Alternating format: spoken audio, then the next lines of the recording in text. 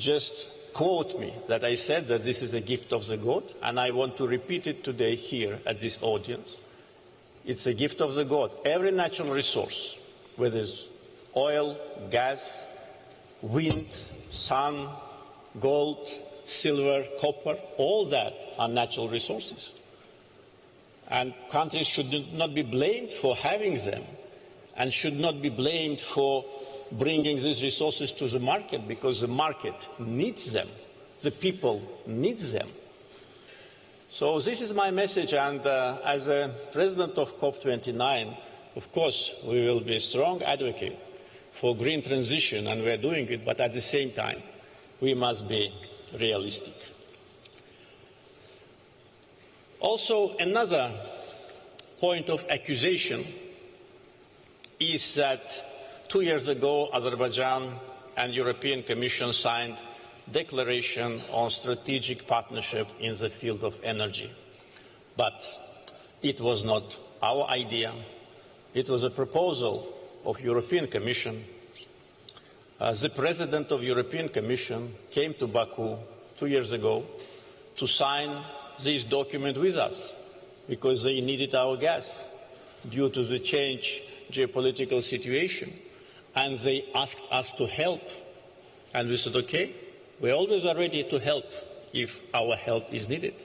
And we said, okay, we will help Europe with energy security. And when we signed this declaration 2 years ago, the number of the countries which were receiving our gas, I mean European countries, was equal to 2. So now it's 8 countries. 8 out of 10 countries which have access to Azerbaijani gas are Europeans. And European Commission also asked us to double gas supply to Europe by 2027, and this is reflected in the declaration which was signed by President of European Commission and myself 2 years ago in Baku. Unfortunately, double standards, a habit to lecture other countries, and political hypocrisy became kind of modus operandi for some politicians, state-controlled NGOs, and fake news media in some Western countries. And my last message is to those who for almost 1 year were advocating for boycott.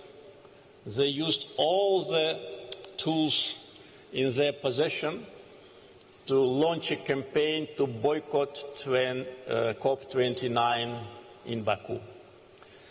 And I have bad news for them. We have 72,000 registered participants from 196 countries.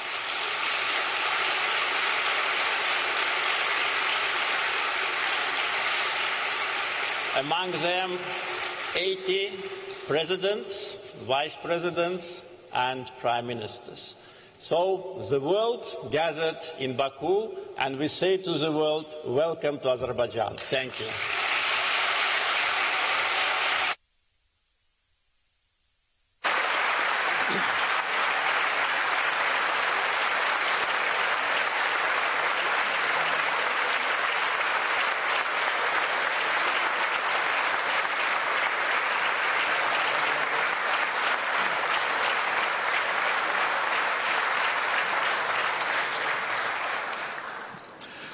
Thank you, Mr. President. It is an equally distinct honor to welcome His Excellency Mr. António Guterres, Secretary General of the United Nations, to address this distinguished gathering.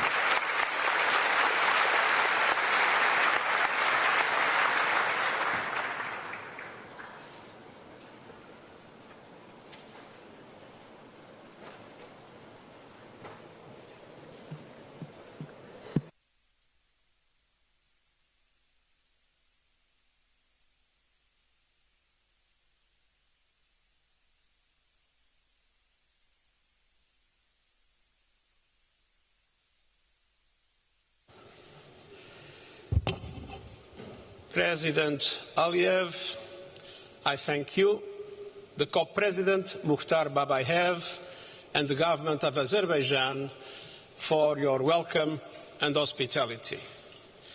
The Presidents can count on our full cooperation in your efforts to achieve the successful COP we all need.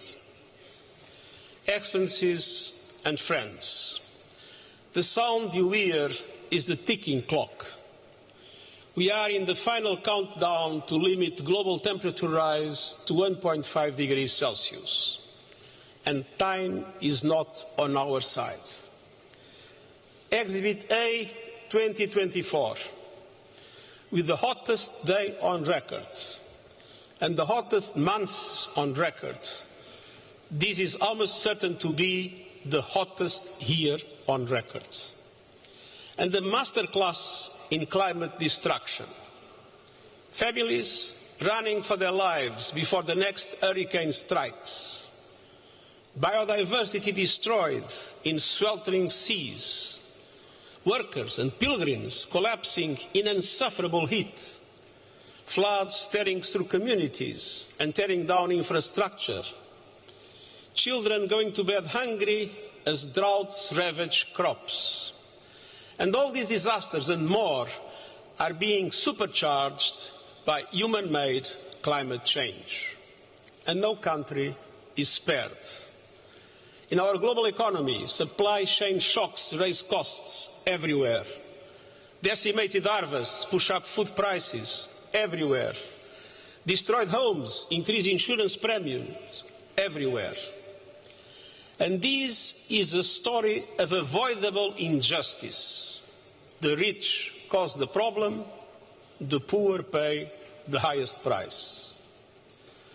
Oxfam finds the richest billionaires emit more carbon in an hour and a half than the average person does in a lifetime. Now, unless emissions plummet and adaptation soars, every economy will face far greater fury. But there is every reason to hope. Excellencies, at COP28, all you agreed to move away from fossil fuels, to accelerate net zero energy systems, setting milestones to get there, to boost climate adaptation, and to align the next round of economy-wide national climate action plans, or NDCs, with 1.5 degree limit. It's time to deliver. Humanity is behind you. A poll by the University of Oxford and the United Nations Development Programme finds that 80% of people around the world want more climate action. Scientists, activists, and young people are demanding change. They must be heard, not silenced. And the economic imperative is clearer and more compelling. With every renewables rollout, every innovation and every price drop. Last year, and for the first time, the amount invested in grids and renewables overtook the amount spent on fossil fuels. And almost everywhere, solar and wind are the cheapest source of new electricity. So doubling down on fossil fuels is absurd. The clean energy revolution is here. No group, no business, and no government can stop it. But you can and must ensure it is fair and fast enough to limit global temperature rise to 1.5 degrees Celsius. And I urge you to focus on three priorities. First, emergency emissions reductions. To limit global temperature rise to 1.5 degrees Celsius, we must cut global emissions 9% every year. By 2030, they must be down 43% on 2019 levels. Unfortunately, they are still growing at the present moment. Now, at this COP, you must agree to rules for fair, effective carbon markets that support that fight. Yesterday, you made an important first step. You must build on it by agreeing rules for markets that respect the rights of local communities and leave no space for greenwashing or land grabbing. By next COP, you must deliver new economy-wide national climate action plans. And you have agreed that your new plans will align with 1.5 degrees. That means they must cover all emissions and the whole economy. Advance global goals to triple renewables capacity, double energy efficiency, and halt deforestation by 2030. To slash global fossil fuel production and consumption 30% by the same date. And to align national energy transition strategies and sustainable development priorities with climate action to attract the needed investment. All these must be achieved in line with the principle of common but differentiated responsibilities and respective capabilities in the light of different national circumstances. But all countries must do their part, and the G20 must lead. They are the largest emitters with the greatest capacities and responsibilities. They must bring their technological know-how together with developed countries supporting emerging economies. And every nation must have the tools and resources for climate action. And the United Nations is ready to support that effort every step on the way. We are supporting developing countries with new NDCs through the Climate Promise Initiative and striving for justice in the renewables revolution through our panel on critical energy transition minerals. But ultimately, only you can deliver on national ambition and action. Only you can beat the clock on 1.5 degrees. Excellencies, second, you must do more to protect your people from the ravages of the climate crisis. The most vulnerable are being abandoned to climate extremes. The gap between adaptation needs and finance could reach up to $359 billion a year by 2030. And these missing dollars are not abstractions on a balance sheet. They are lives taken, harvests lost, and development denied. Now more than ever, finance promises must be kept, and developed countries must race the clock to double adaptation finance to at least $40 billion a year by 2025. Adaptation investments can transform economies, driving progress across the Sustainable Development Goals. We need countries' new climate action plans to set out adaptation financing needs. And we need every person on Earth to be protected by an alert system by 2027, in line with our early warnings for all initiatives. And we need climate justice, particularly a surge in pledges to the new loss and damage funds and commitments turning into cash with finance pouring into the fund's coffers. But we also need a fundamental step change across the board. And so, Excellencies, the third priority is finance. Developing countries eager to act are facing many obstacles: scant public finance, raging cost of capital, crashing climate disasters, and debt servicing that soaks up funds. The result? Adaptation denied and a tale of two transitions. Last year, developing and emerging markets outside China received just 15 cents per every dollar invested in clean energy globally. COP29 must tear down the walls of climate finance. Developing countries must not leave Bakú empty-handed. A deal is a must, and I'm confident it will be reached. We need a new finance goal that meets the moment. And 5 elements are critical to success. First, a significant increase in concessional public finance. Second, a clear indication of how public finance will mobilize the trillions of dollars developing countries need. Third, tapping innovative sources, particularly levies on shipping, aviation and fossil fuel extraction, based on the principle that polluters must pay. And force a framework for greater accessibility, transparency and accountability, giving developing countries confidence that the money will materialize. First, boosting lending capacity for bigger and bolder multilateral development banks, and I hope some good news will come. That requires a major recapitalization and requires reforms of their business models, including so that they can leverage far more private finance. The resources available may seem insufficient, but they can be multiplied with a meaningful change in how the multilateral system works. Big sums require big change. The COP29 outcome must build on the Pact for the Future agreed by consensus in New York in September and drive progress. And I urge the major MDB shareholders to use their position to push for change. There is no time to lose. On climate finance, the world must pay up or humanity will pay the price. Excellencies, in this crucial period, you and your governments must be guided by a clear truth.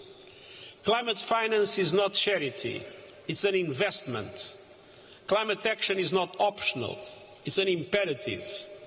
Both are indispensable to a livable world for all humanity and a prosperous future for every nation on earth. The clock is ticking. I count on you and I thank you.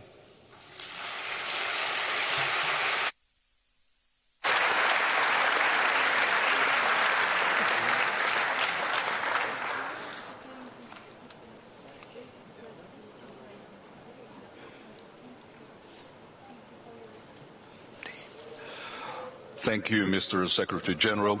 It is a pleasure to invite Ms. Maimouna Mohd Sharif, Mayor of Kuala Lumpur and former Executive Director of the United Nations Human Settlements Program, to the podium to share her remarks.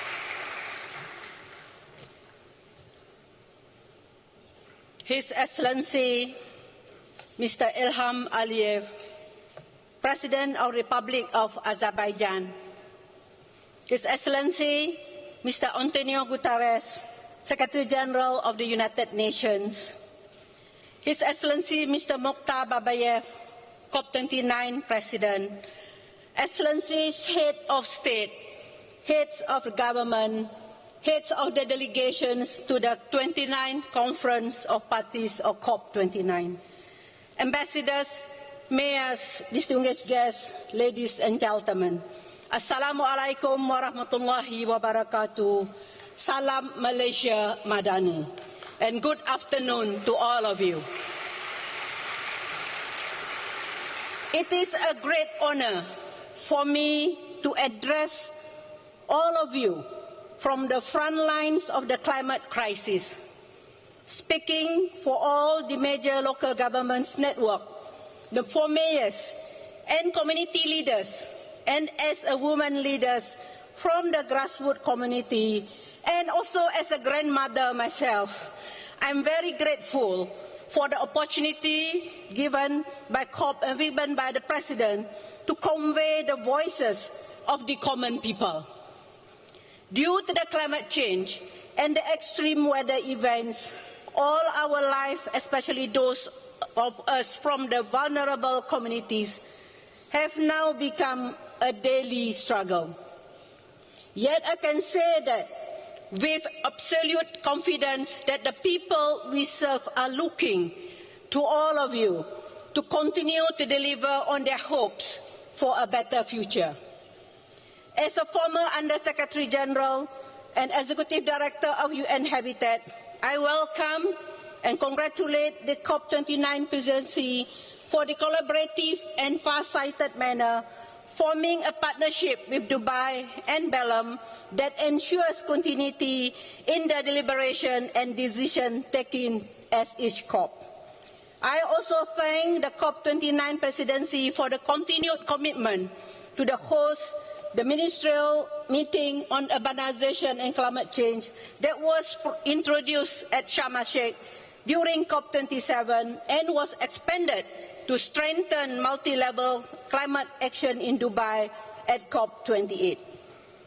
Distinguished delegates, having returned to my country in February this year and having been appointed as the first Lady Mayor of Kuala Lumpur, the capital city of Malaysia, I can testify to the reality that the challenges of the climate change is very real. From the longest heat wave ever recorded in my region to the biggest storm in living memory, Kuala Lumpur, like many cities all over the world, is facing ever greater challenges on a daily basis.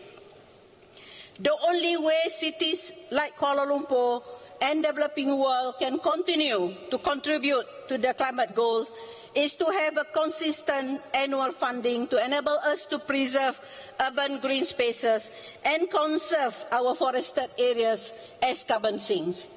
If we keep innovating to ensure our cities are walkable and invest more in public transport, we can further reduce carbon emission and over-reliance on motor vehicles. To adapt to extreme climate events, I also advocate for more nature-based solutions, including expanding the Smart City concept and making urban centers into biodiversity hubs and create biodiverse cities. Different spelling, S-I-T-I-E-S instead of S-I-T-Y. By 2040, there will be an estimated 1.3 billion tons of plastic polluting the air, water, and food we eat.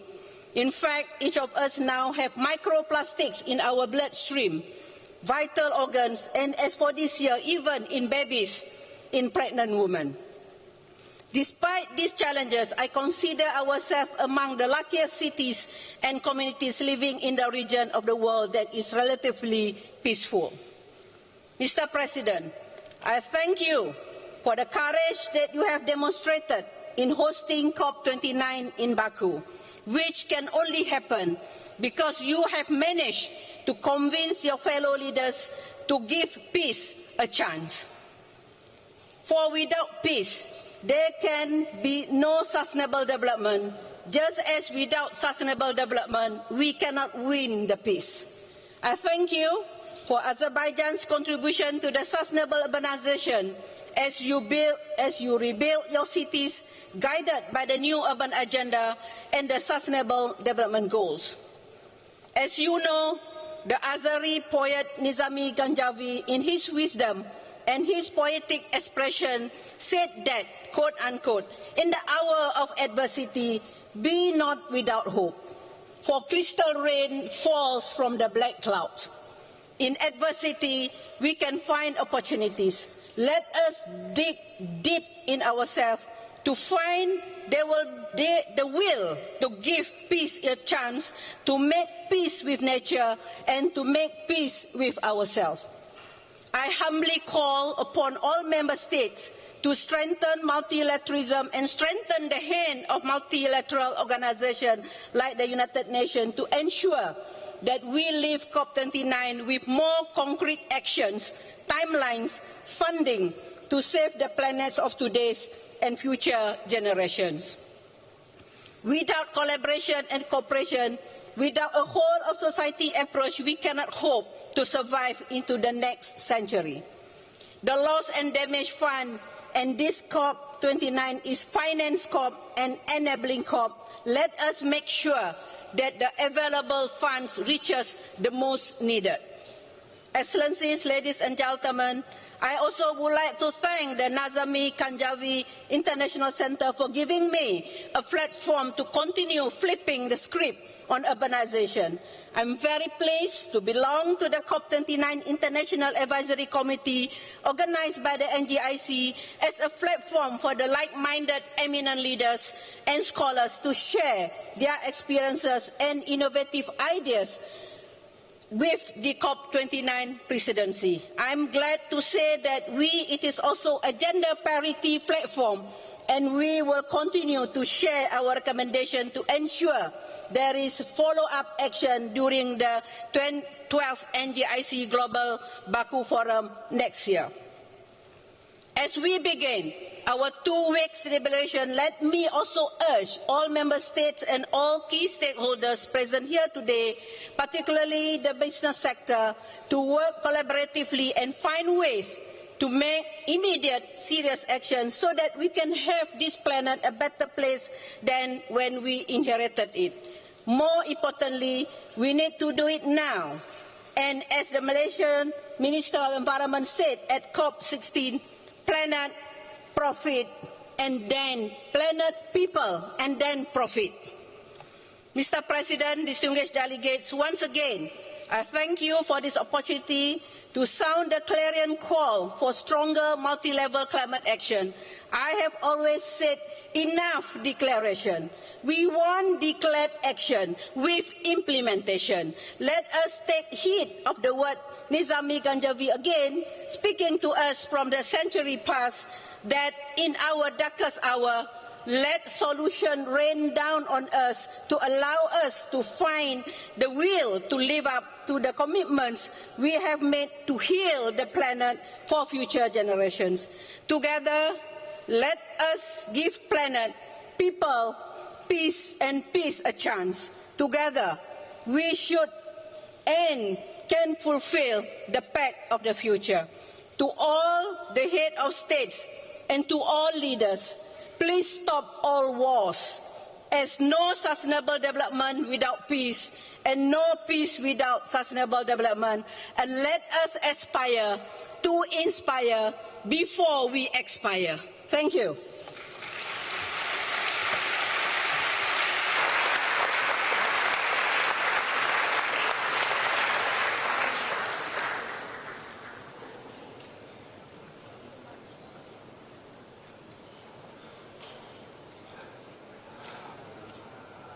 Thank you, Ms. Sharif. Ladies and gentlemen, NASA astronauts Suni Williams and Nick Hague from the International Space Station shared a video message of gratitude for the COP29 event with special recognition of Azerbaijan's efforts. Greetings from the International Space Station. I'm NASA astronaut Suni Williams, along with my NASA crewmate Nick Hague. When we look down on the Earth from 260 miles above, it's clear how interconnected we all are. We orbit the Earth every 90 minutes and can see how our planet is changing, from increased extreme weather like hurricanes to shrinking glaciers and increased wildfires. Through instruments on the space station and our fleet of Earth-observing satellites, NASA and our partners are observing our planet and the effects of climate change and making our data free to the world. Our missions help gather information about rising seas, greenhouse gases in the atmosphere, global surface temperatures, the warming ocean, deforestation, and plant and animal life in a way that you can only see from space. It is vitally important that the world accelerates its efforts to address the climate crisis in this critical decade. On behalf of our international crew, thank you to Azerbaijan and everyone in COP29 for your efforts to protect the beauty, wonder, and diversity of our home planet.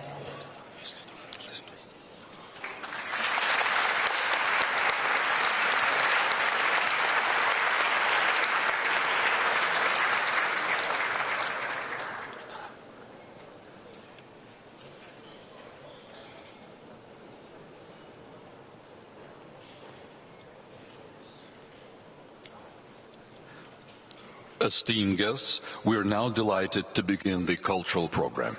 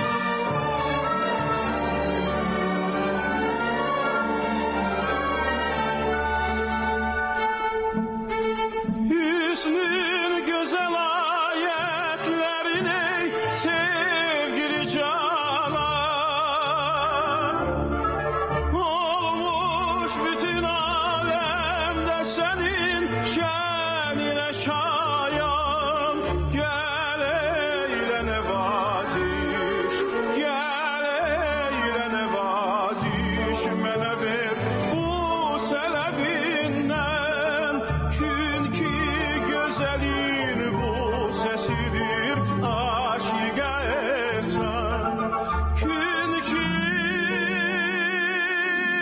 güzelin bu sesidir aşık esen.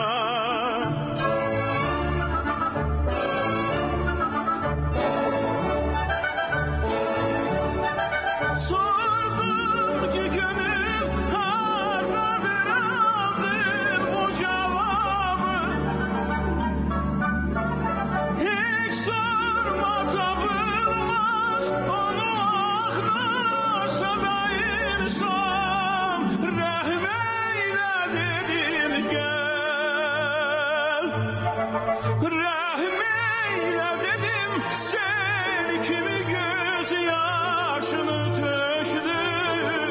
Gel kalbine oynamaya,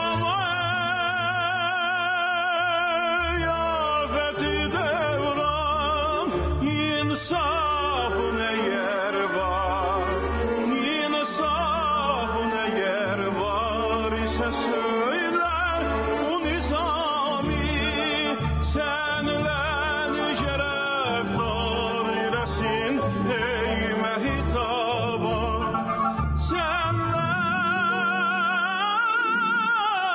nece reftar eylesin ey mehtaba. Gel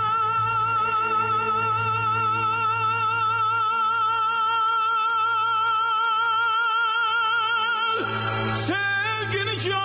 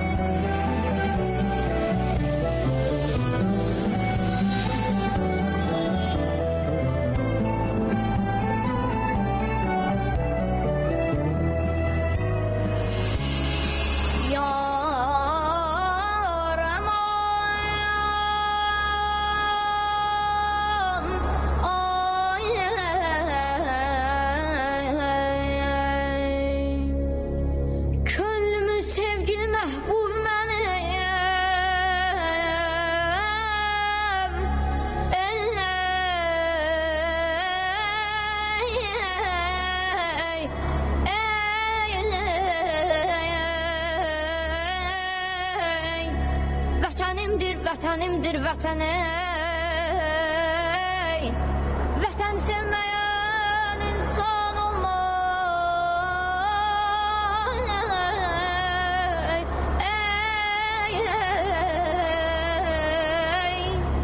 Vətəni sevməyən insan olmaz. Olsa ol şəxsdə vicdan olmayaz. Ay dadı be, da yaman ey. Sən məni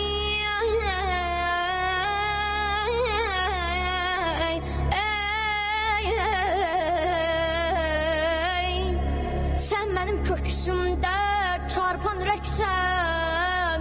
Mən sənin köksündə kiçik bir zərrə. Mənə qanad verəyəm.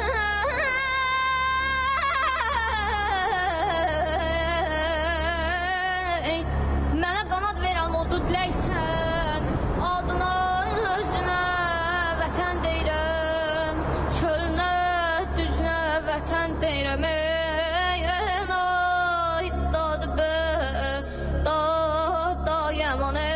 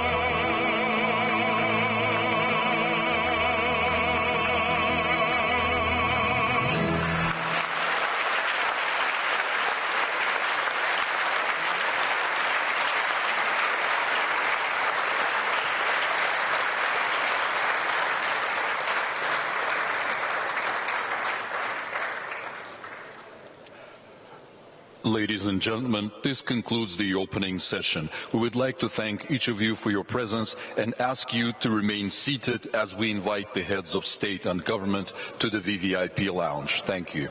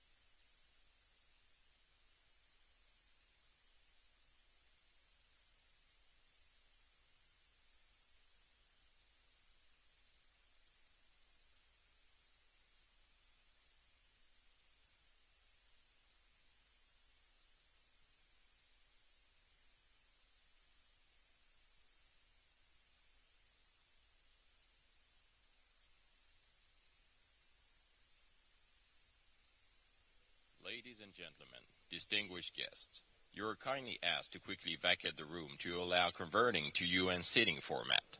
This will allow for the next meeting to start on time. Thank you. Ladies and gentlemen, distinguished guests, you are kindly asked to quickly vacate the room to allow converting to UN sitting format. This will allow for the next meeting to start on time. Thank you.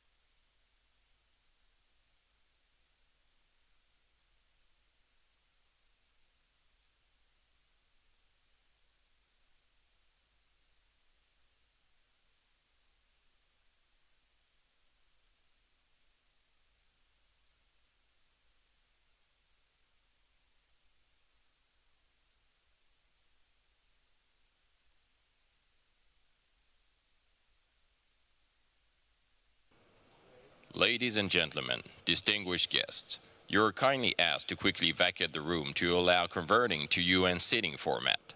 This will allow for the next meeting to start on time. Thank you.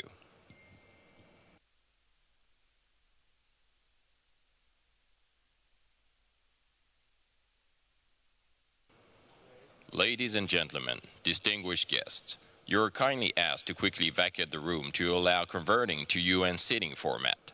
This will allow for the next meeting to start on time. Thank you.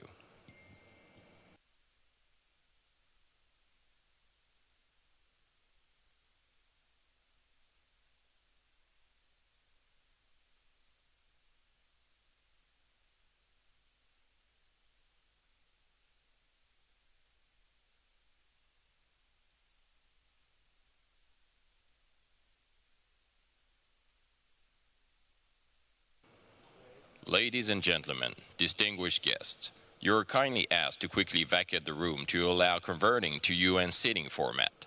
This will allow for the next meeting to start on time. Thank you.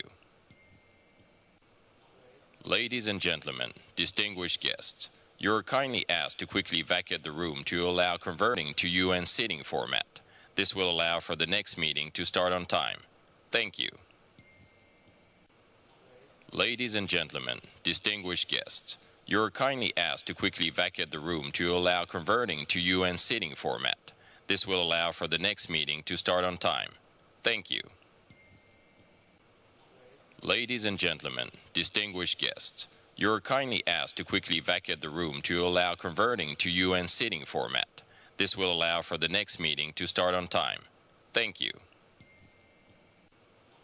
Ladies and gentlemen, distinguished guests, you are kindly asked to quickly vacate the room to allow converting to UN sitting format. This will allow for the next meeting to start on time. Thank you. Ladies and gentlemen, distinguished guests, you are kindly asked to quickly vacate the room to allow converting to UN sitting format. This will allow for the next meeting to start on time. Thank you. Ladies and gentlemen, distinguished guests, you are kindly asked to quickly vacate the room to allow converting to UN sitting format.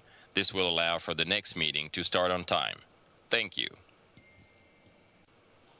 Ladies and gentlemen, distinguished guests, you are kindly asked to quickly vacate the room to allow converting to UN sitting format. This will allow for the next meeting to start on time. Thank you. Ladies and gentlemen, distinguished guests, you are kindly asked to quickly vacate the room to allow converting to UN sitting format. This will allow for the next meeting to start on time. Thank you. Ladies and gentlemen, distinguished guests, you are kindly asked to quickly vacate the room to allow converting to UN sitting format. This will allow for the next meeting to start on time. Thank you. Ladies and gentlemen, distinguished guests, you are kindly asked to quickly vacate the room to allow converting to UN sitting format. This will allow for the next meeting to start on time. Thank you. Ladies and gentlemen, distinguished guests, you are kindly asked to quickly vacate the room to allow converting to UN sitting format. This will allow for the next meeting to start on time. Thank you. Ladies and gentlemen, distinguished guests, you are kindly asked to quickly vacate the room to allow converting to UN sitting format. This will allow for the next meeting to start on time. Thank you. Ladies and gentlemen, distinguished guests, you are kindly asked to quickly vacate the room to allow converting to UN sitting format. This will allow for the next meeting to start on time. Thank you. Ladies and gentlemen, distinguished guests, you are kindly asked to quickly vacate the room to allow converting to UN sitting format. This will allow for the next meeting to start on time. Thank you. Ladies and gentlemen, distinguished guests, you are kindly asked to quickly vacate the room to allow converting to UN sitting format. This will allow for the next meeting to start on time. Thank you. Ladies and gentlemen, distinguished guests, you are kindly asked to quickly vacate the room to allow converting to UN sitting format. This will allow for the next meeting to start on time. Thank you. Ladies and gentlemen, distinguished guests, you are kindly asked to quickly vacate the room to allow converting to UN sitting format. This will allow for the next meeting to start on time. Thank you. Ladies and gentlemen, distinguished guests, you are kindly asked to quickly vacate the room to allow converting to UN sitting format. This will allow for the next meeting to start on time. Thank you. Ladies and gentlemen, distinguished guests, you are kindly asked to quickly vacate the room to allow converting to UN sitting format. This will allow for the next meeting to start on time. Thank you. Ladies and gentlemen, distinguished guests, you are kindly asked to quickly vacate the room to allow converting to UN sitting format. This will allow for the next meeting to start on time. Thank you. Ladies and gentlemen, distinguished guests, you are kindly asked to quickly vacate the room to allow converting to UN sitting format. This will allow for the next meeting to start on time. Thank you.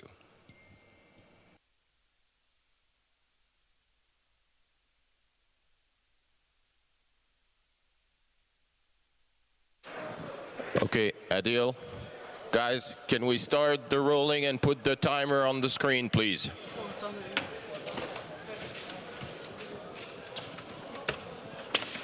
Put the timer on the screen, please.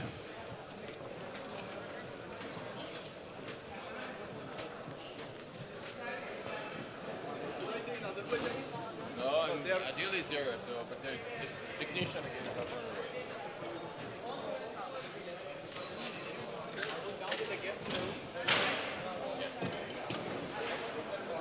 Test. Adil? Testing one. Test, one. Testing one. Testing one. Test one. Test 1, 2, 3. 1, 2, 3.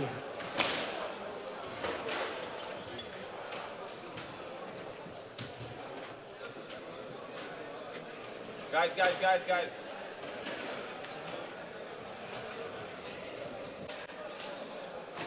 Hold on, guys. Hold on with the stage. Hold on with the stage that we clear out a little bit there. Okay? We have time. So hold on. Adil, I need the timer.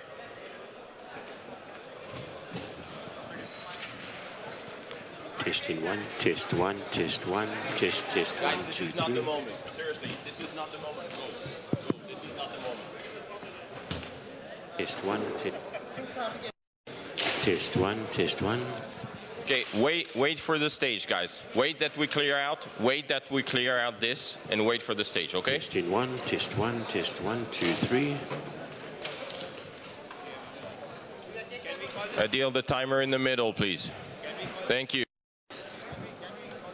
Yes, this one can go, but before we move that, let them clear that. This one can go, yes. But it's not us. That's why I want to come and take it.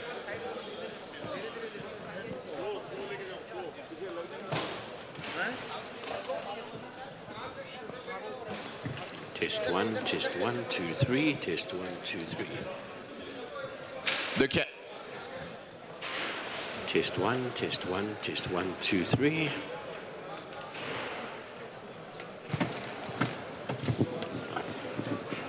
Testing 1. Testing 1. 1, 2, 3.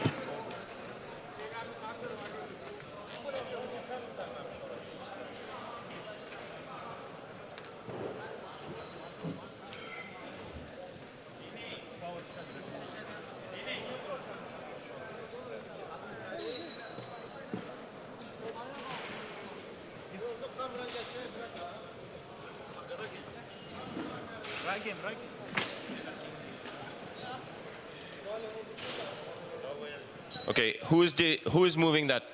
Who is moving the round? Credo.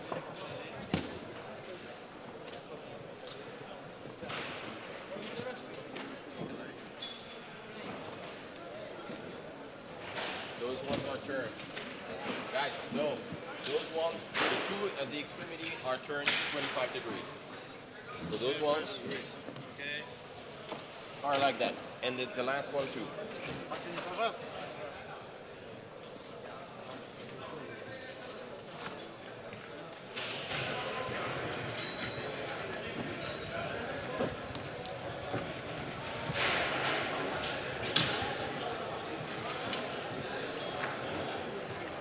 Bakın.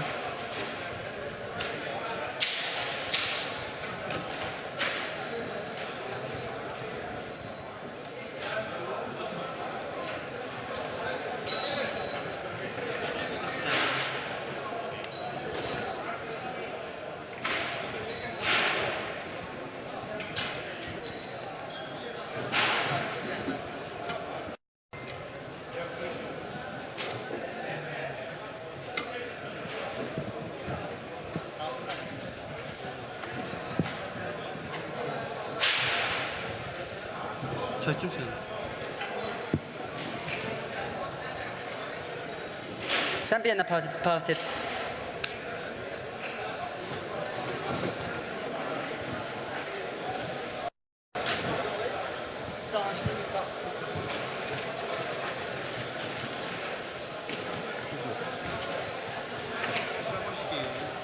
Sound check, sound check.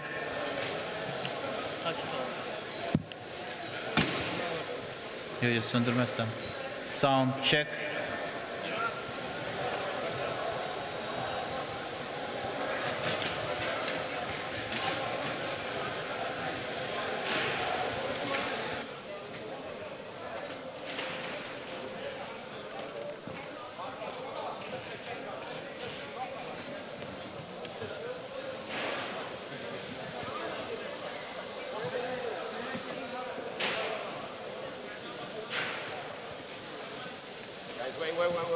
Wait. No,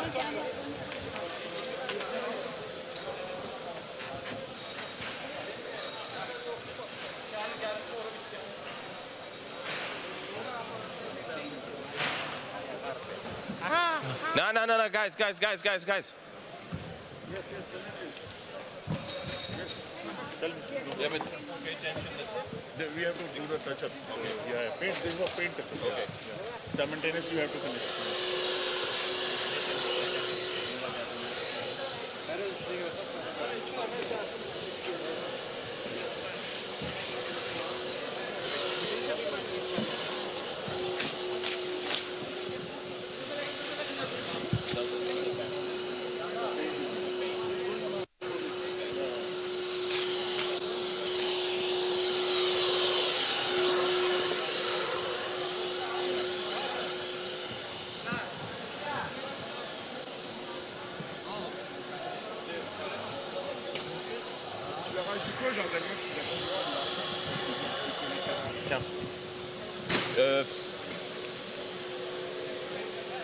Ils sont combien? Ils sont 3, je crois. Tu récupères les badges par contre dès qu'ils sont rentrés.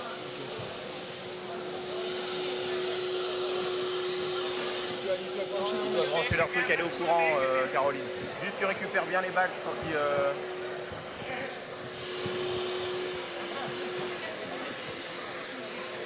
Why did they do anything there?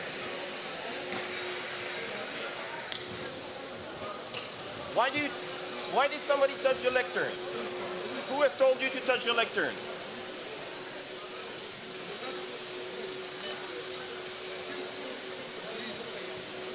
You're running on the cable. Who told you to touch your lectern? No one. Now it's in the same position as yesterday. Okay, everybody move away from the lectern. Nobody touch that.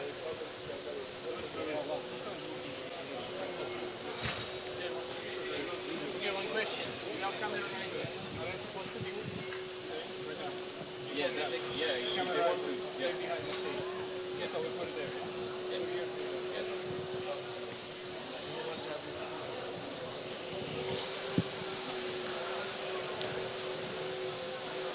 How you doing, Natalie? You good? Yeah, that will be fine. Everything will work, don't worry.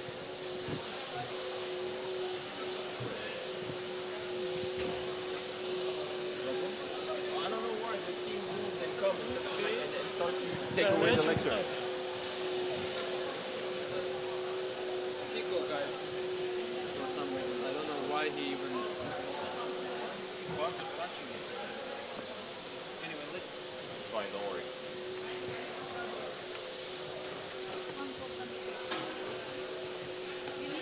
Yes. You are bringing the two here. This doesn't go there.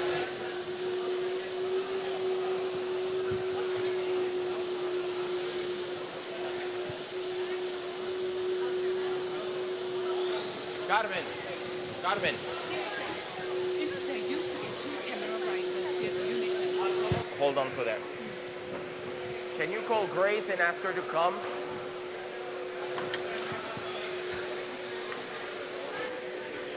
She doesn't want this here. If she can come, to tell her exactly where she wants it. Please, John.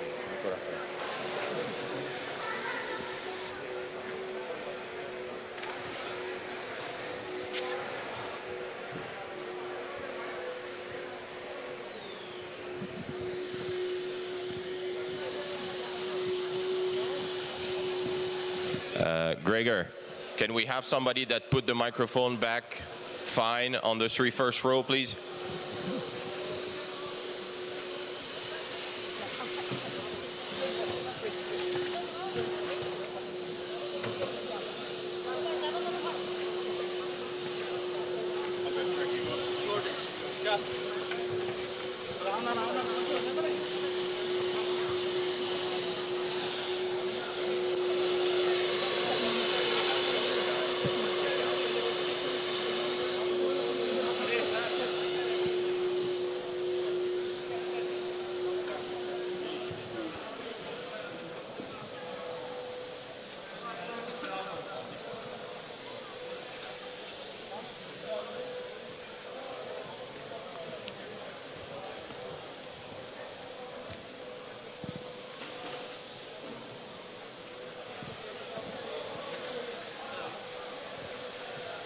I'm the wireless guy now.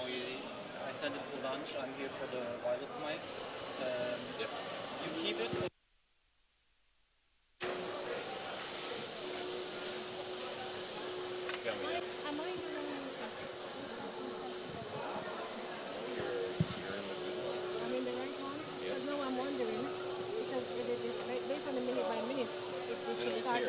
High-level segment is here. Yes.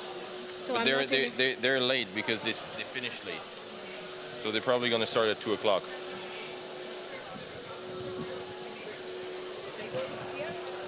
Here. Yes. Yes. Grace was sitting here. How does it work? How does it work with your camera? I don't know. I asked Grace to come. She was here. How does it work?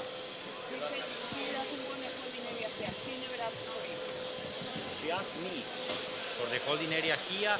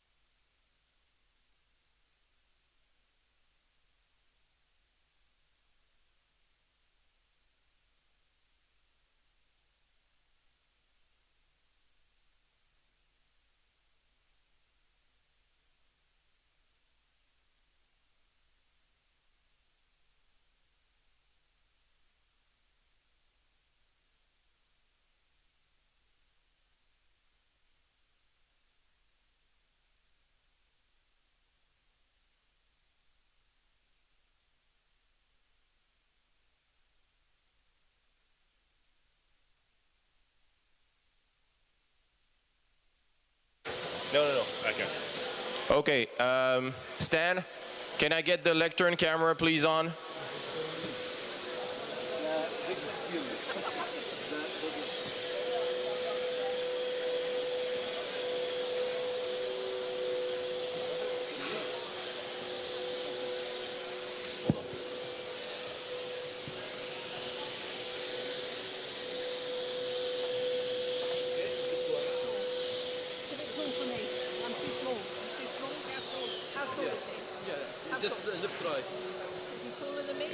Sorry, guys. Guys. A little bit more. Is he like me? No, a little bit less. There you go. Don't touch it. Yeah, okay.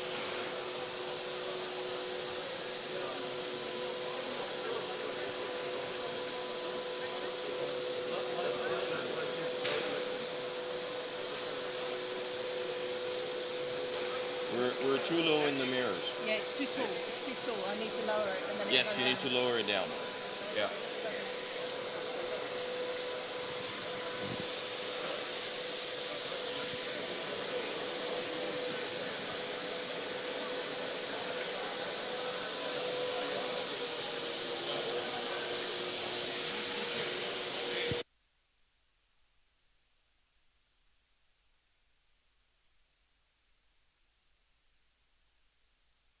Okay, for all the people that have finished their job, I need them to vacate the room, please.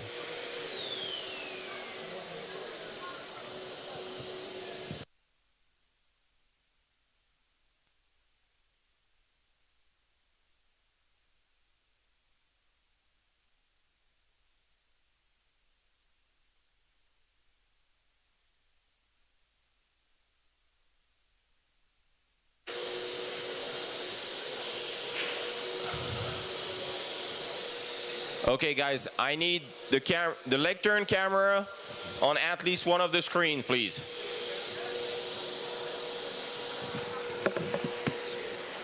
Careful, careful, careful, careful.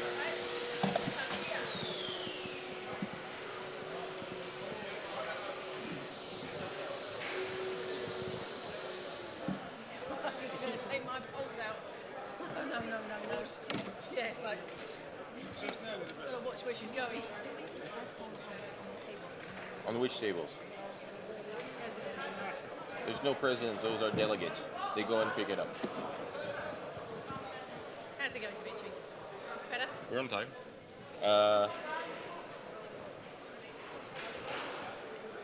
I would do this one a little bit more. Oh, too much? Too much? Go up. Go up. Up, up. Ouais. On nous a parlé au lectern Go up again. là, ici, là. Ouais. Il parle là, donc du coup, sur cet écran-là, il faut que tu vois la vidéo.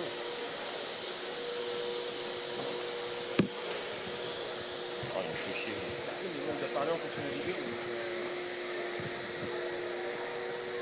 Ça veut dire que les autres la verront pas. Non, ils parlent pas en fonction de la vidéo.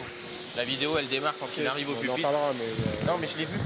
Je l'ai vu. Mais on en parlera. Il dira après, et puis j'avais pas la vidéo. Bah, ouais.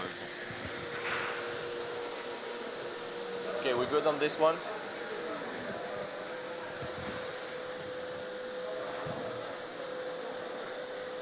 Turn. This one is good. Turn down a little bit this one. A little bit. Too much. Bring it up. Up, up, up, up, up, up, up, up, up, up. Go for it, go for it. Go for it. Go for it. Okay, again. We're good. Check it.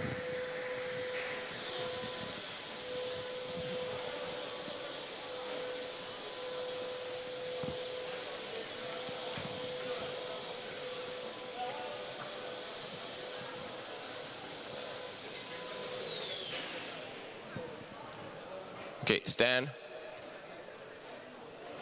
Guys, can you stop the clock? Put back the screens on. Thank you.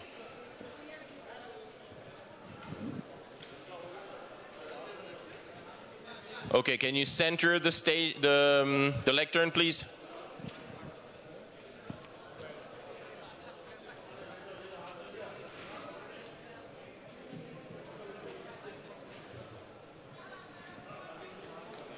Henry, can we have the light on the lectern and the flag, please?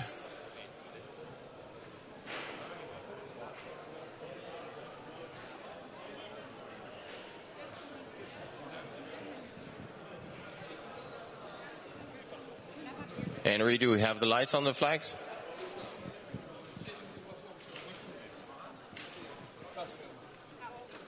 Can we have a little bit more?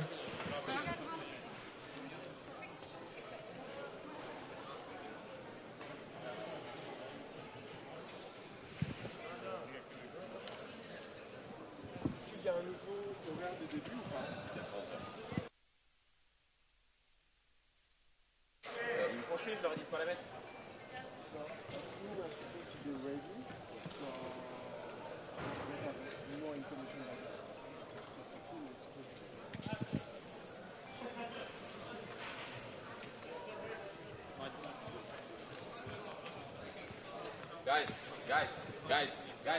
Hello. I told you not to put it on because the Secretariat has to see the President sitting on stage. Okay? So the camera at least needs to move back on the stage. Yes, move it back.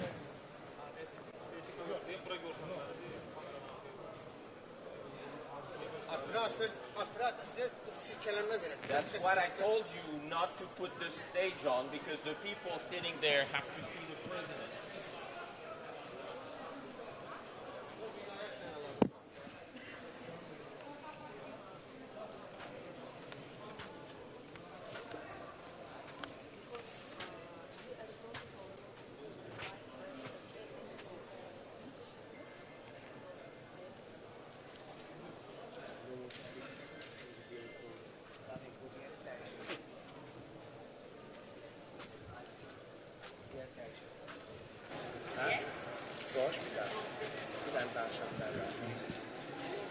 Sorry, we need to make a sound check.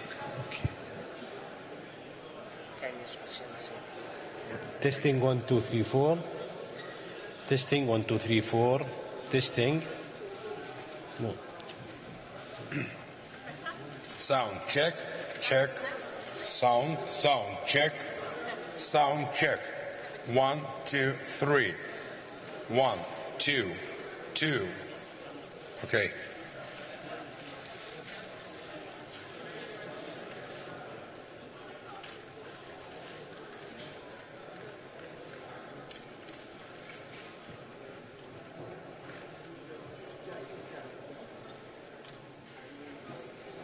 Little bit. 7, 7? It's okay, 7.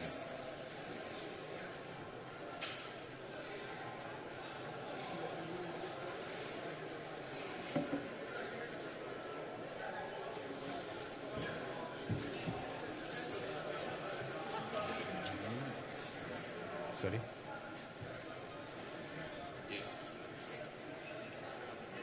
Maybe. Little. No. Dimitri. No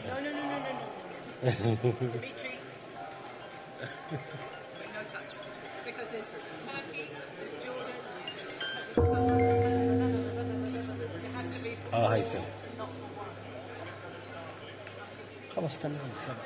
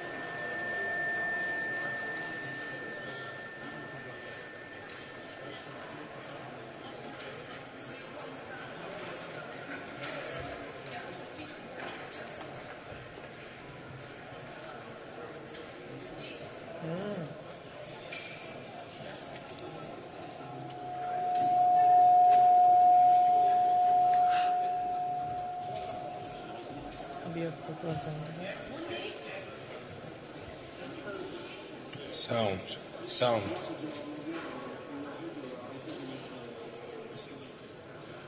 Sound. Sound check. Sound.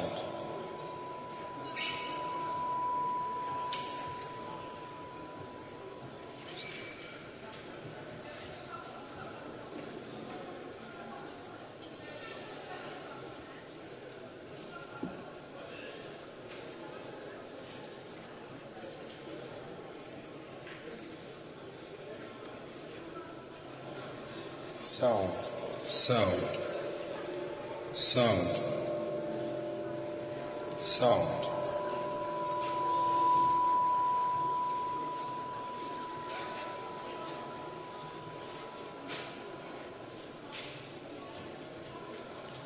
Sound check for plenary room. Sound check. Yeah, push. This is sound check for the plenary rooms.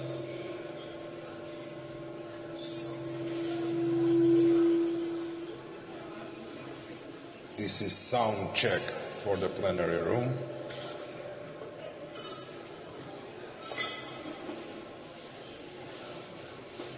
Sound check.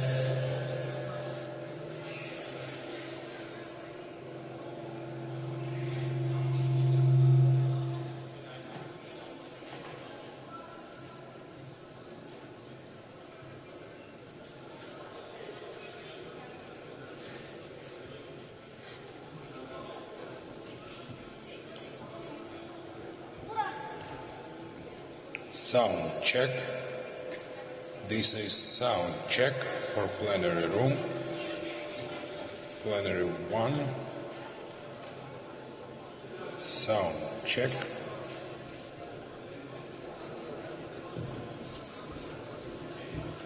This is sound check.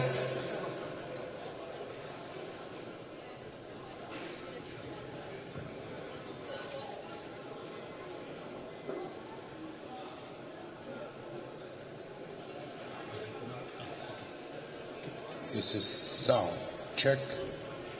Sound. Yes? Of course.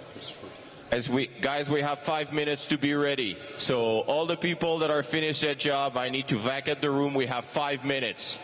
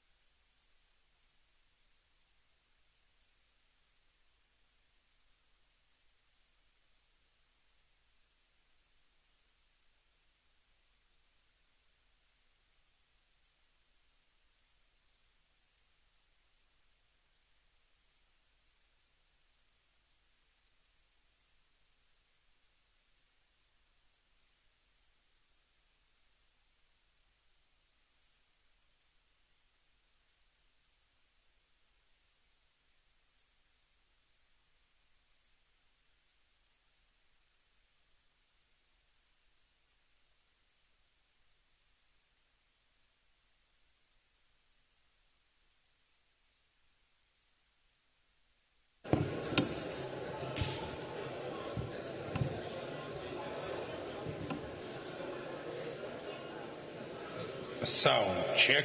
This is sound check. This is sound check.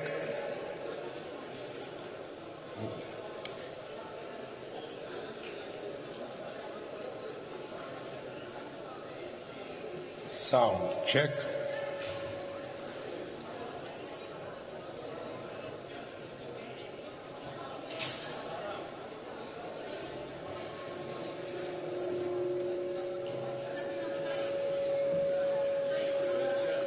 Bence çok yukarıda.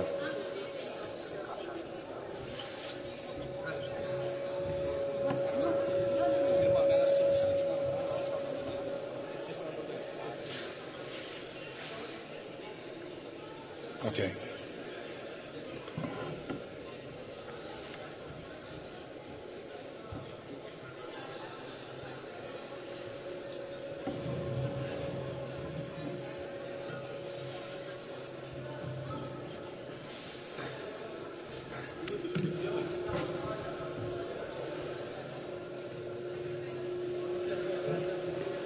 This is sound check.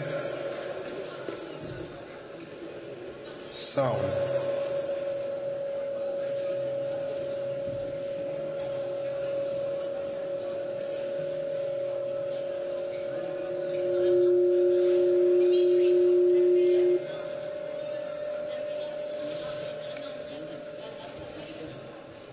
Okay, guys. Guys, we have 2 minutes. We have 2 minutes. We're going to make an announcement, the VIP, and people will start walking in, so.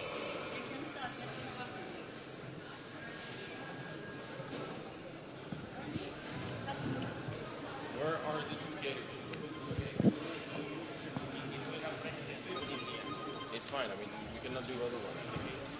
He's coming. Sound check. Sound check. Sound check. Sound check. Sound check. Dorcas. Sound check. Check.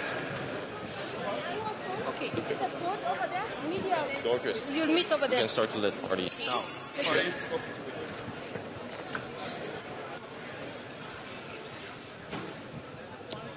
Sound check first. Thank you, man. Sound check.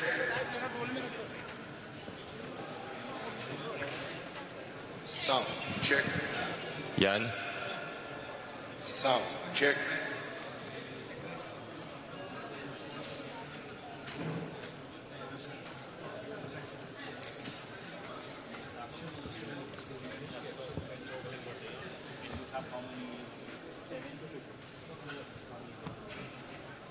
Only 150. That's okay. Fantastic. I can take one. Did you introduce to Grace to the 2 guys? Yeah, the 2 guys is coming. I will introduce. Okay, because you have to change there. Yes. And there.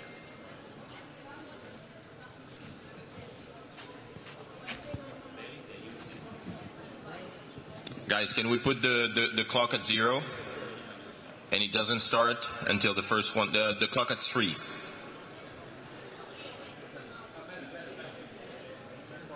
The clock at 3 and it doesn't start. 3, not 13, not 30, 3 minutes.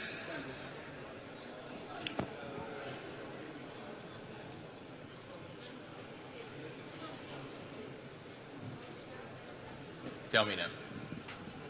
Okay, here I need the program.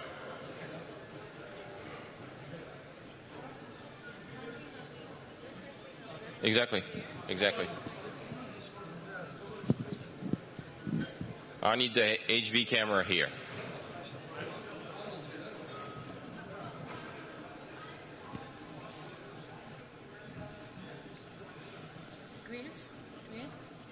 Greece?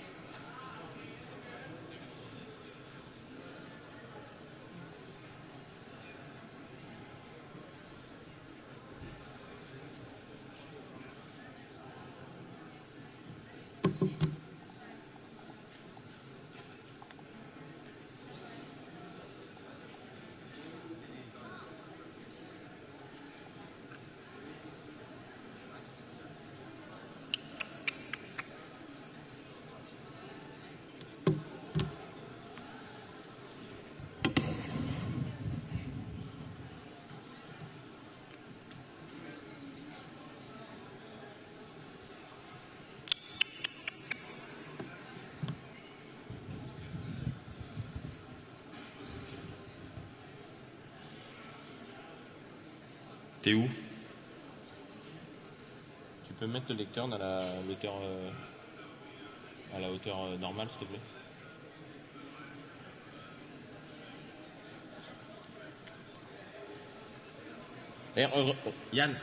Yann, regarde si ça marche de là-bas.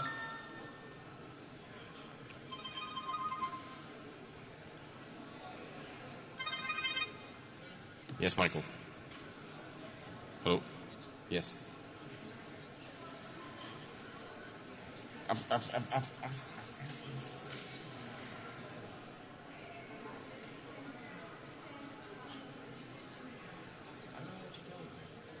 mean, this goes to the MCR. I've talked to them.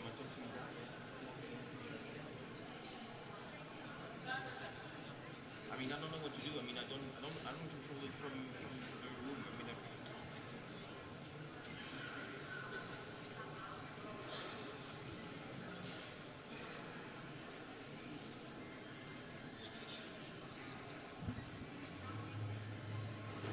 Yeah. Okay.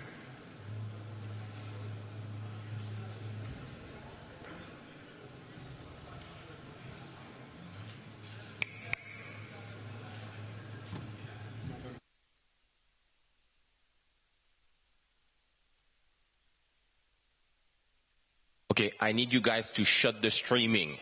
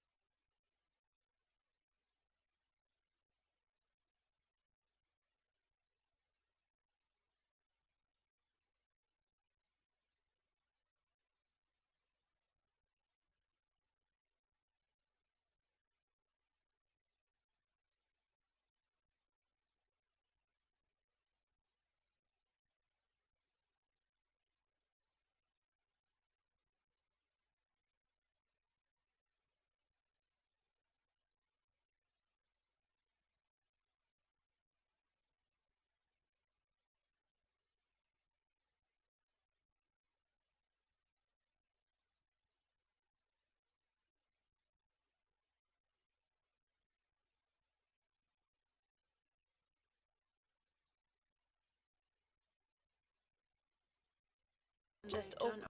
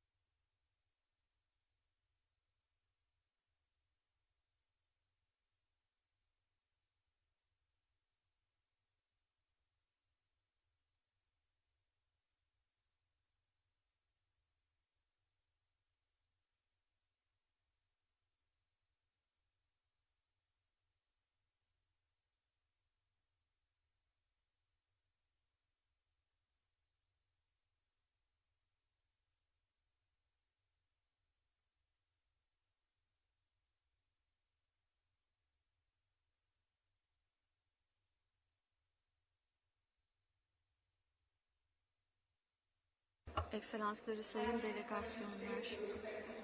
Efendim, yerlerinize yerleşmenizi rica edebilir miyiz başlayabilmemiz için?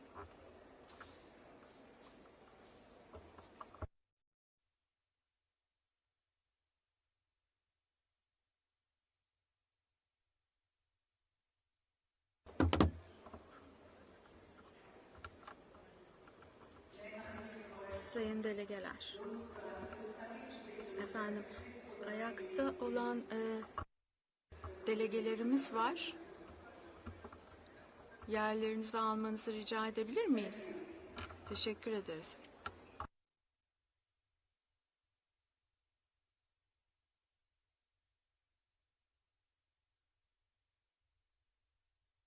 Delegates, honored guests, welcome to the ceremonial opening of the high-level segment for heads of state and government on the occasion of the 29th session of the Conference of the Parties, the 19th session of the Conference of the Parties serving as the meeting of the parties to the Kyoto Protocol.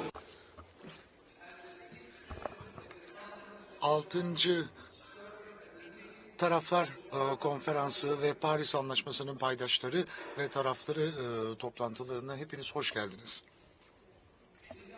Bu öğleden sonra Ekselansları Sayın Kassym-Jomart bizlerle beraber oluyor. General Assembly and Professor Jim Skier, Chair of the Intergovernmental Panel on Climate Change. Distinguished delegates, it is my pleasure to invite the Executive Secretary of the United Nations Climate Change Secretariat, Simon Steele, to address the plenary. Executive Secretary, you have the floor.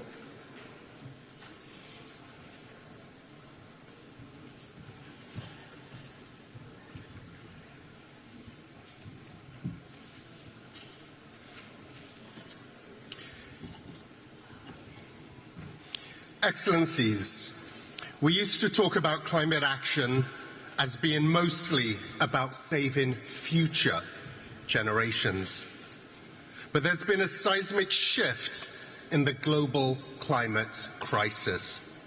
Because the climate crisis is fast becoming an economy killer right now, today, in this political cycle.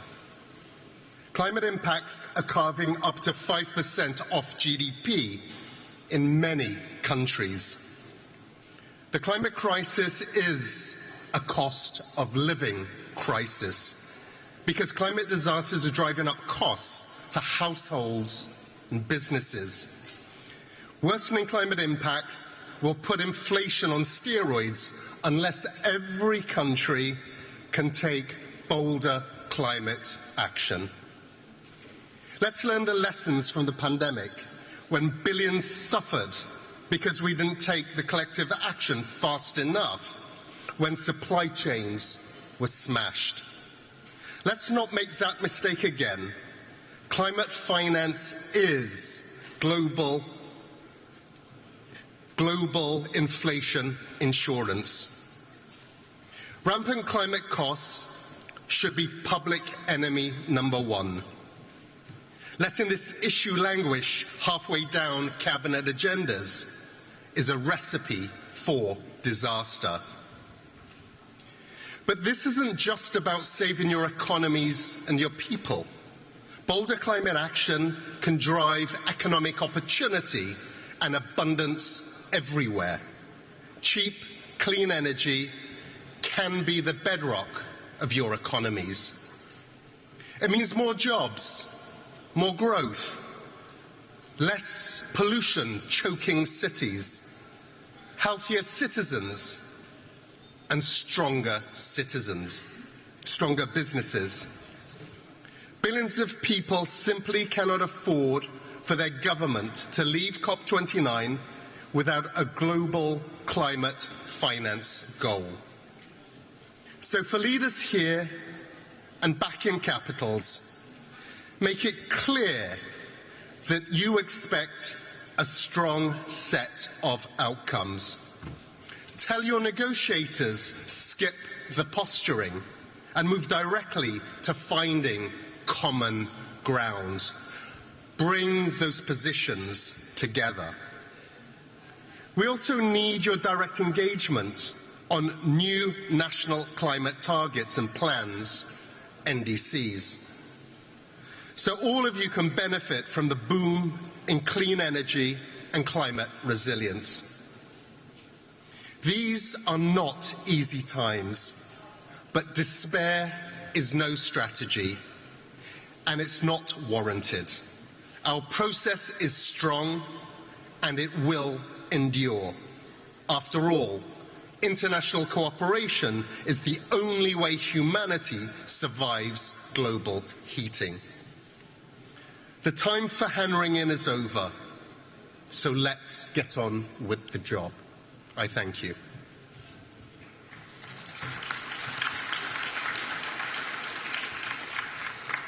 Thank you, Executive Secretary. It is my singular pleasure to invite His Excellency Philemon Yang, President of the United Nations General Assembly, to deliver a message to the plenary. Your Excellency, you have the floor.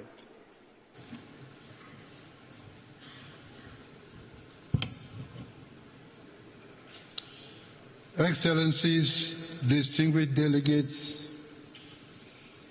we meet at a moment of great need. We must undertake several measures to avert further climate disaster and ensure our resilience. How can we do that? Firstly, we must deliver on the necessary finance commitments. Let me be clear, without financing, climate action will simply not happen. So a first key outcome of COP29 must be the delivery of a new collective quantified goal for climate finance to address the unmet promise of $100 billion per year to support developing countries in their climate response.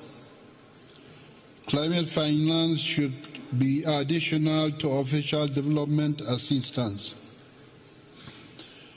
To put it simply, no developing country should have to choose between sustainable development and addressing climate change. We need to achieve both at the same time.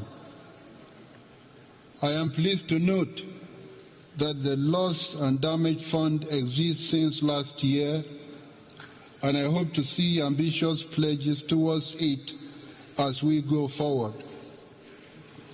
Excellencies, a second key outcome of COP29 must be to continue to pursue efforts while reaffirming our goal to limit global temperatures as we agreed to in Paris and last September with the Pact for the Future. Our third outcome at COP29 is to fix the adaptation dilemma. As it stands, current global financial flows for adaptation, both private and public, remain insufficient, as highlighted by the sixth assessment report of the Intergovernmental Panel on Climate Change. As a result, our capacity to implement effective adaptation strategies and build resilience, particularly in developing nations, remains severely limited. We must do much better, striving to build momentum from the Pact for the Future, which member states adopted last September. The Pact was crafted to reinvigorate our multilateral system and make much needed progress in achieving the Sustainable Development Goals. COP29 is an opportunity to do just that, delivering meaningful outcomes that demonstrate solidarity in the face of immense adversity. As we look towards COP30 to be hosted by Brazil, we must recognize the need to significantly enhance international cooperation and the international enabling environment to stimulate ambition in the next round of nationally determined contributions. Excellencies, we commend Azerbaijan's presidency of COP29, the COP29 presidency's initiatives, such as the Climate Action Finance Fund, demonstrate that Azerbaijan is leading correctly and should be an example for all of us. Excellencies, the urgency of the climate crisis requires decisive action. To do that, we must commend the establishment of a COP Troika. This initiative will be crucial in maintaining continuity and coherence in our efforts, ensuring that each conference builds on the progress of the last with greater focus and ambition. The lives and livelihoods of future generations depend on our decisions here today. Let's seize the moment. Thank you.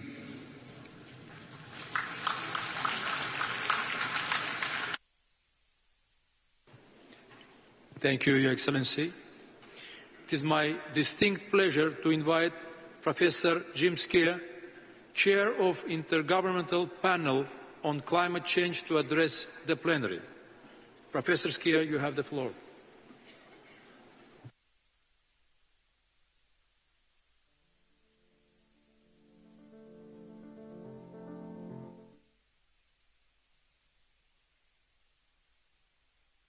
Ladies and gentlemen, as the chair of the Intergovernmental Panel on Climate Change, the IPCC, it's an honour to address the high-level segment of COP29. Climate change is no longer an abstract threat for a distant future. It's been unfolding in front of our eyes. In the 12 months since the last COP in the UAE, people across Asia and in the Sahel have endured extreme temperatures. Communities in the Americas have fought against devastating wildfires, and flood defences were put to the test in Central Europe when confronted with intense rainfall, not to mention more recent events in Valencia. Many people have lost their homes, their livelihoods and their lives. Communities have been shaken to their core. And global warming is unequivocally caused by human activities through emissions of greenhouse gases that arise from unsustainable energy use land use change, and lifestyle patterns. The extremes we are witnessing have been aggravated by human-induced climate change. This is the new normal. Imagine what is in store in the coming decades if we don't act swiftly and decisively. With every fraction of a degree of warming, we face greater threats. Children born today will not know a world without climate change. The IPCC has shown that we, and furthermore they, will live in a world marked by more intense storms, exceptional heat waves, devastating floods and droughts, a world where food chains are disrupted and where diseases reach new countries. Today, our chances of limiting warming to 1.5 degrees Celsius are hanging on a very slender thread. The recent UNEP GAP report concluded that global emissions would need to fall by 7.5% per year through to 2035 to return us to a 1.5 degree pathway. If we delay more ambitious action to 2030, this becomes an unprecedented 15% per year. Even limiting warming to 2 degrees is at risk. But this does not have to be the case. As the IPCC 6th Assessment Report demonstrated, we have the know-how, the tools and the financial resources to avoid the worst impacts of climate change. A world where transport is no longer polluting, our cities are green, and where we have transitioned away from fossil fuels. We've shown that carbon pricing, regulations and other interventions have already resulted in gigatons of avoided emissions, and more can be achieved if policies and measures are scaled up and deployed more widely. Furthermore, we've shown that climate action can contribute to other development goals, such as improving air quality and human health. With climate change already on us, we must address adaptation. The IPCC will be paying particular attention to this in the coming cycle. Most adaptation so far is fragmented, small in scale, incremental, sector-specific, and focused more on planning than implementation. Hard limits to adaptation, as well as soft limits caused by lack of resources and institutional capacity, are being reached in some sectors and regions. But we can take measures to address the triple planetary crisis of climate, biodiversity and pollution. We can increase our resilience to the impacts of climate change by leveraging decision support tools and implementing more early warning systems. Ladies and gentlemen, distinguished excellencies, the IPCC will continue to provide timely, robust, policy-relevant information to support accelerated adaptation efforts and cuts in emissions.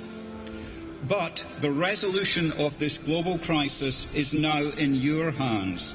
Decisions made here at COP29 will shape the legacy we leave behind to our children and grandchildren, and for the billions of people who deserve a livable planet. Thank you for your attention.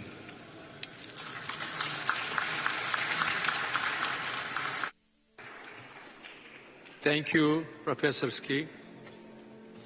Your Excellencies, distinguished delegates, this brings us to the end of the ceremonial opening of the first part of the high-level segment. Please remain in your seats to allow our guests to leave the podium before we begin the delivery of national statements.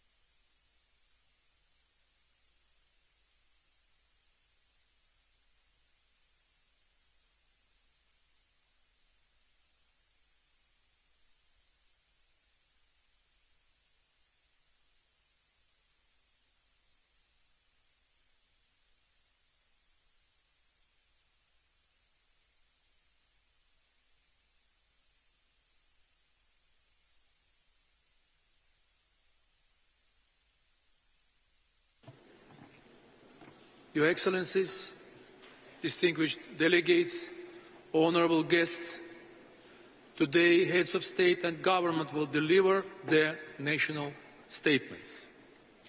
I would like to inform Your Excellencies of action in place to ensure effective time management. There is a 3-minute time limit for statements during the high-level segment. Statements should be as concise as possible, noting that full text of the official statements will be made available on the UNFCCC website.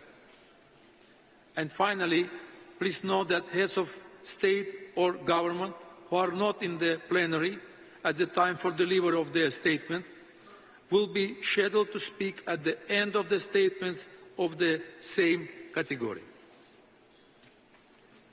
Your Excellencies, distinguished delegates, honourable guests, the Republic of Azerbaijan is delighted to welcome over 80 heads of state and government. Your presence here is a testament to your country's commitment in taking transformational steps to implement the Convention and the Paris Agreement. It is essential that we expedite efforts toward implementing climate action. I am looking forward to hearing about your achievements toward that end. Let us begin. It is my pleasure to welcome His Excellency Mr. Kassym-Jomart Tokayev, President of Kazakhstan. Your Excellency, you have the floor.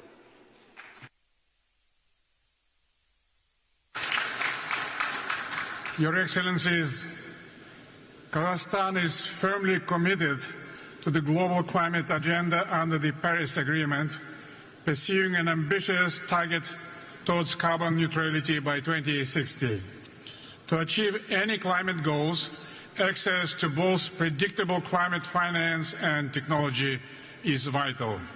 The new collective quantified goal on climate finance should prioritize regions most impacted by climate change, including landlocked developing countries. Despite accounting for only 1% of global emissions, Central Asia faces multiple climate risks. To enhance our climate response, we must now leverage technologies such as artificial intelligence, satellite monitoring, and other digital tools for early warning and better water and land management. Together with our partners, we continue working on concrete projects on methane reduction, targeting the coal, oil, gas, and agricultural sectors. Today, we have achieved a threefold reduction. Kazakhstan, with its 200 million hectares of agricultural land, is well positioned for carbon farming, a promising set of agricultural practices to reduce greenhouse gases and improve soil quality. I invite all interested parties to explore these opportunities in Kazakhstan. Our country exports 43% of the world uranium supply and therefore plays a critical role in low-carbon nuclear power generation. In October, a nationwide referendum supported construction of the nuclear power plant in Kazakhstan. We are committed to ensuring the project's safety and efficiency through partnerships with global technology leaders in this area. Kazakhstan is ready to be a major supplier of energy transition minerals. We see many opportunities for cooperation. Our principal position that the demand in these minerals should be responsible and socially just. Climate change is affecting global water cycle. The water-related disasters account for over 80% of all natural disasters, and we were not spared this year suffering from unprecedented floods. So we respond and recover from future natural disasters, and we will introduce comprehensive disaster risk management system.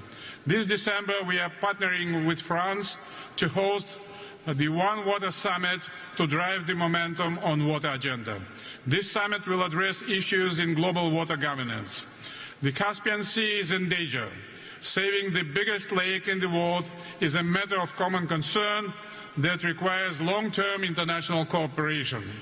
We support the initiative of President Aliyev to establish a group of experts from the Caspian states. Kazakhstan is intensifying its activities to preserve the Aral Sea. In conclusion, I express my sincere appreciation to the Azeri government for organizing this global gathering, and I believe that together we will be able to meet the defining challenge of this generation.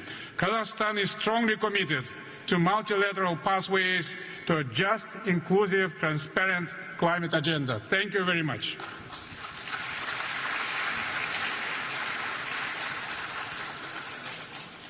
Thank you, Excellency. It is my pleasure to welcome His Excellency, Mr. Alexander Vučić, President of Serbia. Your Excellency, you have the floor. Thank you.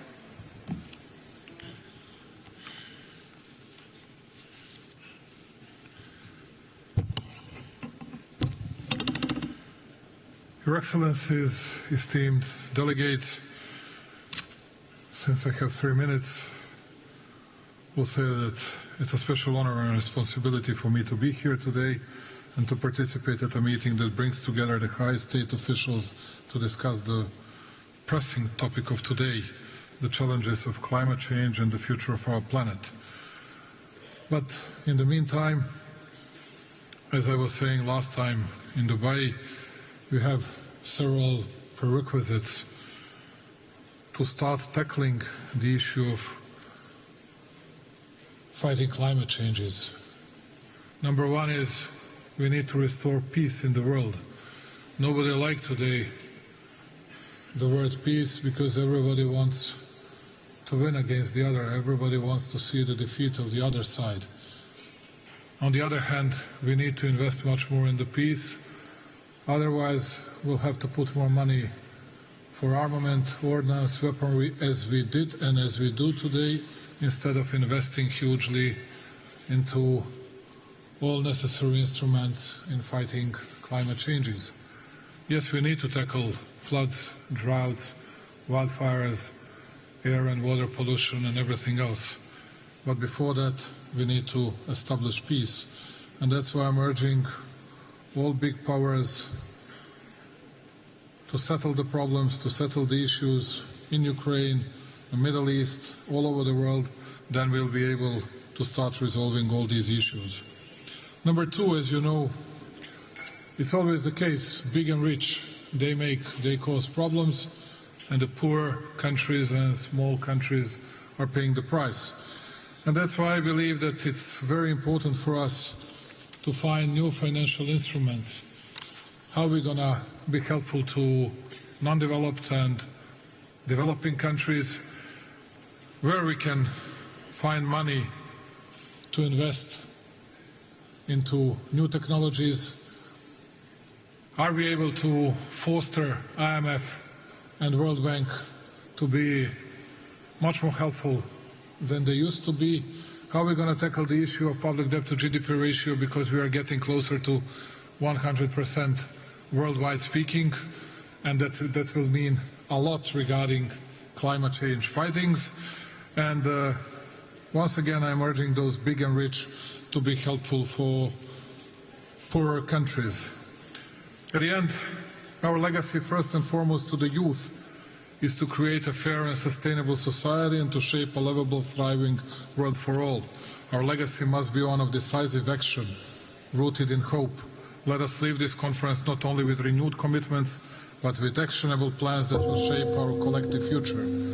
When I say this, once again going back to prerequisites, preterms for fighting climate changes, which is peace, peace, peace, and more of financial instruments that will be available for poorer countries. I thank you very much.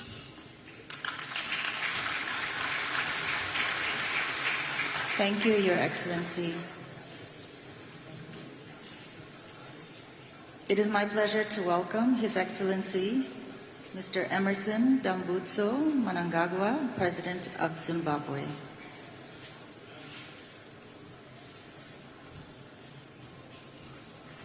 Your Excellency, you have the floor.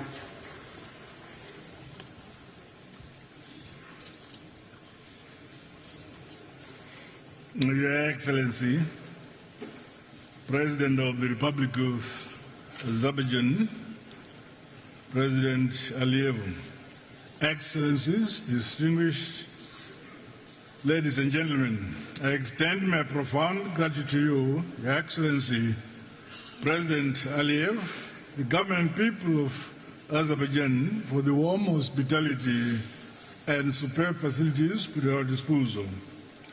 The COP29 theme is both timely and urgent, given the escalating global climate crisis.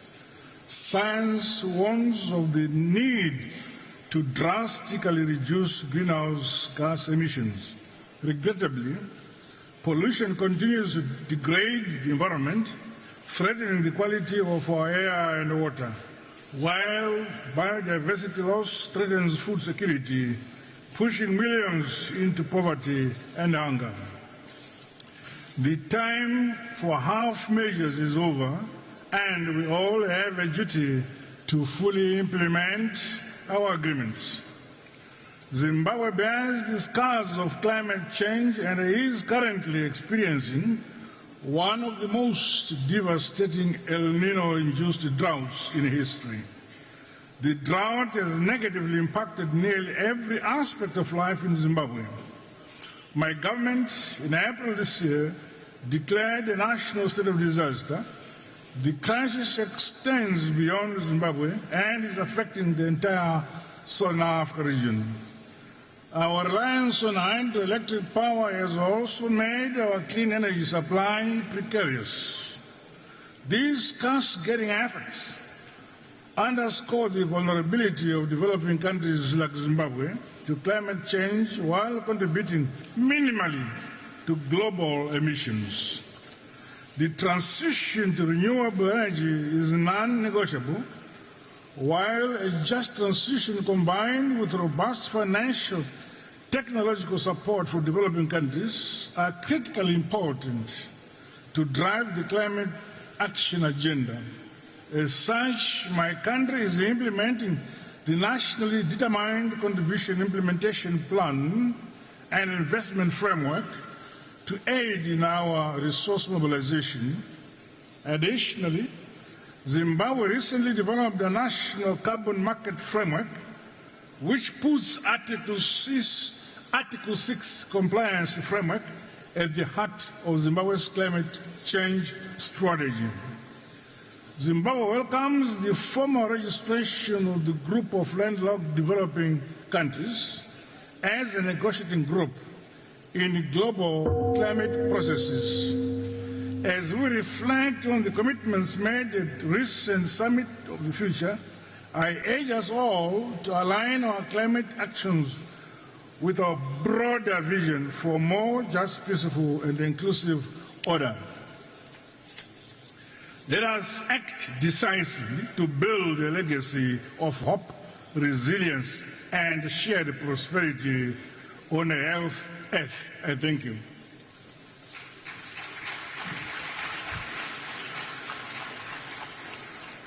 Thank you, Your Excellency.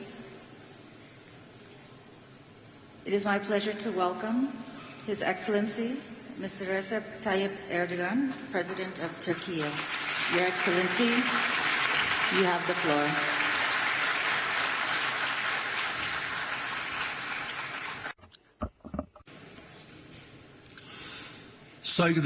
Distinguished heads of states and governments, distinguished Secretary General, I would like to salute you all on behalf of myself and my nation with my most heartfelt emotions. And I also would like to take this opportunity to thank my friend, President Ilham Aliyev, for this wonderful organization and their gracious hospitality. I would like to congratulate you, my dear brother. And I also would like to mention that we are amongst the top countries where the negative ramifications of climate change have been deeply felt. 2053 will be a year where we will all reach zero carbon emissions. And in order for that to be possible, we are forming our key sectors for green transformation and development. We are creating our green financing strategy, and we are on the brink of forming a national green taxonomy system. The cap and trade legislation will be offered for the ratification of the Assembly very soon. Before COP29, we have prepared our 2-year transparency report and the long-term climate strategy, which will be released in the final form. For the years 2024-2030, the climate change mitigation adaptation strategy action plans had been already mobilized. In the established structure, the part of the renewable energy reached 59% in our country. And with this rate, we are ranking number 5 in Europe and first in the world. The net zero emission objectives for 2024 to 2030, we have the fundamental priorities such as energy efficiency, renewable energy, and nuclear energy. Today, we have a total capacity of 31,000 megawatts of wind power and 23,000 megawatts of solar power, which will reach 120,000 megawatts in the year 2030. In the year 2050, our capacity for nuclear power will reach 20,000 megawatts. The National Energy Efficiency Action Plan for the years 2024 to 2030, we will have achieved the limitation of carbon emissions in the region of 100 million tons a year. Our EV, our National Electric Vehicle talk, is becoming much more widespread. And under the auspices of my spouse, Ms. Emine Erdogan, had initiated a first domestic and then a global initiative, which is the Zero Waste Project, and it is gaining momentum for us in our fight against climate change. And thanks to these efforts, since the beginning of the project, we've managed to eliminate the emissions of 5.9 million tons of greenhouse gases. For the effective use of our water resources, we have launched a mobilization for water efficiency. The National Afforestation Day is on November the 11th, and we are bringing new areas for afforestation every year in the millions. All of these efforts cost billions for our economies, and we need to strengthen our global fight, and we need to render it much more effective. And I know that the climate financing requirements will be pledged once again during this summit, especially needed by those developing countries.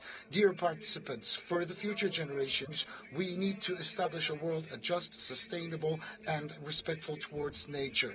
And at the 79th General Assembly of the United Nations, we had ratified the Pact for the Future. Today, we are talking about leaving a fairer world for the future generations, but at the same time, Israel's attacks on Palestine and Lebanon are still continuing, which is outside of our conscience, international law, and ethics. The existing government is unfortunately massacring children, women, and elderly, and they are causing a major disaster, natural disaster as well. Because of the Israeli attacks, the chemicals penetrating the soil and the underground water resources are obscuring the future of Gaza children. This is a heavy humanitarian and an environmental disaster, and those who are responsible should be held accountable in international courts. Dear friends, 2026 United Nations Climate Change 31st Conference of the Parties will hopefully be host in our country, and for that we have declared officially our nomination. We would like to in advance thank all the countries supporting our candidacy, and we are looking forward to receiving the support of many others. With these thoughts in mind, I would like to salute you all with love and respect, and I would like to congratulate my dear and august brother Ilham Aliyev for this wonderfully organized summit.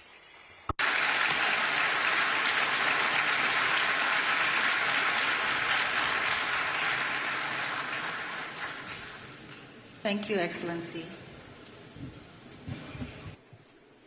It is my pleasure to welcome His Excellency Mr. Mohammed Ould Sheikh El Ghazouani, President of Mauritania.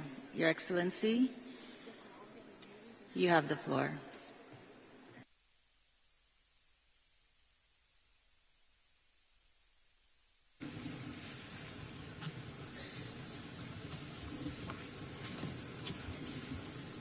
Bismillah ar-Rahman ar-Rahim.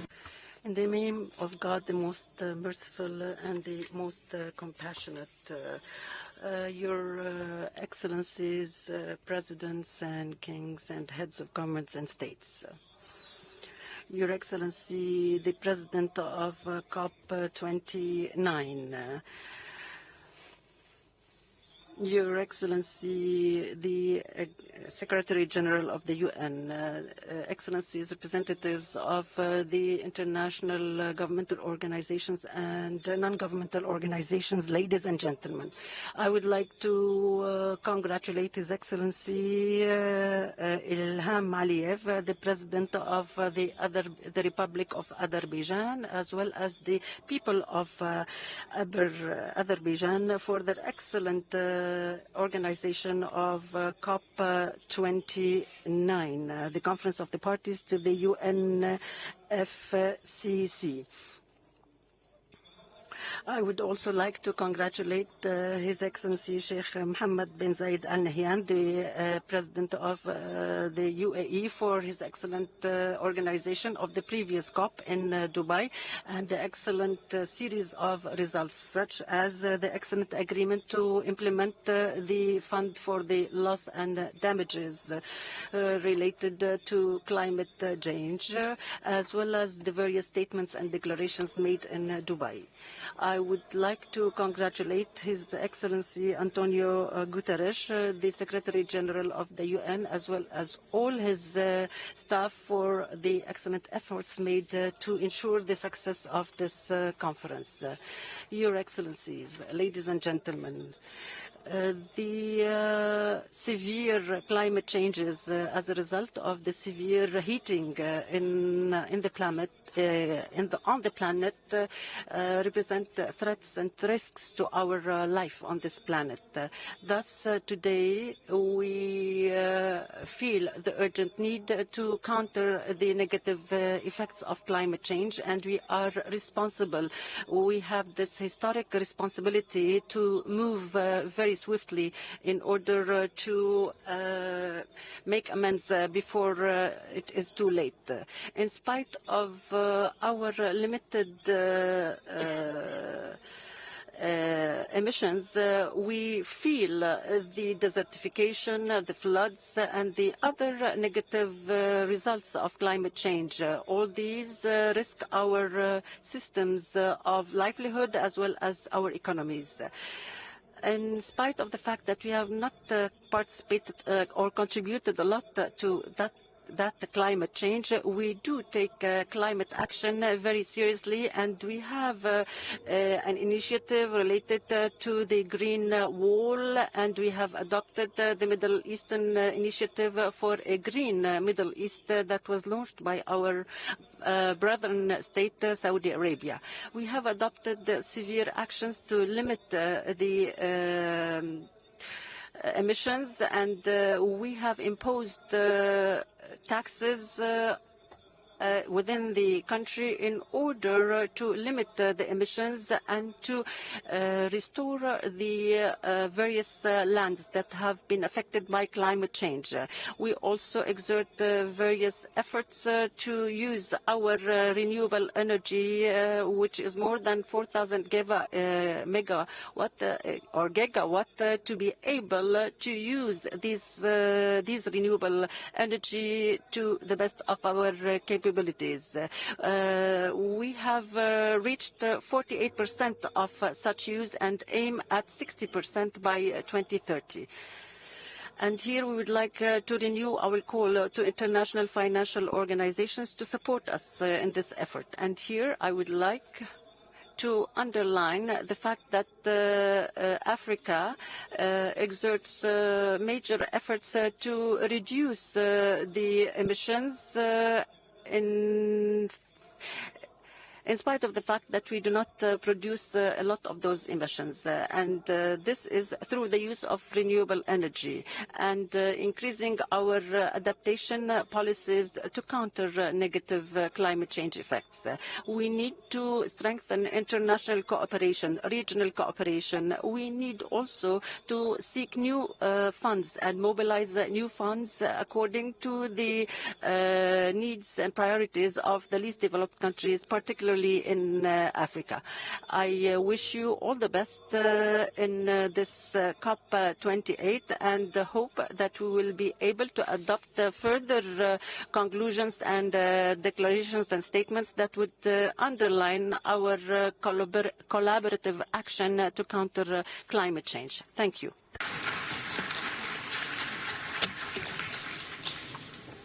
Thank you, Your Excellency. It is my pleasure to welcome His Excellency Mr. Shavkat Mirziyoyev, President of Uzbekistan. Your Excellency, you have the floor.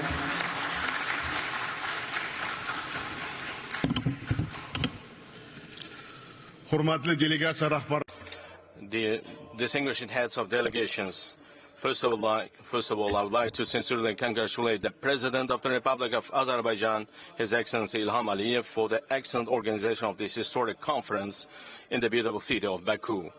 We fully support Azerbaijan's active efforts in broadening the international partnership to effectively address current climate challenges. Dear participants of the conference, climate change is now emerging as a major global threat and directly influencing the escalation of geopolitical tensions. It primarily exacerbates the problems of poverty eradication, food and energy security, as well as access to water and resources. In Central Asia, we feel these problems especially acutely. Climate challenges are posing new barriers to improving the quality of life of our people and implementing national development strategies. Our main goal under the Paris Agreement is to prevent the region from outpacing temperature rise and to keep it within 1.52 degrees this century. In this regard, we are actively pursuing extensive reforms in Uzbekistan to achieve carbon neutrality. We have set a target to reduce greenhouse gas emissions by 35% by the year 2030. We are ready to extend this commitment by the year 2050.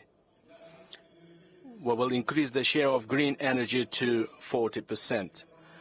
We are creating electric vehicle and green hydrogen clusters, along with hubs for solar and wind energy generation.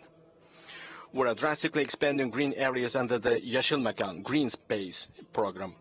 Together with neighboring countries, we have embarked upon the implementation of a regional climate strategy. In the coming days, we will sign a multilateral agreement on supplying green energy to the European Union. Dear ladies and gentlemen, Uzbekistan is committed to expanding its practical contributions to jointly overcoming the consequences of global climate change. First, increasing the technical support from major powers and multilateral institutions to identify climate risk faced by developing countries is important. In this regard, we propose to consider the establishment of an international center for climate loss and damage assessment. Second, unified approaches are essential in preventing the pollution of transboundary water resources and preserving sustainable biodiversity. Using our region as an example, I would like to highlight that the total disappearance of the RLC before the eyes of a single generation has become a global tragedy. In this regard, we support the development of a declaration on obligations to ensure the ecological safety and health of river ecosystems under the auspices of the United Nations. Third, we plan to launch a regional genetic resources bank involving leading multilateral structures in order to improve crop resilience to climate change.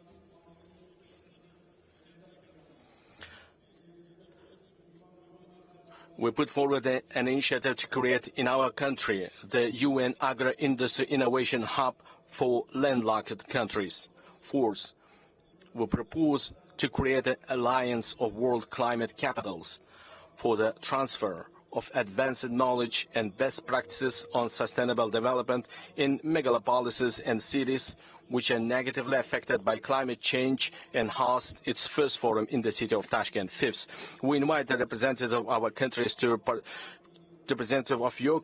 participate at the Global Youth Festival of Digital Green Initiatives on May 15, 2025 in the RLC region as part of the International Climate Day.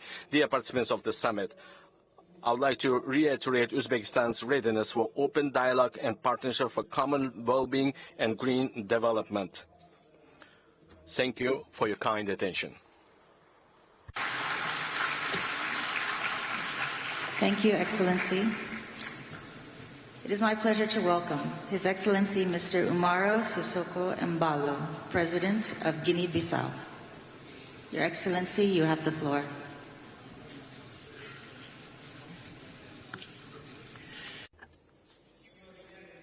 Mr. Ilham Aliyev, President of the Republic of Azerbaijan.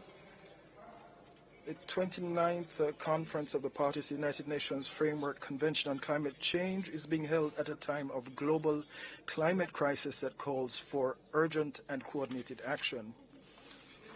We must have the political will to take responsibility and collectively address the current challenges with the necessary spirit of cooperation and solidarity. In Guinea-Bissau, we have implemented a series of strategic actions to mitigate climate impacts and strengthen the resilience of our communities. We have launched reforestation and mangrove protection projects, which are essential for biodiversity preservation and also for carbon absorption. We're also promoting water conservation initiatives and strengthening sustainable agriculture, which we consider critical sectors to ensure food security. These measures enhance the adaptive capacities of our communities and ecosystems. We will intensify these efforts with new projects outlined in our national strategy. Excellencies, ladies and gentlemen, we reaffirm the crucial role of multilateralism in the fight against climate change. We need cooperation to implement appropriate policies and to secure the climate financing that is required. The commitment of our partners and the support of the international community will be essential to ensure a fair and accessible energy transition respecting the principle of common but differentiated responsibilities. Regarding the commitments of this COP29, Guinea-Bissau reiterates its determination to carry out several actions, particularly in the following priority areas. Number one, adaptation and resilience. In this regard, international support is needed to continue to invest in programs that strengthen the resilience of our ecosystems and communities,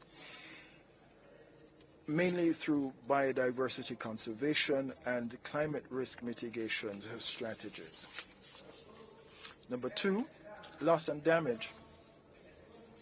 Given the climate consequences already being experienced in our country, we advocate for the full operationalization of the Warsaw loss and damage mechanism. We need financial resources to compensate for the damages caused by extreme climate events. Number three, climate financing. We remind everyone of the urgent need for fair and accessible climate financing for developing countries. Allocating adequate resources to vulnerable countries such as Guinea-Bissau is a priority and a necessary condition for enhancing resilience and adaptive capacity. We are committed, and this is number four, to developing renewable energy sources and reducing our dependence on fossil fuels, promoting a fair energy or just energy transition, rather, that directly benefits our populations. Distinguished delegates, excellencies, climate change knows no borders. We must act globally, and we must make bold decisions and take appropriate measures. Guinea-Bissau reaffirms its commitment to contributing to an adequate collective response for a resilient and sustainable future. We trust that the decisions made here in Bakú will demonstrate our collective awareness of the serious dangers threatening the globe, as well as our common determination to adopt dynamic commitments in favor of climate justice, international solidarity, and sustainable development. It is our duty to express our will, unite our forces and resources to preserve our planet and to build a safer and more equitable world. Thank you very much. Thank you, Your Excellency. It is my pleasure to welcome His Excellency Mr. Andrzej Duda, President of Poland. Your Excellency, you have the floor.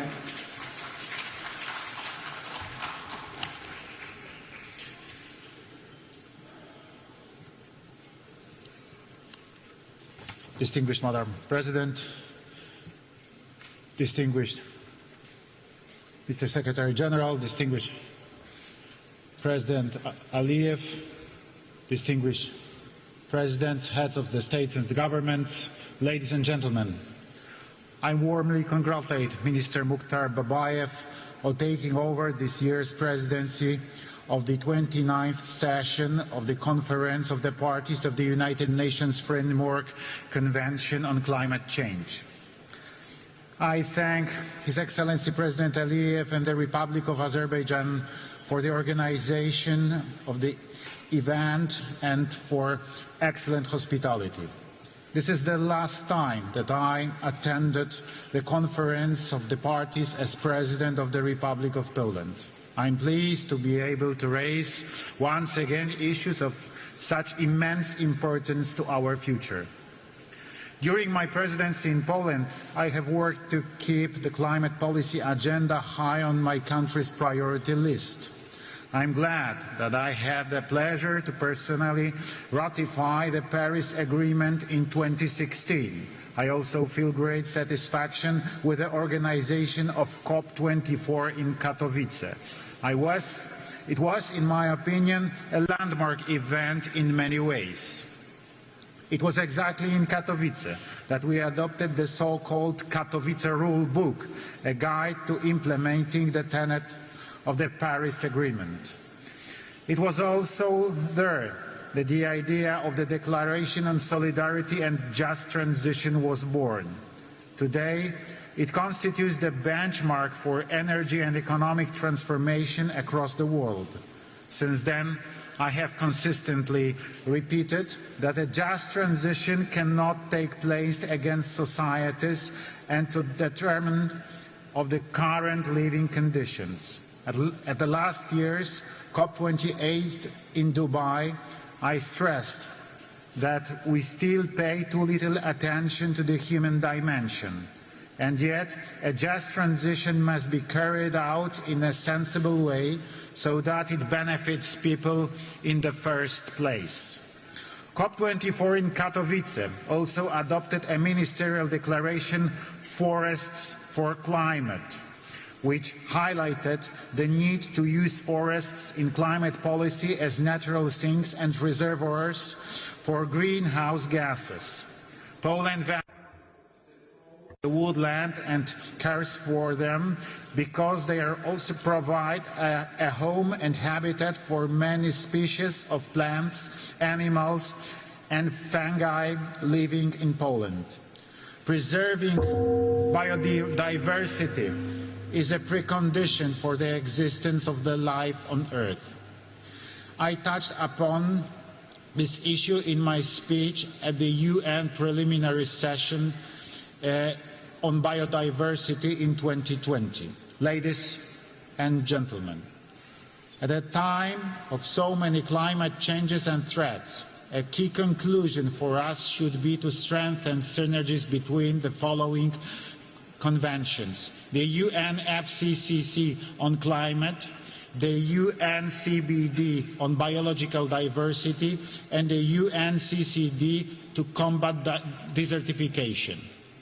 It is also important to take joint action on mitigation, adaptation, combating soil degradation, and achieving climate neutrality. Let us also remember that our environmental efforts are being undermined by the wars going on in the world.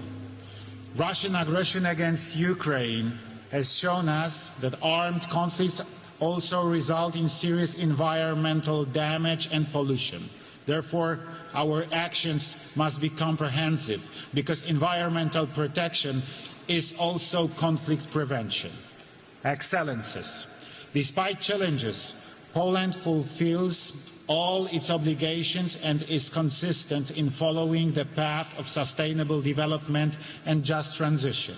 A year ago in Dubai, I mentioned Poland's plans and efforts to create a balanced energy mix that will ensure our energy security along with the development of renewable energy sources. In Poland, the wind power sector continues to grow, and we have a surge in home and large-scale photovoltaic installations. At the same time, we are drilling more wells for the development of geothermal energy. A year ago, I also presented Poland's ambitions to build a stable nuclear power industry. I am glad that in Dubai, I was able to take part in the event accompanying the adoption of the declaration of tripling nuclear power capacity. I signed it with full conviction because I believe that nuclear is the future. And it is only nuclear that will help us to achieve our climate goals and guarantee clean, safe and stable energy. We are an example of a country which for years has been able to ensure both a steady GDP growth and a decrease in the carbon intensity in our economy. This is the best confirmation that our actions are correct and that Poland is following the path of sustainable development set by the UN. Listening to the current and previously held speeches by other heads of state, I know that Polish solutions are appreciated in the world. I am glad that many Polish ideas, including mine, are being implemented by other countries. Let's cooperate and inspire each other in order to jointly bring about new pro-climate solutions that are beneficial to humans, the environment and the climate. Thank you.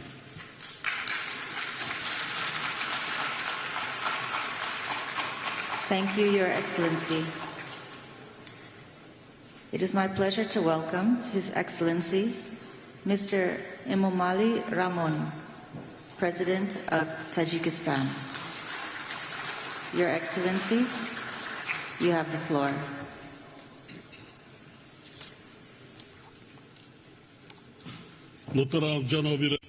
Your Excellency, Chairperson, ladies and gentlemen, I would like to express my profound gratitude to the government of the Republic of Azerbaijan and the United Nations for the warm welcome and hosting today's event at a high level. Over the last 5 years, we have continuously witnessed the hottest years and months across all observation periods. According to experts' reports, 2024 is also recorded as the hottest year ever. We therefore need to significantly increase our efforts and actions to address climate issues.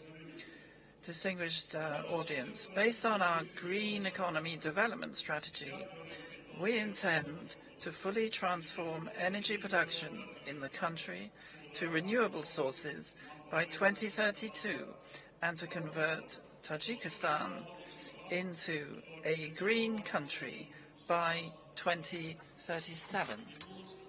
Today, already 98% of our electricity is produced from hydropower, which is green energy.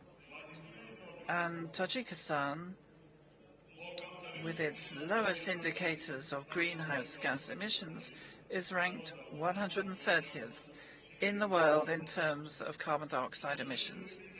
Another important point I would like to draw your attention to is the nexus between water and climate. It is pleasing to note that the COP29 will adopt a declaration on water for climate action. In this regard, we must pay special attention to the accelerated melting of the glaciers, which is occurring due to the consequences of climate change. In this context, at the initiative of Tajikistan, the United Nations General Assembly declared the year 2025 as the year of glaciers preservation. According to this resolution, the World Day of Glaciers has been proclaimed, and an international trust fund of glaciers preservation has been established under the United Nations. Tajikistan has contributed its share to this fund, and calls on all partners to support this initiative. Furthermore, in accordance with this resolution, it has been decided to hold the high-level international conference on glacier preservation in Dushanbe in May 2025. As a part of this topic, at the initiative of Tajikistan and France, the UN General Assembly has declared the years 2025 to 2034 as the decade of action for supporting cryospheric sciences. Given the importance of these issues, I propose that under the auspices of the World Meteorological Organization and in cooperation with other development partners, a regional coordination center for glaciology be established in the city of Dushanbe. I thank you for your attention.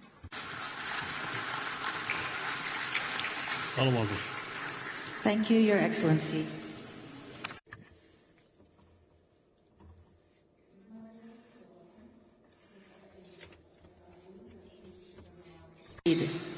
President of Iraq. Your Excellency, you have the floor.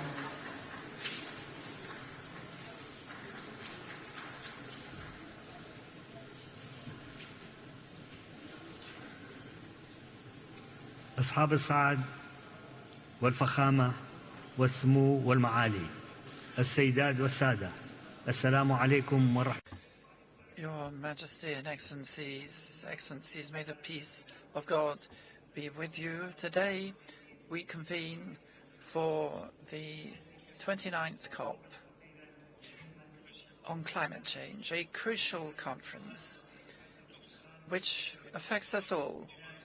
But may I begin by expressing our deepest gratitude to the Republic of Azerbaijan for its warm welcome and hospitality.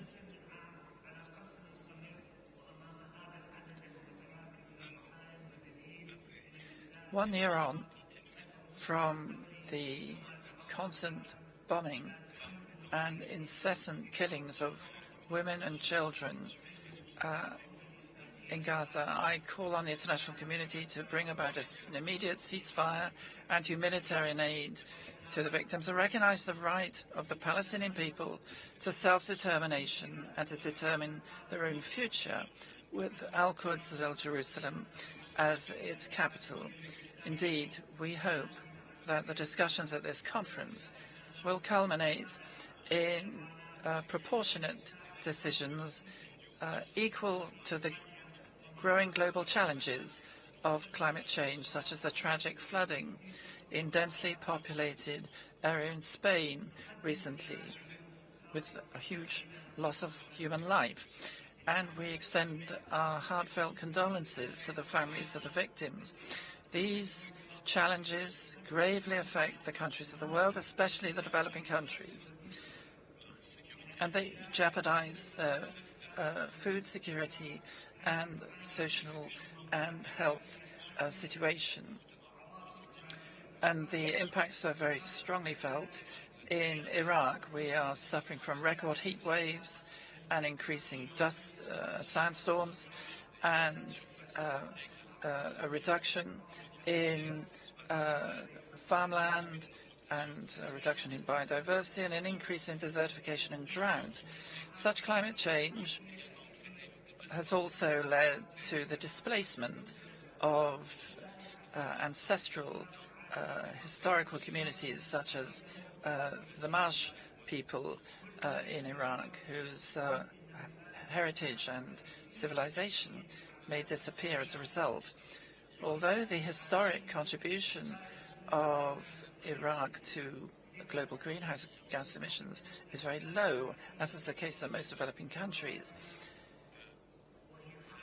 we feel that climate justice must be at the heart of our discussions, because these are human rights, and we have an obligation not only to current generations but future generations whose survival will depend on the decisions we take now. And we trust that these negotiations will lead to tangible measures and clear and effective mechanisms, such as the Loss and Damage Fund its activation after it was created last year.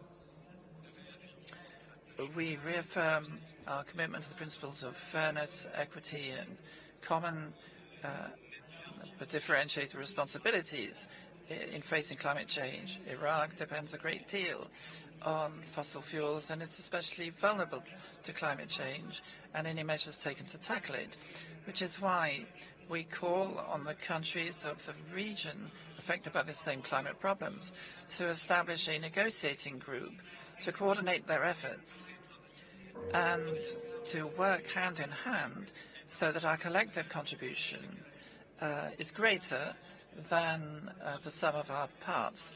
And on the same principle, we call on the major global economies to step up their commitments in support of climate action. And if some of those economies decide to withdraw, then we call on the key players in those countries, whether they're political or private or public, to step up their commitments, because the world cannot progress towards sustainable development without the contribution of all. Iraq, ladies and gentlemen, is working to honor its commitments under the Convention and other international agreements related to climate in order to reduce its greenhouse gas emissions and to adapt to the impact of climate change, as well as to mitigate the effects, while also to bring about renewable transition. And we have restated our commitments under the Paris Agreement, and we've completed the preparation of a technological needs assessment and a national plan to define our climate technology needs in priority areas. We are also about to complete a climate investment plan to plot the course for public and private investors and meet our climate commitments through national and foreign investment and mobilizing financial resources to tackle climate change and move towards a more sustainable future. Iraq, after taking tangible measures to reduce methane emissions, is one of the first countries in OPEC to accede to the global pact on methane. And we are working for the Global Coalition for Clean Air and reduction of methane emissions, and we seek to eliminate the burning off of this gas between now and 2028. To conclude, I would like to remind the international community of the importance of its role in promoting regional peace and security in the Middle East. For a long time, we've suffered from conflict and tension in the region, and the economic and social consequences persist. Thank you very much, and may the blessings of God be with you. Thank you. Thank you, Your Excellency. It is my pleasure to welcome His Excellency, Mr. Sadir.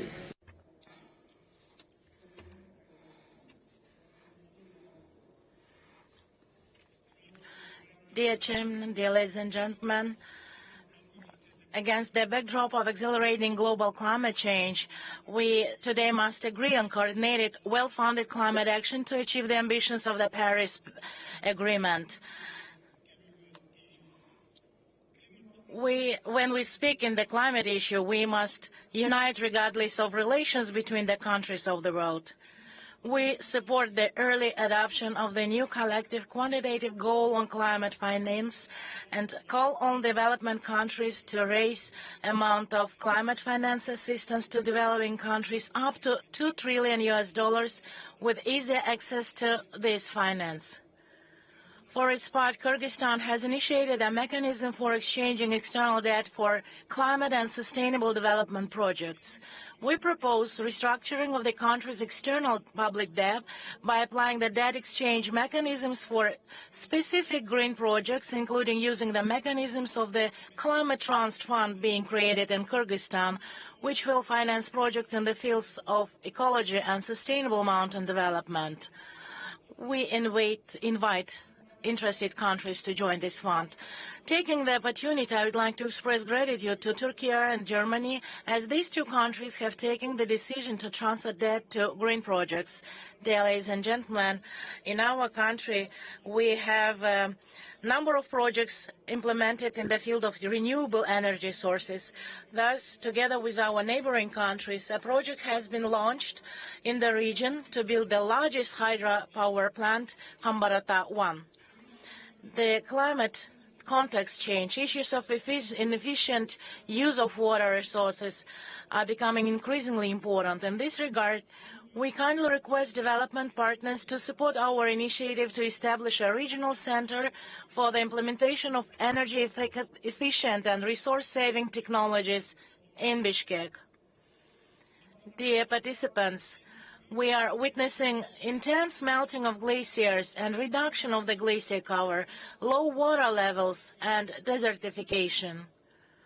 I would like to draw your attention to the fact that the life of people living in the downstream regions also depends on the process occurring in mountainous regions and ecosystems.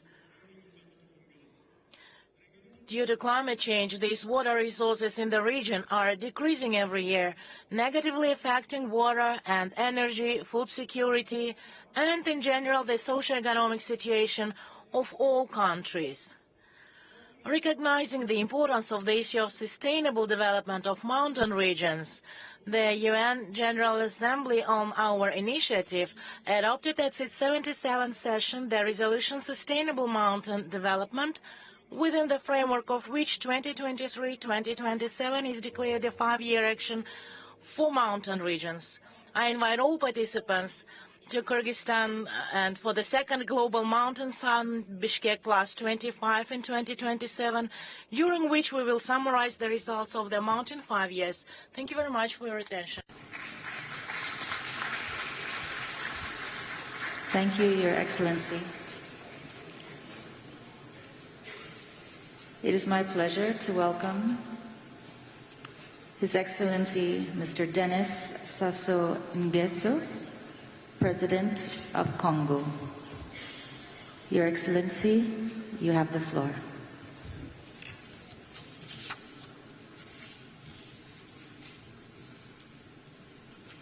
Mesdames et Messieurs, Heads of State and Government, Mr.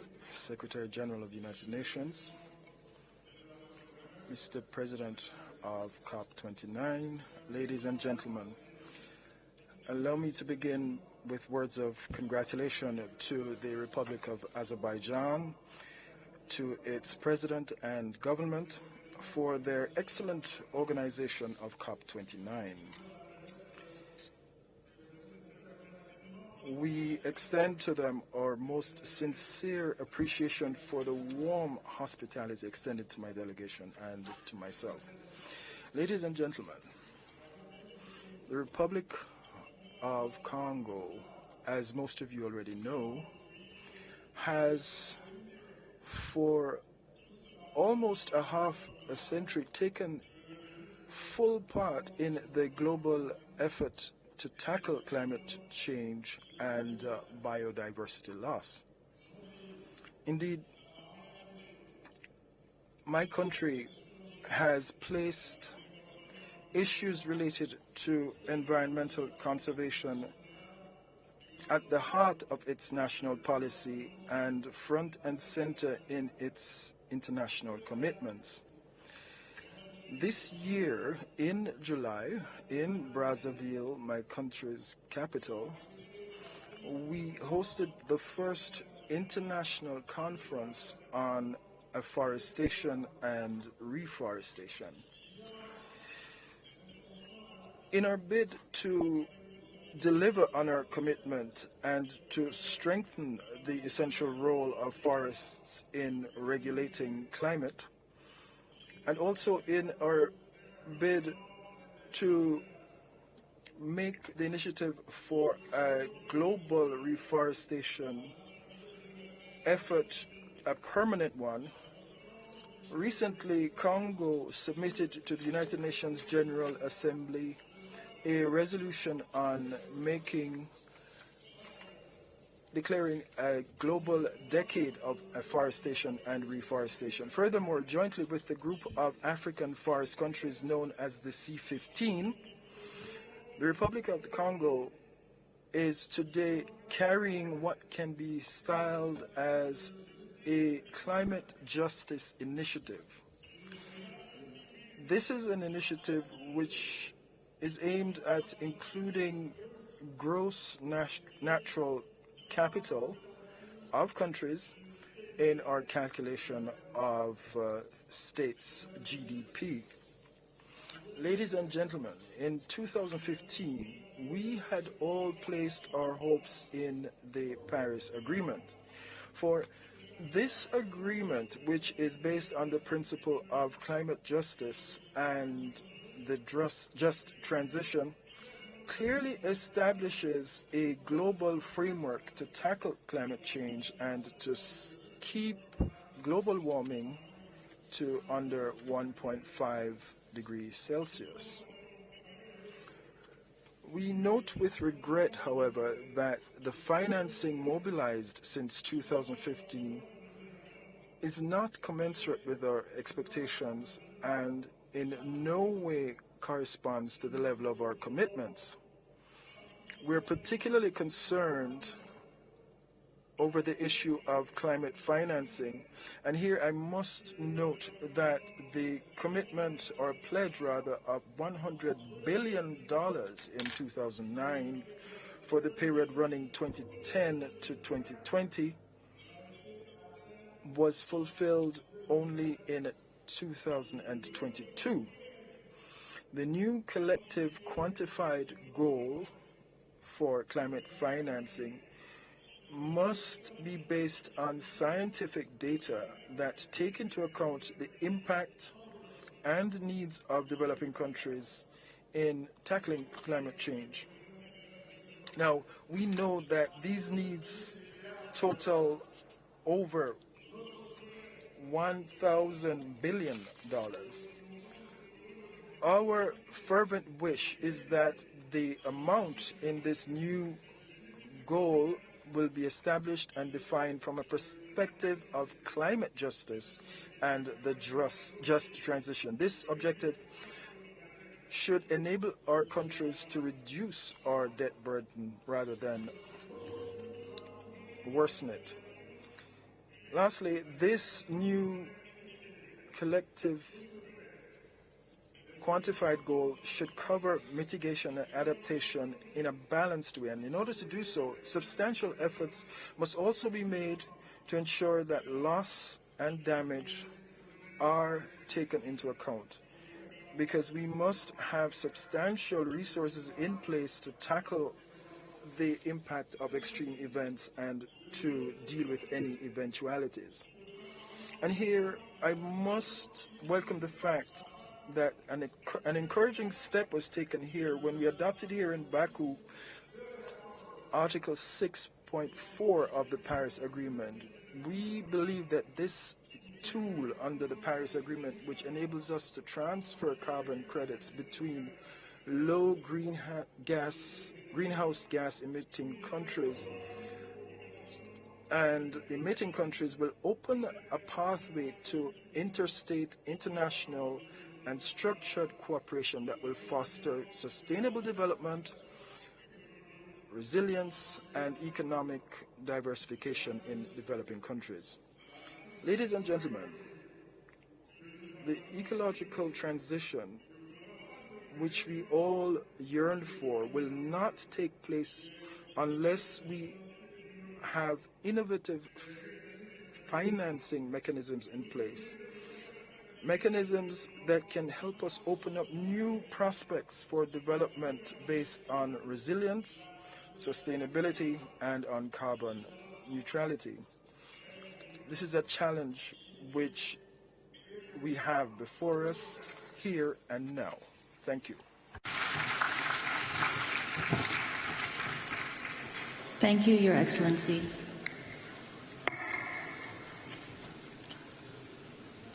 It is my pleasure to welcome His Excellency Mr. Alexander Lukashenko, President of Belarus.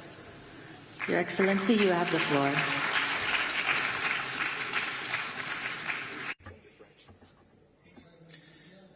Distinguished friends, much has been said about how much has been done in dealing with climate change, but I've followed events since the last conference, and things have only got worse. A war in the Middle East, a war in Ukraine, a war in the south of Yemen.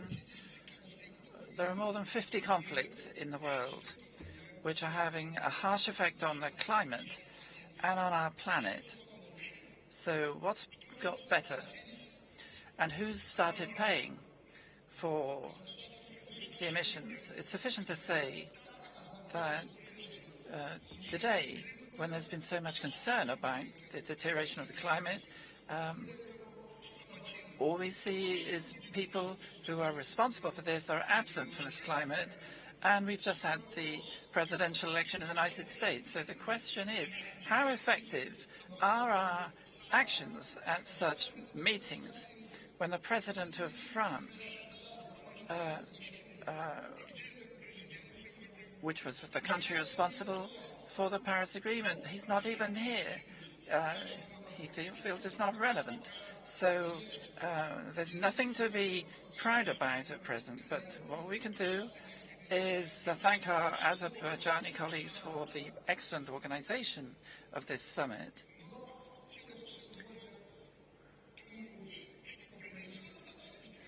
But what will come from the absence of people from this summit?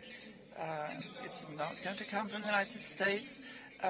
Recently, so many people died in Valencia, which shows what we're doing about improving the climate. But I have to say that there's nothing to hold against our country. We are strictly complying with all our obligations. But since there is this deep-seated bureaucracy in the UN Secretariat, it's almost impossible to say anything substantive. I will say just a few key things. The climate has changed. That's a fact of life, and therefore the prime task is to restructure national economies, first and foremost agriculture, to take into account of the changing conditions and adapt it to these difficulties. And we have experience which we're prepared to share. Secondly, there's a need to help the developing countries to secure equal access to green technologies without impairing their national interests, and so that they don't become enslaved as a result. And everything needs to be done to do away with those things which hamper international technology trade and exchange of innovation and best practice. Thirdly, we've already had to deal with a situation when new production, which is positioned as more environmentally safe, nonetheless does even more damage. And objectively, there's a need for new approaches to a comprehensive assessment of the potential impact of innovation on the environment throughout the entire life cycle of such production. This and other areas require a consolidation of international efforts, and not mere words but deeds. And therefore it's time to move from words to deeds. And those who have to pay must pay, and not hide in the shadows. Thank you very much.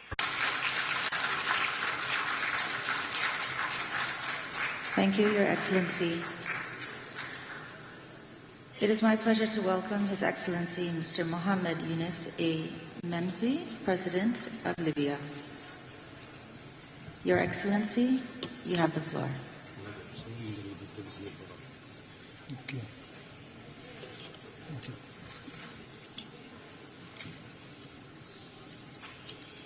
بسم الله الرحمن الرحيم السيد. In the name of God the Merciful. Your Excellencies, ladies and gentlemen, let me begin by thanking the government and people of the Republic of Azerbaijan for their generous hospitality. I also thank the President and for their wonderful organization of this conference. We greet you all well Today, from our direct experience in Africa of climate events, that climate change is having a devastating effect on the planet, and this is imperiling the human development and lives. And our concerns for the future of current and future generations are even worse because of the increasing disasters leading to human and material loss. We notice that intensifying conflicts are intensifying, and we welcome the call for truce and to reduce military activities, and we encourage the presidency to renew this call each time for global peace. Ladies and gentlemen, 14 months ago, several regions in the Green Mountains experienced disasters that caused the loss of hundreds of lives. Today we can only note that we cannot deal with these disasters alone, which are often sudden disasters. We can only deal with them if we have financing that is easy to access and can respond to the situation in each state, as well as through the transfer of technology and techniques and by building national capacity as well. And if we allow the private sector to participate along with civil society in our countries in this endeavor, this can help improve lives, and we need a better approach to water security, and this can help strengthen our resilience to climate change. We reaffirm the need to look into the pledges undertaken by the developed countries under the UNFCCC with respect to transfer of technology, financing, and so on.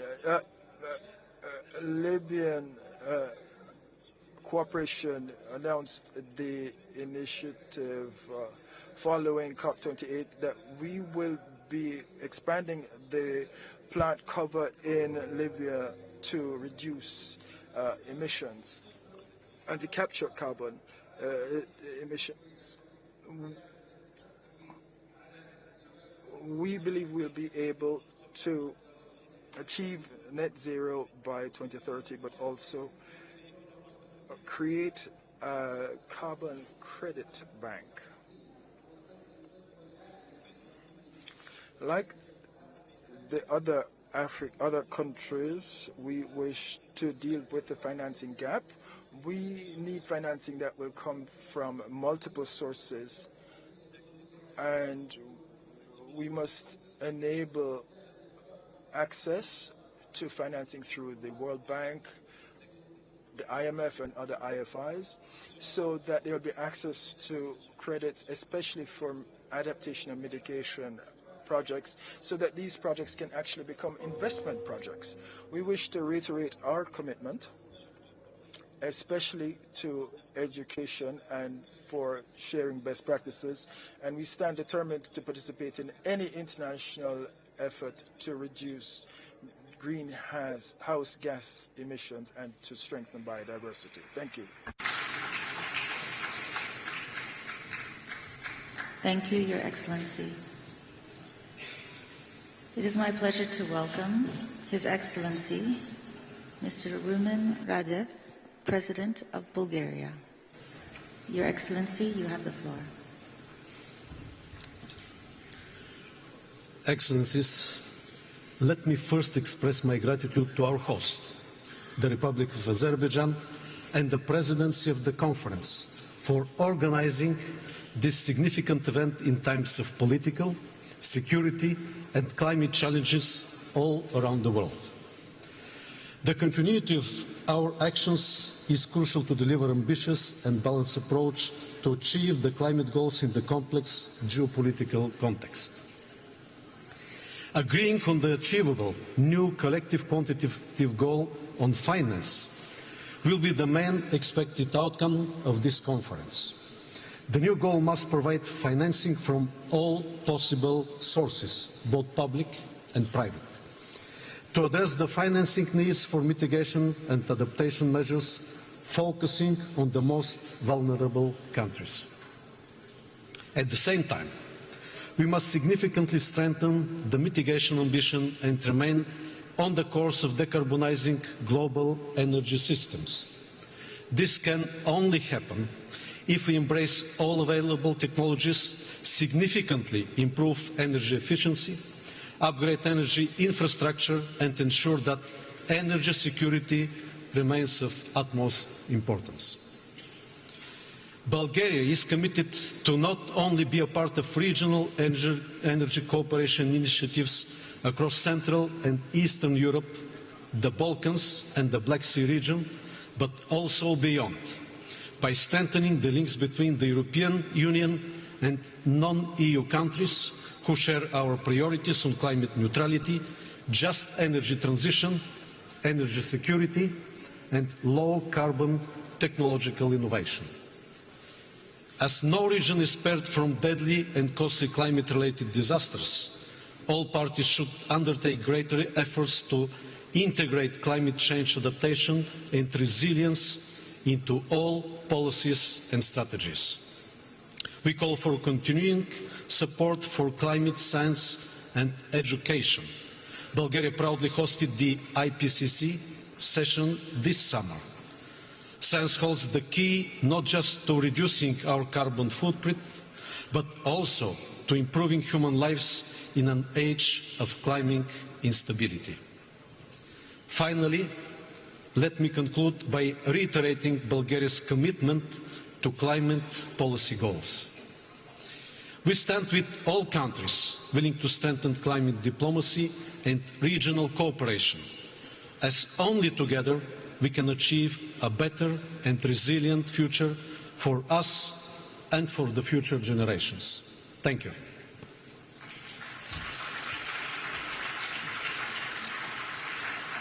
Thank you, Your Excellency. It is my pleasure to welcome His Excellency, Mr. Mohammed Muizu, President of Maldives. Your Excellency, you have the floor.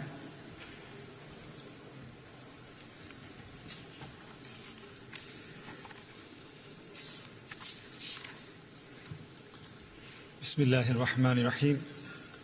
Excellencies, ladies and gentlemen, I extend our gratitude to the government and people of Azerbaijan for the exceptional hospitality and leadership.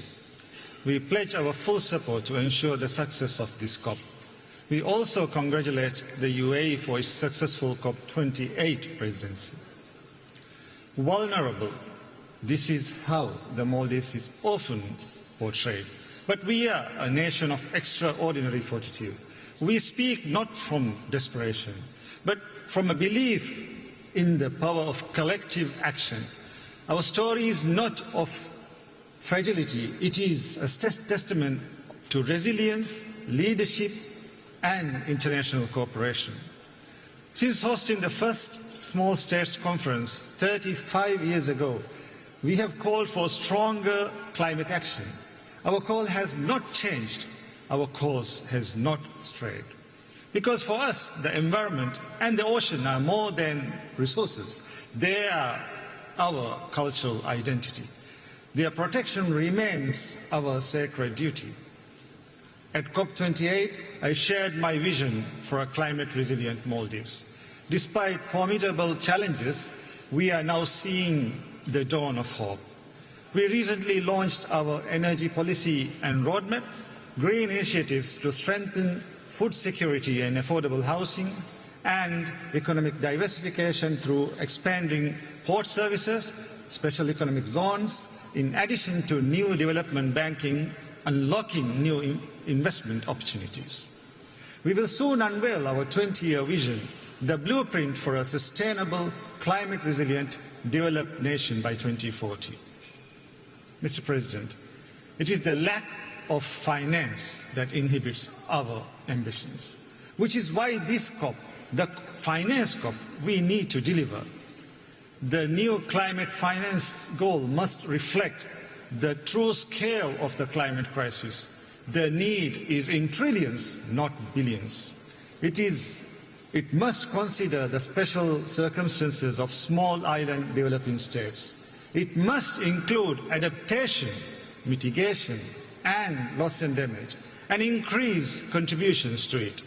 As we approach the next round of nationally determined contributions, developed nations must increase their ambition to close the emissions and finance gap and align with the 1.5-degree goal. Mr. President, as we look around the globe, we see funds flowing freely to wage war, but scrutinized when it's for climate adaptation. We need to reprioritize, revise the international financial system. We must choose the path that changes lives, not the climate. My delegation here is determined that the finance goal should be scored right here in Azerbaijan. Mr. President, 28 COPs later, emissions still rise, finance falls still short, and our hopes fails. Let us prove this time it will be different. I thank you.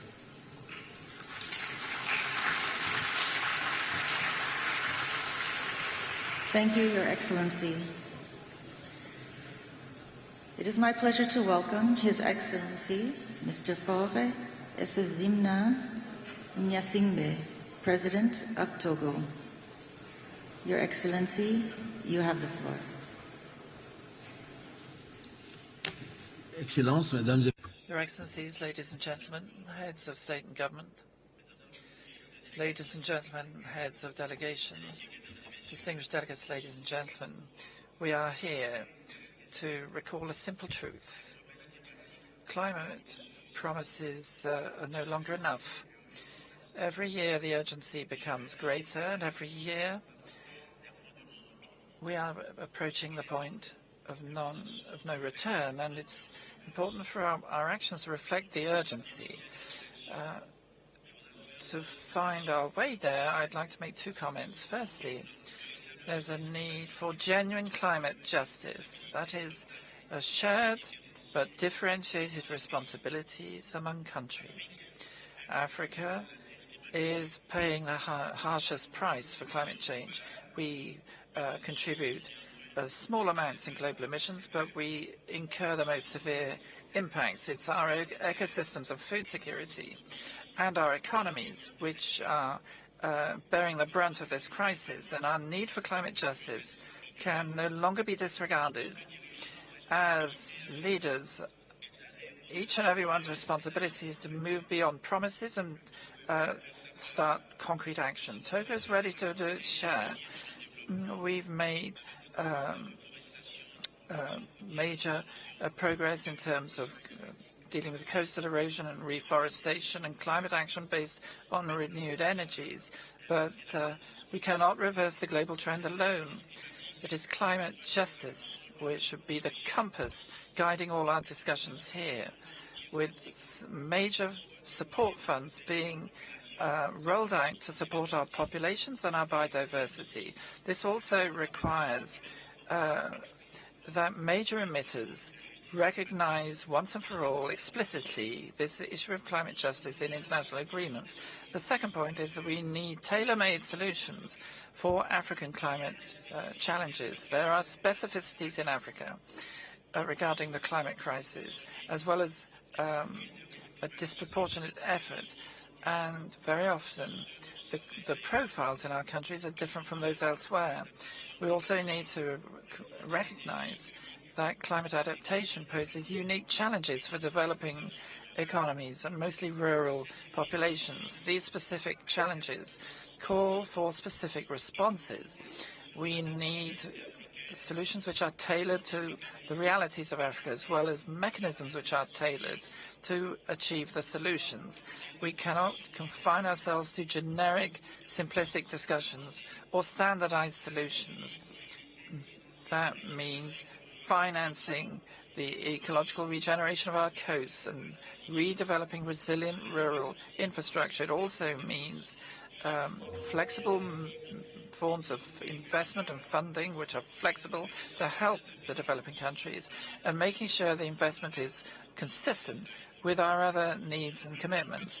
So I therefore call for genuine climate solidarity where the financial commitments are kept and strengthened. Our solutions for climate must be thought in terms of investments in our collective future, not as temporary assistance. Thank you.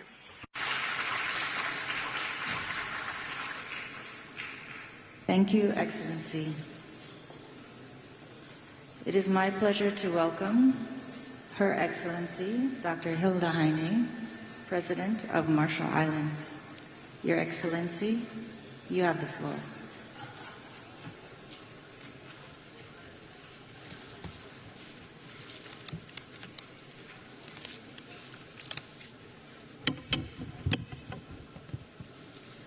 His Excellency Ilham Aliyev, President of Azerbaijan, His Excellency António Guterres, UN Secretary General, COP29 President Mukhtar Babayev, distinguished heads of states and governments, heads of delegations, ladies and gentlemen.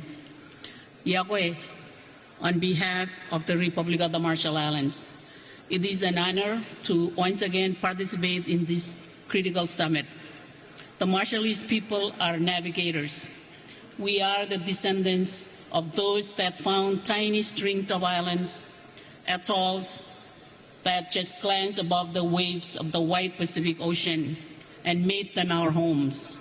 Our forebears mapped the tides with sticks, coconut fronds, and shells. So it is in our blood to know when a tide is turning. And on climate, the tide is turning today. It is no longer a question of whether the energy transition will occur, but how. Will it be fair and inclusive? Will it be fast enough? Will those that defy our agreements to transition away from fossil fuels and go home to pump more oil, extract more gas, and mine more coal be held to account? Time will judge those that fail to make the transition. Some may fail because of denial and delusions, the misplaced idea that their country somehow will be immune, the fallacy that their short-term interests are worth the destruction on their doorstep, and that they will escape without blame. Other risks falling behind because they lack the resources to make the transition happen. In the Marshall Islands, we have a vision for a future with clean energy and the resilience to withstand climate impacts. But to make that vision a reality, we need much more money, and we need it much faster. Our National Adaptation Plan sets out a pathway for our entire nation to become resilient in the face of the climate crisis.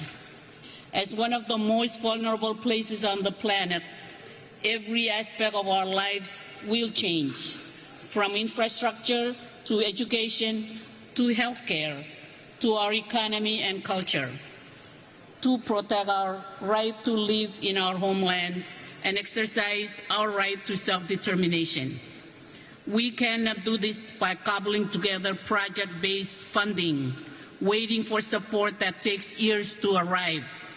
By improving access, coordinating processes, and reducing choke points, donors can put decisions in our hands where they belong. We've shown that with cooperation, we deliver. In collaboration with Germany and South Korea, a new innovative low-carbon cargo ship, the Juranai, has joined our domestic fleet that will have 80% lower CO2 emissions than comparable ships. The Republic of the Marshall Islands will soon submit a new enhanced NDC. Let me be clear. We have only received half of the finance we need to deliver our last NDC. But we will develop and submit a new one because we know that this system only works when everyone continues to strive and plays their part. But those parts are not all equal. Our contribution to global emission is tiny. Major emitters Members of the G20, if we can do it, so can you. You can and must submit 1.5-degree aligned NTCs that set absolute economy-wide reduction targets and that cover all greenhouse gases and categories. The urgency of these commitments and the urgency to act on them before 2030 is paramount. The repercussions of low ambition and inaction will only get worse. We will be watching for 1.5 greenwashing.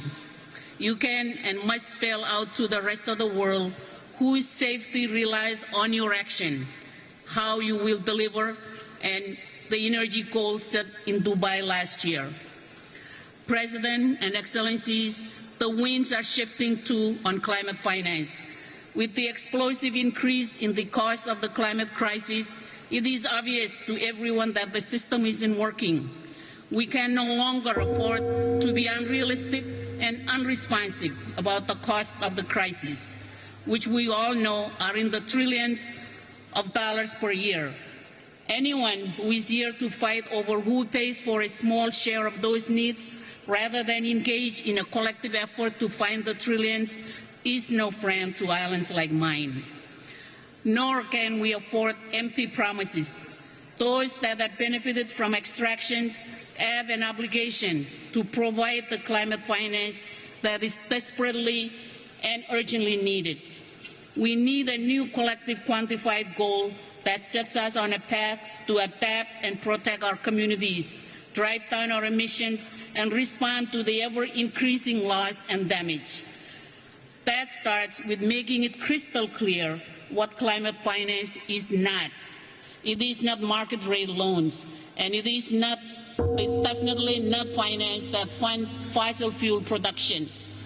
Article 9 of the Paris Agreement contains specific protection for SIDS that have never been operationalized. The new call must remedy this by ensuring a minimum floor of finance that flows to our islands.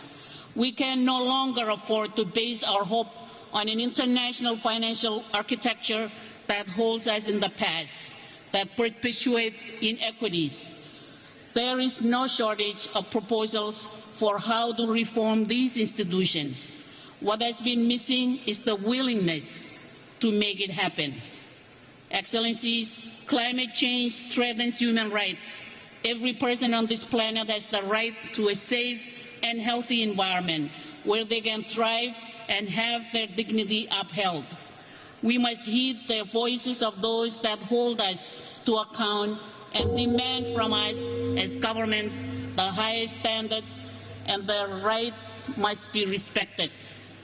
We won't succeed with the process and outcomes that are not inclusive. It is clear that women and children will suffer the most if we fail to stay within 1.5 degrees centigrade and to adapt. They must be part of the solution, from the community level to the international. We cannot afford to exclude Taiwan, a country which is under threat from the climate crisis, but also offers solution and innovation from this process. They deserve a seat at this table. Excellencies, it is time to fortify faith and trust in the process that we have created together to solve the climate crisis. The Paris Agreement is a beacon of hope that has guided change around the world. The success of this process does not depend on one country, but on all of us. We are here because we share a common commitment to solving the greatest challenge of our time. In our Marshallese culture and traditions, we have a saying, "Wakuk wachimor," which literally means we are all on the same canoe, and that we must all work together if we are to reach our destination.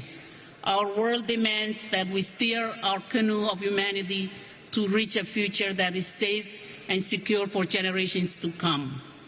Thank you to the government and generous people of Azerbaijan for hosting us here in the beautiful city of Baku.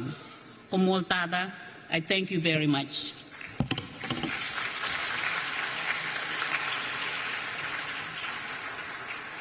Thank you, Your Excellency. It is my pleasure to welcome His Excellency Mr. Nikos Christodoulidis, President of Cyprus. Your Excellency, you have the floor. Excellencies, at the outset, I would like to extend my gratitude to the government of Azerbaijan for hosting COP29. Today, the world's attention is focused on our deliberations here in Baku, as the outcomes of this conference are critical to our shared commitment to securing a sustainable future for our planet. Dear friends, I address you today with feelings of honor, but also of great concern. We stand at a critical juncture as the impacts of climate change are intensifying with alarming speed. In the Mediterranean region, we are witnessing a rise in extreme weather events, raging wildfires, severe and prolonged droughts, extreme heats, sea level rise and catastrophic, deadly flooding, as we very recently saw happening in Spain. Speaking also from my own country experience, these extreme weather events are impacting our ecosystem, our economies, including agriculture and tourism, our communities and the quality of life of our people. They act as a stark warning and also are highlighting the urgent need for decisive, coordinated action. We need immediate, targeted responses at both the national and regional levels. My country has taken proactive steps by implementing a national adaptation strategy since 2017. We are currently updating this strategy in order to strengthen our capacity to manage complex and interlinked climate risk. Despite our small carbon footprint, Cyprus is committed to contributing to global emissions reduction. Within the European Union framework, we submitted an enhanced nationally determined contribution in 2020, pledging to reduce greenhouse gas emissions by at least 55% by 2020 compared to the 1990 levels, and the European Union as a whole remains resolute in its legally binding commitment to achieve net zero emissions by 2050. At regional level, my country recently relaunched the Eastern Mediterranean and Middle East Climate Change Initiative, aiming to develop synergies to mitigate the impact of climate change with focus on cross-border projects. Dear friends, it is crystal clear that government action alone is not enough. We also need to engage our societies, our citizens, our businesses in this collective mission and fundamentally rethink the relationship between our economies and nature. Green investments, the transformation of the energy and industrial sectors, and the eventual decarbonization across sectors can be the answer to more competitive and healthier markets. Excellencies, as I already stressed, only by acting collectively with urgency and ambition we can avert the most severe consequences of climate change. With this in mind, we need to successfully conclude COP29 with a determined and forward-looking outcome, crystallizing pathways and opportunities for climate resilient and sustainable development. Before closing, dear friends, I would like to acknowledge the importance of youth. Young voices have been instrumental in pushing for an ambitious climate agenda. Let's hear their voices and let's heed their call. If we ignore these voices, our children and grandchildren will inherit a climate and natural dystopia. Let us resolutely walk together the path of climate neutrality. Only together we can build resilient, sustainable and green societies for the generations that will inherit our planet. Thank you very much.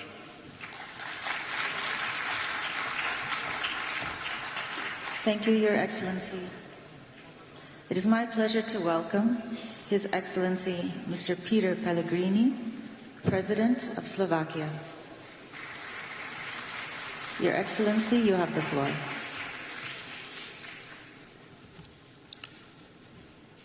Excellencies, ladies and gentlemen, this year my country, Slovakia, as others in Europe, has experienced the hottest summer on record. It brought heavy rains and devastating floods. The greenhouse gas concentrations are the highest in the humankind. We have crossed critical 1.5 Celsius degrees in 12 consecutive months. And this gives us a real taste of what the planet can become. Climate change accelerates, so it's the detrimental effects on our planet. Longer we wait, more we can lose in terms of lives, ecosystems and economies. Esteemed colleagues, in face of climate change danger, every single country is too small. True commitment of all to multilateralism is badly needed. Let us ask, can we succeed without all the biggest economies and polluters stepping up? Developing countries need our solidarity. Can they succeed if our approach to financing and its contributors remain the same? Everyone needs to speed up. My country does. We cut our emissions by almost 50% since 1990. In the energy sector, we shut down our last coal mine in 2023 and remaining 2 coal power plants recently. It's a big step towards full phase-out of coal from our power generation. At this COP, Slovakia joins the call to action for no new coal. Soon, my country's electricity will come from low-emission sources by 90%, mainly nuclear and renewables. We will also become its net exporter, and already we help Ukraine, which lacks electricity due to Russian aggression. For Slovakia, the second largest producer in Europe, nuclear is crucial on path towards neutrality. In innovations, we want to go beyond small modular reactors. Only around 40% of nuclear fuel we can turn into energy in current large-scale reactors. We want to become leader in multiple reuse of this spent fuel. This could be a real breakthrough in energy security or costly nuclear waste storage. We could secure enough energy for many generations to come. Till the end of this decade, my country plans to reduce emissions at least by 55%. To achieve it, we will invest €14 billion to decarbonize sectors, increase renewables, and to advance our resilience. I am an advocate of the rational choice that do not harm the working people, the most vulnerable, our competitiveness and prosperity. If we lose trust of our citizens as politicians, we cannot succeed. Slovakia pledged to contribute €2.2 million to the Green Climate Fund by 2027. Our climate finance grow. It helps our developing partners to build their cleaner future and their resilience to climate adversity. Colleagues, I wish this COP and its presidency a progress towards meaningful climate action in line with the global stocktake along all standards of the Paris Agreement for sustainable well-being of and at our planet. Thank you very much.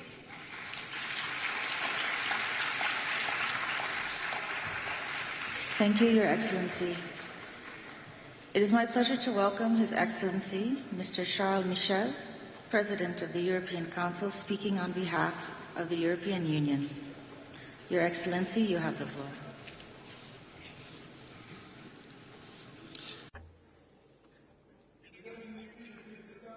Heads of State and Government, Heads of Delegation, Your Excellencies, in your respective capacities, the world is on the razor's edge. Russia's war of aggression against Ukraine, the war in Gaza, and the tragic crisis in the Middle East, civil war in Sudan. These conflicts and many others are leading to humanitarian disasters for civilian populations and are polarizing societies across the world. Violent imperialism, endless cycles of vengeance and collective punishment are poisons that are imperiling us all. The European Union believes deeply in a world that is rules-based, the strength of law and not the law of strength. Ladies and gentlemen, Each week, somewhere in the world, we have to deal with the devastating consequences of climate change. This climate threat is an existential threat to humanity, and it is our responsibility as human beings to wage for this war against nature, and some are more responsible than others, and they are known as the developed countries. And this is how the Paris Agreement should be our peace treaty with nature.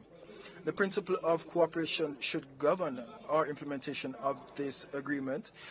Boldness rather than procrastination, solidarity instead of selfishness, ambition instead of surrender. We must go for the survival instinct rather than burying our heads in the sand. You can count on the European Union. We are stepping up to the plate with financing, $31 billion. That is more than our fair share, and we are calling on everyone to follow our example, including the G7 emerging countries. We stress the need to broaden the donor base, and we must have more contributors. We must meet this ambitious objective. We support a multi-track approach, and we must use carbon pricing as a lever, and we must use development banks to mobilize this agreement. The euro is the currency of the climate, and we are determined to support developing countries, and we are doing so with our partnership for an equitable and just energy transition. South Africa and other countries, along with Indonesia, are the ones that we're supporting. A few weeks ago, in New York, we went against the grain and we agreed on the pact for the future at a dark moment for multilateralism. And this is a ray of hope. And we hope that this COP will be one of confidence, determination, and the COP that will walk the talk. You can count on the European Union. Thank you.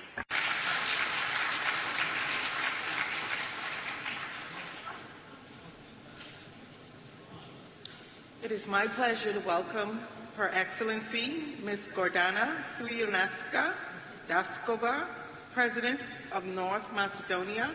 Your Excellency, you have the floor.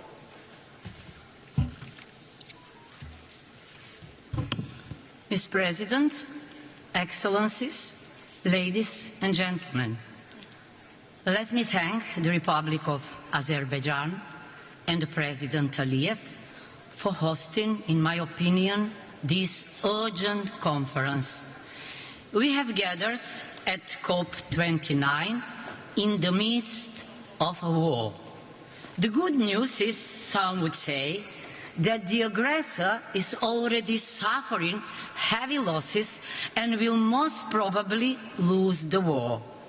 The bad news is that the aggressor is humankind itself, with its unsustainable production systems and consumer habits.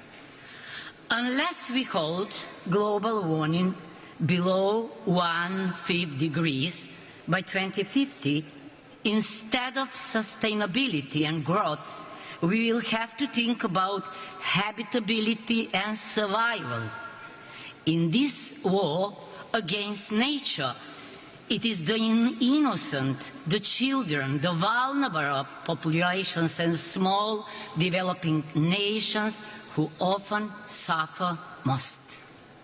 Situated in one of the most climate vulnerable regions in the world, the Mediterranean, we must adapt our security, defense, energy, health, tourism, water, educational and other systems to this multidimensional challenge, making them inclusive to women, children and youth.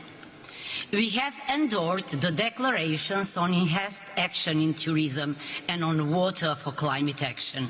In addition, I have appointed a climate expert in my National Security Council, and we have joined the group of friends on climate and security. Our goal is to accelerate the transition to a low-carbon economy across all sectors, including energy, transport, industry, and agriculture. To achieve green growth, we will invest in green jobs and reskill workers, moving away from carbon-based energy production. Sustainable energy transition must be environmentally and socially just. We adopted a long climate action. We will introduce a legal framework for monitoring, reporting, verification and accreditation. In parallel, we will adopt a revised law on energy and a new law on renewables. These laws support the implementation of the challenging green agenda and sustainable connectivity cluster in EU membership negotiations, requiring €3.1 billion for renewable energy and energy efficiency. The Economic and Investment Plan and the Green Agenda for the Western Balkans provide funding for this. Regardless of progress in the EU accession process, countries should have ongoing access to climate action funds before membership. Esteemed Excellencies, we need a peace agreement, a natural contract, as Michel Serra would say, to stop treating nature as adversary and start treating it as partner. The Paris Agreement, the SDGs, and are the blueprint of that peace agreement, of that natural contract. Let's implement them in the line with the principle Pacta sunt servanda.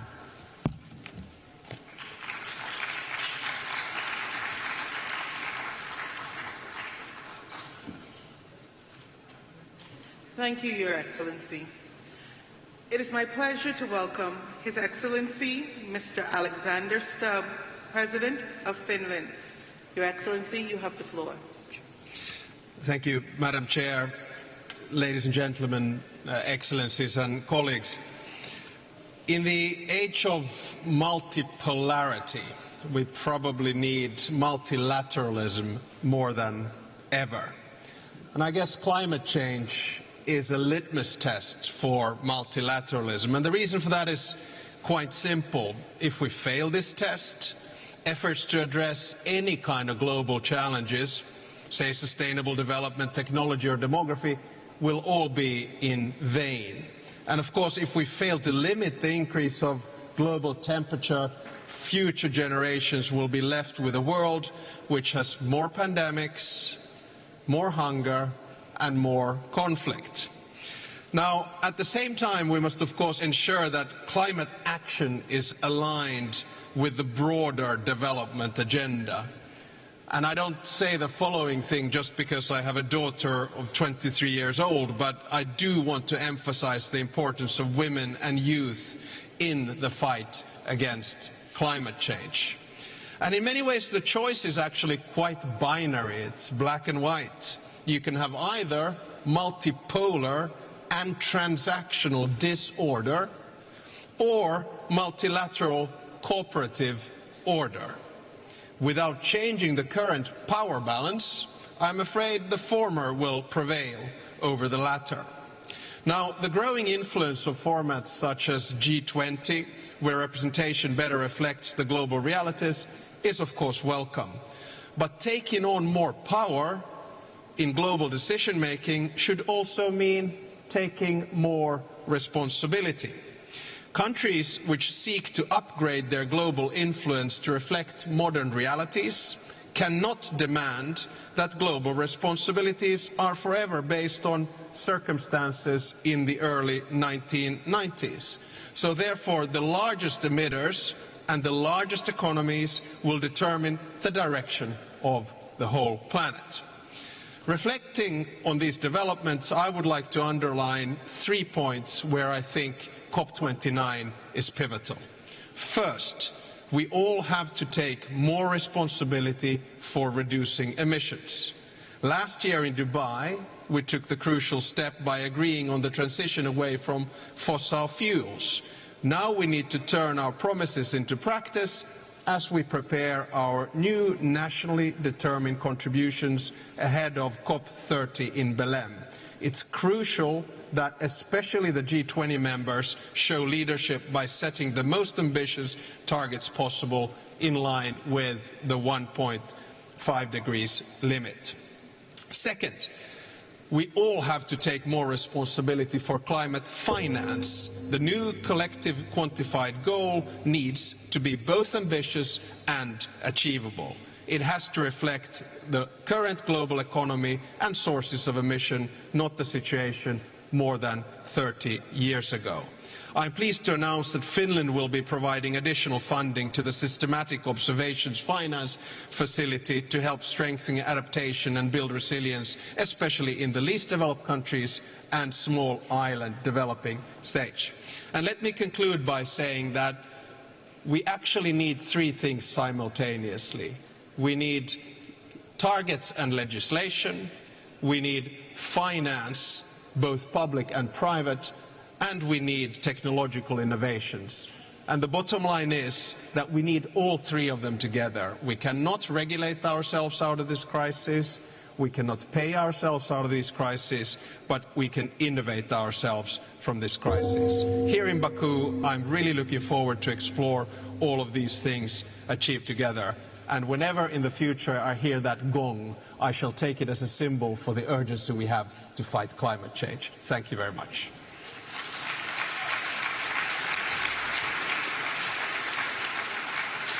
Thank you, Your Excellency. It is my pleasure to welcome His Excellency Jakov Milatovic, President of Montenegro. Your Excellency, you have the floor. Thank you, Chair. Your Excellencies, it is a profound honor to participate on behalf of Montenegro in this distinguished gathering. COP29 is taking place at a crucial time. The data from the UN agencies are showing that 2024 is on track to be the hottest year on record. The negative consequences of the climate change are increasingly impacting communities worldwide, with Montenegro being no exception, thus underscoring the urgent need for climate action. Since the early 1990s, Montenegro's commitment to aligning national policies with international sustainability standards has been evident, especially when the country became the first nation in the world to establish its status as an ecological state within our own constitution, thus pledging to integrate all environmental considerations across areas of national governance. Although our share in global CO2 emissions is negligible and Montenegro's contribution to environmental goals may seem modest in a global context, this does not exempt us from the responsibility to contribute to collective efforts towards carbon neutrality. As an EU candidate country, Montenegro aligns its policies with those of the EU, and as such, we have committed to sharing the climate ambition expressed in the European Green Agenda. Through our NDCs, Montenegro has pledged to reduce greenhouse gas emissions by 35% by 2030 compared to 1990 levels. And as the goal is assessed to have been already achieved, the country is planning to raise the target to 55%, while the policymakers are actively exploring ways to further enhance this goal. In parallel, Montenegro is actively investing in renewable energy infrastructure, including the development of wind farms and solar energy panels, while the plans for doubling the capacity of the undersea electricity connection with Italy is already being planned, thus positioning Montenegro as a unique link between the Balkan and Italian electricity systems. The country is accelerating the implementation of energy efficiency initiatives, especially within public institutions, and these efforts are being supported by major international organizations. Montenegro has also emerged as a regional leader in innovative financing mechanisms for sustainable development. Building on existing institutions like the Eco Fund, the country has, in partnership with the UN office in Montenegro, introduced what we call Sustainable Development Goals Acceleration Fund, thus creating a unique and powerful tool for fostering partnerships that represent a new generation of financing for SDGs. Ladies and gentlemen, to conclude, on the path to carbon neutrality, we must remain committed to just transition. Dear colleagues, time is the most precious resource at our disposal, and every day counts as crucial in our collective pursuit of a climate-resilient economy. Collaboration is essential in this endeavour, so I urge us all to leave this event with a renewed sense of urgency and commitment. Thank you very much.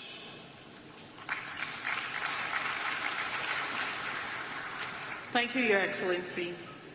It is my pleasure to welcome His Excellency, Mr. Ramchandra Paldel, President of Nepal. Your Excellency, you have the floor.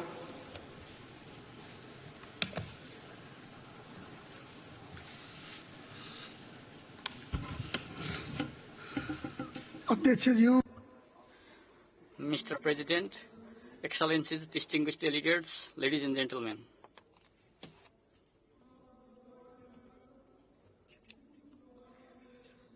Mr. President, climate justice and climate finance, including reparations for loss and damage, are my paramount concerns today.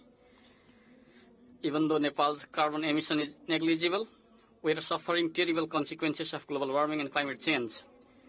In fact, we are reeling from some recent climate-related disasters, glacial lake outbursts and devastating floods that caused damages worth tens of billions of rupees.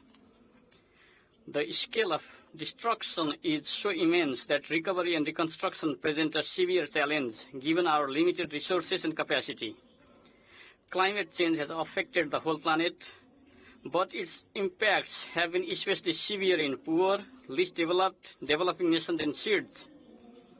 Mr. President, Nepal is committed to utilize natural resources sustainably and prudently. As we implement our ambitious emission reduction targets set out in the second NDC, contributing to the global well-being and protection of Mother Earth, we have increased forest cover and enhanced production and supply of clean energy, to mention a few of our efforts. But the challenges precipitated by global warming and climate change far exceed our capacity and resources to manage them. Mr. President, we are compelled to divert our meager resources, originally allocated for poverty reduction, towards adaptation and mitigation, which is a grave injustice. Urgent implementation of polluters pay and compensate principle is critical, and they must also take responsibility for reducing emissions. While the pledges for climate funds have been insufficient to begin with, they have also remained unmet. It is even more distressing to note that the targeted communities do not receive the funds due to complicated processes. In this regard, I also call for urgent operationalization of the Loss and Damage Fund, which is intended to support the vulnerable developing countries. Climate finance must recognize the contributions of countries like Nepal in protecting biodiversity, the Himalayan cryosphere, as well as in supplying fresh water. These nations must also be adequately compensated for climate-related loss and damage. I also call for technology transfer and adequate capacity building grants in accordance with the Paris Agreement and the commitment of developed countries. Climate finance must be provided in the form of grants, and this should be disbursed through national treasuries to ensure effectiveness. Mr. President, the vast resources spent for the arms should instead be redirected for adaptation and mitigation efforts to protect human civilization and bequeath a habitable planet to future generations. I hope this conference will make concrete progress towards setting out a clear NCQG based on the principle of climate justice, equity and capacity, towards limiting global warming to 1.5 degrees and towards ensuring climate justice and sustainable development of least developed and Himalayan nations. As the snow-capped white mountains turn into black rocks, the world needs to recognize that the effects are not limited to the mountainous nations, but also extend to the coastal ones. Therefore, it is high time we formulate and implement integrated and holistic adaptation strategies that link mountains to the sea. Nepal is organizing Sagarmatha Sambad Everest Dialogue to advance this important concept. Finally, I reiterate that protecting Himalayas is protecting ourselves and entire humanity across the planet. Thank you for your attention.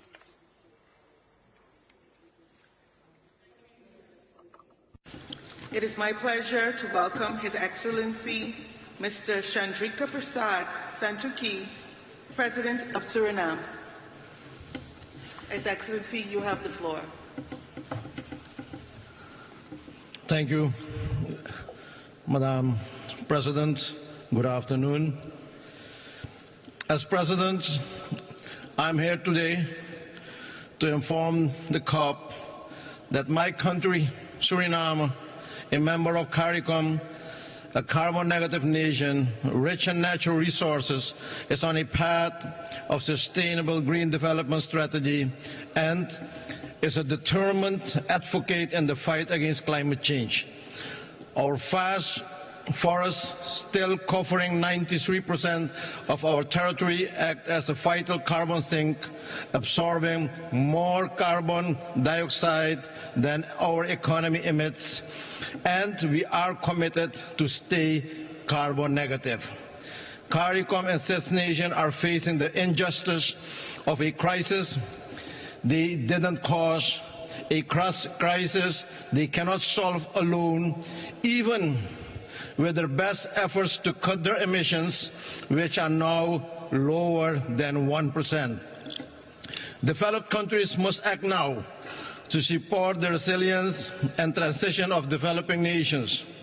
We as CARICOM leaders are committed to stay below 1.5 degrees this century as pledged, and we ask you all to do your part. My country will continue to contribute to our green transition, adapt to climate impacts, and achieve our sustainable development goals through a green development strategy, leaving no one behind. A balanced and responsible exploitation of the oil and gas sector after the announcement of the FID recently will be an integral part of this strategy. Suriname's strong commitment to environmental leadership is evident through our leading position in the Environmental Performance Index in Latin America and being the first country to develop internationally transferred mitigation outcomes, ITMOs. Madam President, most CARICOM states lack the financial capacity and resources to recover from escalating climate impacts. Outdated GDP-based criteria keep concessional financing out of the reach of many of us, despite adoption of the multidimensional vulnerability index at the United Nations. Yet international financial institutions have not implemented it. CARICOM calls for a binding commitment to allocate at least 15% of climate finance to SITs instead of the unacceptable 1.5% SITs now receive. We call for easier, more tailored access to climate finance for SITs, including simplified applications, capacity building, direct funding, and affordable financing. Developed nations have a duty to support those less responsible and more vulnerable to climate change, requiring immediate action to correct this imbalance and climate injustice. The Loss and Damage Fund must be made functional and effective urgently. This must be fixed in 2025. Without significant increases in climate finance, SITs cannot adapt the climate impacts or achieve sustainable development. Inaction threatens their very existence. Finally, Mr. President, it is time to take bold action now to help SITs confront the urgent threat of climate change. I thank you, and may God bless you all. Thank you. Thank you, Your Excellency. It is my pleasure to welcome His Excellency, Mr. Denis Bersirovic, Chairman of the Presidency of Bosnia and Herzegovina. Your Excellency, you have the floor.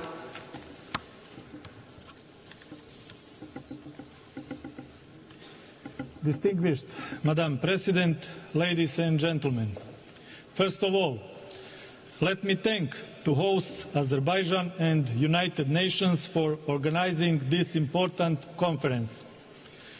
The state of our planet is alarming. Accelerated climate changes are the result of irresponsible human actions. By industrializing the earth, man endangered nature and thus endangered himself. The path our civilization is currently on is leading to catastrophe. One of the key problems today is the complete erosion of moral. We are witnessing that some big countries preach heaven but practice hell. Because of such policy, both people and nature are suffering. One of the biggest obstacles in the fight against the climate crisis is state egoism. Unfortunately, certain countries consider that this is not a critical issue for the current generation and choose to defer its resolution to future generations. This mindset is deeply wrong. The challenges are different for each of our countries, but the goal is the same. Let's be on the same side in the fight against the climate crisis. The growing climate crisis requires us to make changes in our value system. To mitigate the climate crisis, we need to focus, among other things, on more responsible policies that promote nature protection, improvement of green financing standards, strengthening climate diplomacy, educational programs that will encourage climate innovation, and empowering a new generation of climate leaders. Bosnia and Herzegovina is determined to contribute to the reduction of greenhouse gas emissions, achieve climate neutrality, carry out the energy transition, and to contribute to the implementation of the Paris Agreement on climate change. Bosnia and Herzegovina is actively working on the adoption of the Integrated National Energy and Climate Plan. The document outlines Bosnia and Herzegovina's strategic determination, direction in the process of decarbonization of the energy sector until 2030, with a clear vision to 2050. Finally, let's not forget, the earth does not belong to humans, but humans belong to the earth. Let's continue our fight against climate change. It is a fight for our future. Thank you for your attention. Thank you, Your Excellency. It is my pleasure to welcome His Excellency Nana Addo Danwa Kufuor, President of Ghana. Your Excellency, you have the floor.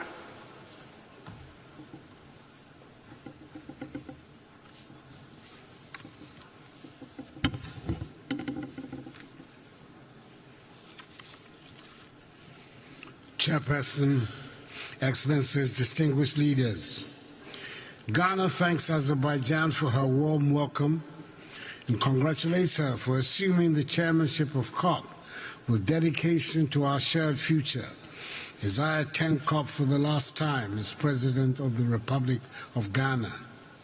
Today we gather not merely as leaders or policymakers, but as individuals bound by our love for our lands and future generations. We're here to declare we stand in solidarity for a green world. For Ghana, climate change is real and immediate, affecting our farmers, coastlines, and communities. Rising temperatures and unpredictable weather threaten our livelihoods daily. Yet we respond with resilience and commitment. In 2021, Ghana submitted updated nationally determined contributions to the United Nations, encompassing 47 programs to mitigate and adapt to climate impacts. Our goal is to cut emissions by 64 million metric tons by 2030. Demanding investments between 10 and 15 billion United States dollars. Despite financial and technical hurdles, we're determined to meet the Paris Agreement's goals across agriculture, transport, forestry, energy, and other sectors. We have made strides. The Green Ghana project has planted 50 million trees, and forest restoration efforts have covered 721,000 hectares since 2017 when I came to office. 13 mitigation actions have cut annual greenhouse gas emissions by 43% since 2021. Ghana's national electric vehicle policy, backed by tax incentives, promotes sustainable mobility, and our energy transition framework steers us towards a green future. Through Article 6 of the Paris Agreement, Ghana has mobilized 800 million United States dollars by trading carbon credits with nations like Switzerland and Sweden. However, we cannot reach our climate goals alone. We call on our global partners to honor their commitments, ensuring accessible concessional financing for sustainable development in Africa without unsustainable debt. As a father and a grandfather, I question what we will leave behind. What world will we leave behind? Our children's future hinges on our decisions. That COP29 here in Azerbaijan mark a pivotal shift from dialogue to decisive action. Let us act boldly, showing future generations that we fought for them. Ghana stands united with the world for a green, resilient tomorrow. Madam Chair, thank you very much. Thank you, Your Excellency. It is my pleasure to welcome His Excellency Mr. Kurulsuk Akna, President of Mongolia. Your Excellency, you have the floor.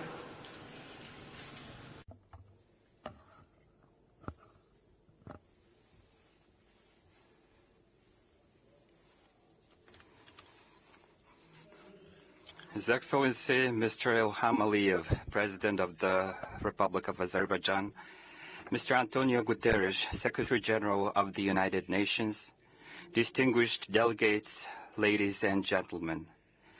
At a time when climate change is accelerating due to both natural forces and human actions adversely impacting on sustainable development, livelihood, and human well-being worldwide, we need to strengthen our political leadership, collective efforts, and activities. The United Nations continues to warn us that the chance to meet the commitments under the Paris Agreement is gradually diminishing.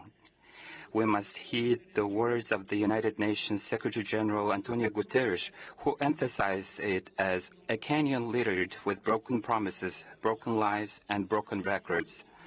All of this signifies a failure of leadership, a betrayal of the vulnerable, and a massive missed opportunity. Hence, today, humanity should unite for our common future with shared goals of treating the Mother Nature with utmost compassion and respect, rather than subjugating her. And in order to every country to achieve more tangible results, it is necessary to strengthen national consensus, common policy, and mutual understanding involving all social groups, including government, private sector, civil society. If humankind does not take decisive actions to protect the Mother Earth, tackle the issues of climate change, land degradation, and biodiversity loss, the planet will find her own way to survive regardless of our presence. Harmonious coexistence with Mother Nature is the foundation of human existence. We should never forget that. Particularly, owing the elevated debt levels, constrained domestic budgets, and limited financial resources, developing countries and those vulnerable to climate change face with financial risks in successfully fulfilling their obligations and commitments under the Paris Agreement. Therefore, I would like to emphasize that the world leaders need to take up into consideration the priorities and needs of countries, especially developing countries, and support and adopt the new collective quantified goal for climate finance at this 29th session of the Conference of the Parties to the UN Framework Convention on Climate Change, which will significantly increase climate finance. In order to successfully fulfill its commitments under the Paris Agreement, Mongolia needs to financing equal to approximately 50% of its GDP. In this regard, to enhance financing and investment in renewable energy, green agriculture, and forestry, our country is undertaking a comprehensive reform aimed at improving the legal and business environment.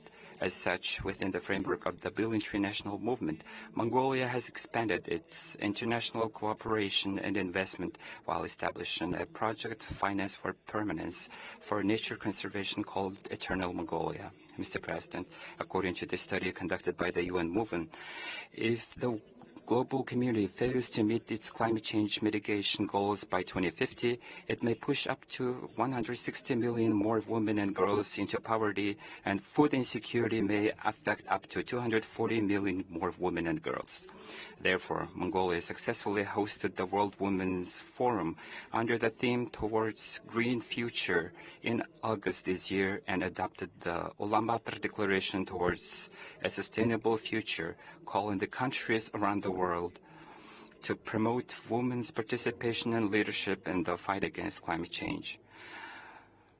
Moreover, Mongolia is putting forward an initiative to establish a global coalition on sustainable rangelands and pastoralists for the future at a time when climate change is detrimental impact the country's light traditional pastoralism. I'm confident that this initiative will contribute to the implementation of the resolution adopted by the UN Secretary General, UNGA, declaring the International Year of Cooperatives in 2025 and the International Year of Rangelands of Pastoralists in 2026, and as well as the preparation of the 17th UNCCD COP in Ulaanbaatar in 2026.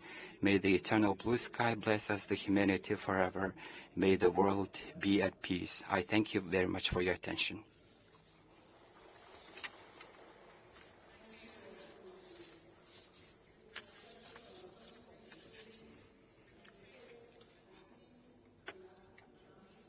President of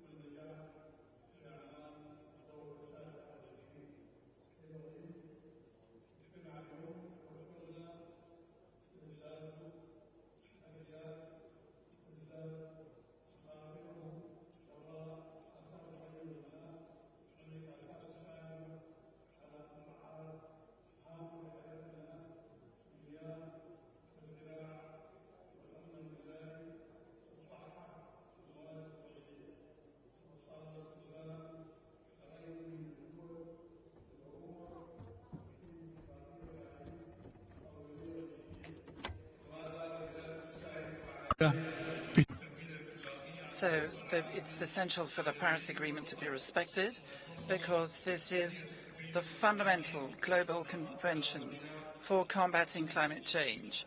Indeed, climate change is a key priority for Sudan because it is vital to deal with it for our national development. Our country is facing aggression, whether it is from the rapid response militia, rebels, and all the consequences stemming therefrom, such aggression. But these aggressions have an impact on people and on the environment. There are also non-sustainable practices which are the result of war, such as, for example, the felling of trees, an increase in pollution, as well as the destruction of infrastructure. All of that has an impact on us. Notwithstanding all of this, the government of Sudan has established a whole number of policies and plans to improve the efficiency of production and to depend less and less on fossil fuels. Ladies and gentlemen, financing, localizing, and making sustainable development financeable is something which is vital for the donor countries to help the developing countries to meet their climate change commitments. Thank you. Thank you, Your Excellency. It is my pleasure to welcome Her Excellency Ms. Mia Sandu, President of the Republic of Moldova. Your Excellency, you have the floor.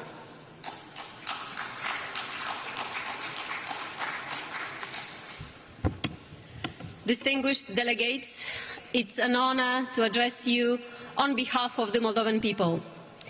My deep gratitude goes to His Excellency President Aliyev and the government of Azerbaijan for hosting COP29 in Bakú. Ladies and gentlemen, Moldova exemplifies the injustice of climate change. While contributing a mere 0.03% of global emissions, we are Europe's most vulnerable country to climate impacts. For Moldova, climate change is not a distant threat. It is a present reality impacting our daily lives, economy, and especially our rural communities who depend on agriculture. Rising temperatures, prolonged droughts, and erratic rainfall are reducing yields in crops like wheat and corn, while Moldova's vineyards, central to our economy and heritage, face new challenges.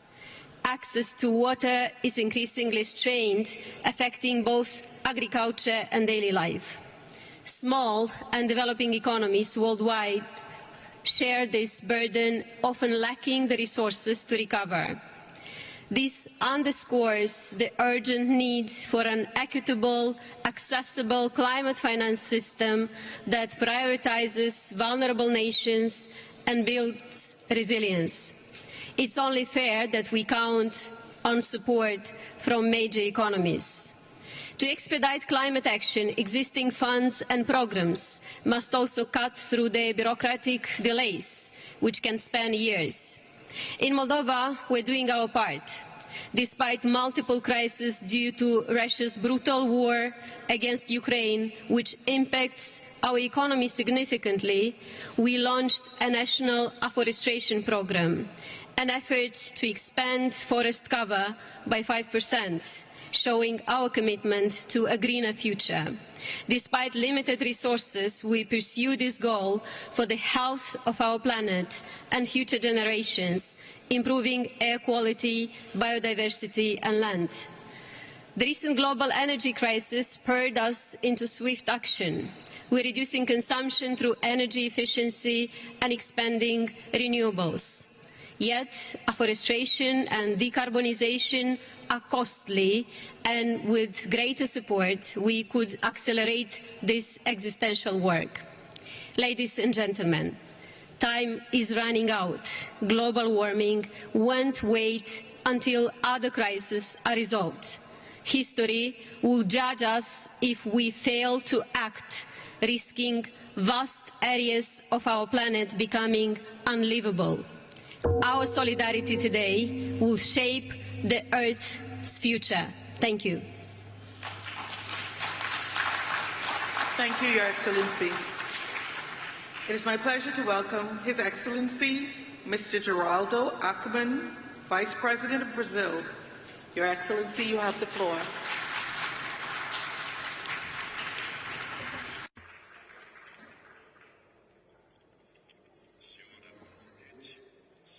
Madam Chairman, ladies and gentlemen, the pathway and the diplomatic efforts of the Climate Convention, which began in 1992 in Rio de Janeiro, Brazil, now bring us to Bakú in Azerbaijan for COP29. Each step along this path represents both progress and hesitations of multilateralism in the task of achieving common environmental goals and in our ability to rise to the challenges. The Bakú conference aims to define the new climate finance target. The new financial target must be ambitious in a way as to limit the temperature increase to 1.5 degrees Celsius. Bakú also has the challenge to conclude carbon market negotiations and lead the way for the implementation of historic commitments achieved during COP28, in particular about energy and forests. Brazil is recognized as an environmental powerhouse, but also a leader in food security. We have the largest tropical forest in the whole wide world. We have the cleanest energy matrix among the major economies, efficient and green agriculture, and above all, we are aware and committed to the fact that there is no future without sustainability. We are implementing the climate plan, which will serve as a guide for Brazilian climate policy until 2035. We have also signed the Pact for Ecological Transformation between the three branches of government of Brazil, with the support of which is fundamental the participation of civil society. We need concrete measures at the right pace. I will have the honor of presenting at the COP29 Brazil's NDC. Our target reflects our highest ambition to reduce emissions by up to 67% by 2035 compared to the year of 2005. Certainly ambitious, but also feasible. To do this, however, we will need to work together to ensure the appropriate conditions and means of implementation. Our NDC is much more than simply an emissions reduction target for 2035. It reflects the vision of a country that looks to the future and is determined to be a protagonist in the new global economy with renewable energy, fighting inequality, and commitment to sustainable development. The success of COP29 is fundamental to the success of COP30, which we are proud to host in Belém, in Brazil, and also for the global response to climate change. Failure to act now will cost us dearly later. On behalf of President Lula, I hope to see you next year in Brazil. Thank you. Thank you, Your Excellency. It is my pleasure to welcome His Excellency Mr. Philip Isidore Mapango, Vice President of the United Republic of Tanzania. Your Excellency, you have the floor.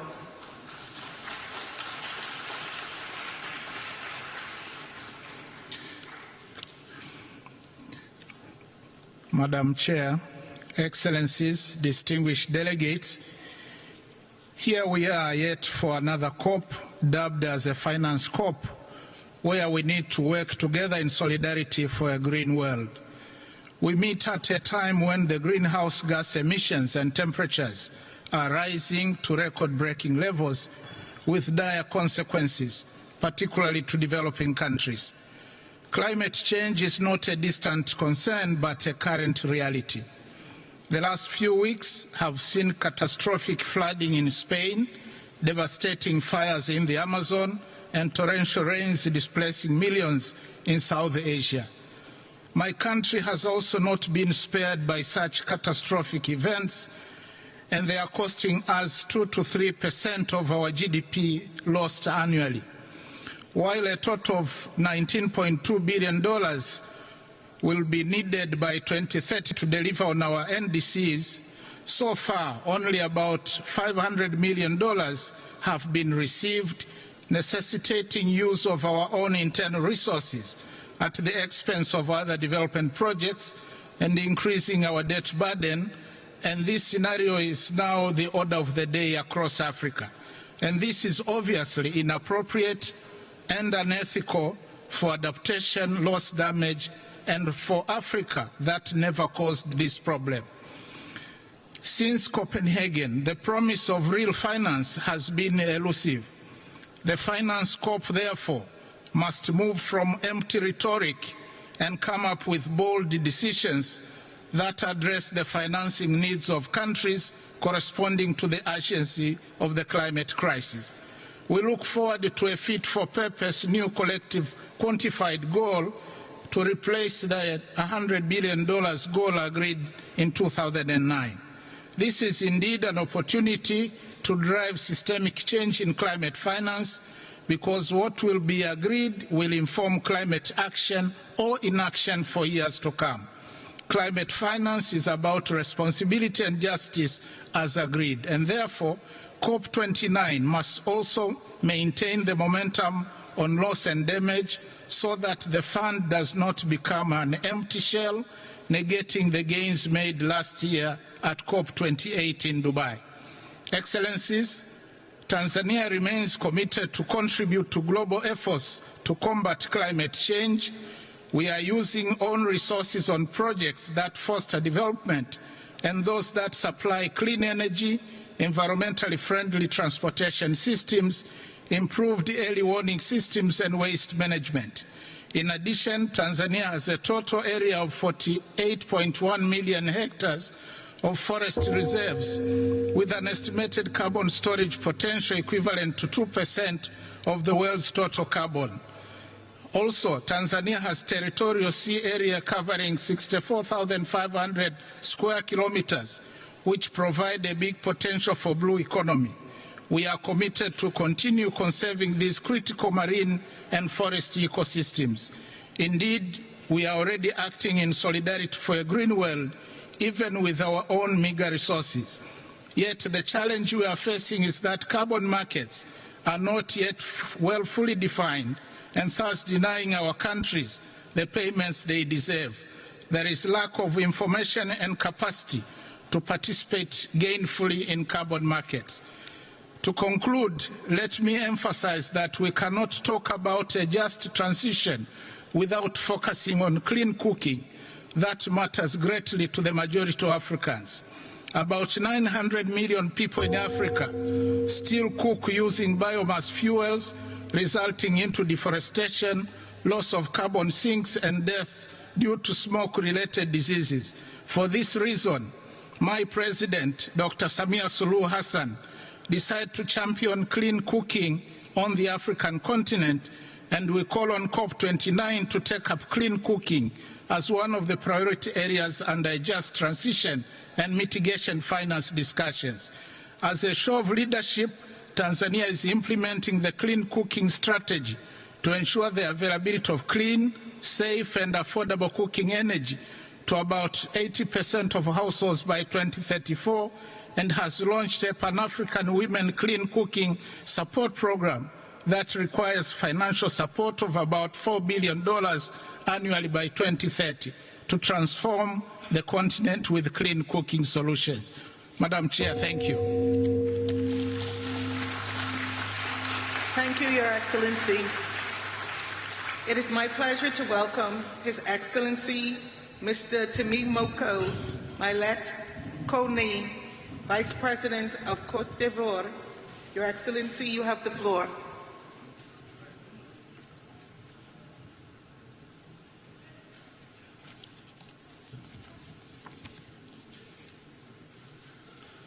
Madame la Présidente, Excellences, Mesdames et Madam Chair, President, ladies and gentlemen, our meeting is being held at a time when the climate crisis has reached an unprecedented level. The last United Nations climate report is alarming. Our planet is heating at a worrying pace, which means that the objective of 1.5 Celsius is unreachable or unlikely to be reached. We are now at a decisive juncture, and we must take rapid and collective action to tackle climate challenges which are increasingly destructive. No country, I must add, is spared. In Côte d'Ivoire, we have taken bold initiatives, and without them, we could have a 13% drop in our GDP by 2050, and almost 2 million of our peoples would dip into poverty. It is clear that the economic, social, and health consequences are inevitable if we stand without doing anything. And it's for this reason that our President Alassane Ouattara has led strong measures that confirm our commitment to the Paris Agreement. This year, we concluded with the IMF a facility for sustainability and resilience, and along with other partners, we have, including the World Bank, we have been looking into more innovative financing measures. We have also strengthened governance, and we have set up a National Commission for Climate Change and a Carbon Market Bureau. We also adopted a draft law on climate. Today, Côte d'Ivoire stands ready to join the international carbon market with emission reductions linked to the conservation of our forests. Your Excellencies, ladies and gentlemen, we must face the facts. Climate disasters, as well as the rapid biodiversity loss, are threatening our common future. Given the gravity of this situation, Côte d'Ivoire calls for us to stand by our COP28 commitments and previous conferences as well, especially our pledge to fund the Loss and Damage Fund and to mobilize resources from Africa, mobilized by developed countries for Africa to tackle climate change. But beyond that, the major economies must drastically reduce their greenhouse gas emissions to facilitate access to climate technology and to accelerate the energy transition. Countries with strategic natural resources must have enough resources to facilitate their energy transition without going into further debt. Ladies and gentlemen, this conference must more than ever meet the expectations of the people across the world, and to this end it is a pressing need on developed countries to take climate action. We must come up with a more ambitious, they must have a more ambitious program for developing countries, and they must take into account the legitimate and specific needs of the more vulnerable regions. The heavy toll paid by our populations because of increasingly violent climate disasters means that we must come to urgent agreement on financing so that we can have lasting solutions and ensure that this COP29 marks a critical juncture where we can forge a path towards protecting our planet and ensuring a sustainable future for future generations. Thank you. Thank you, Your Excellency.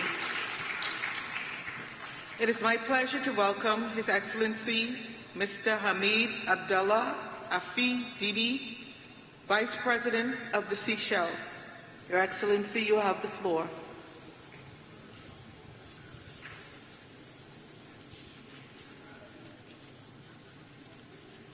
Thank you, Madam President, distinguished delegates, ladies and gentlemen. It's a great privilege to stand in front of you and to present the position of Seychelles.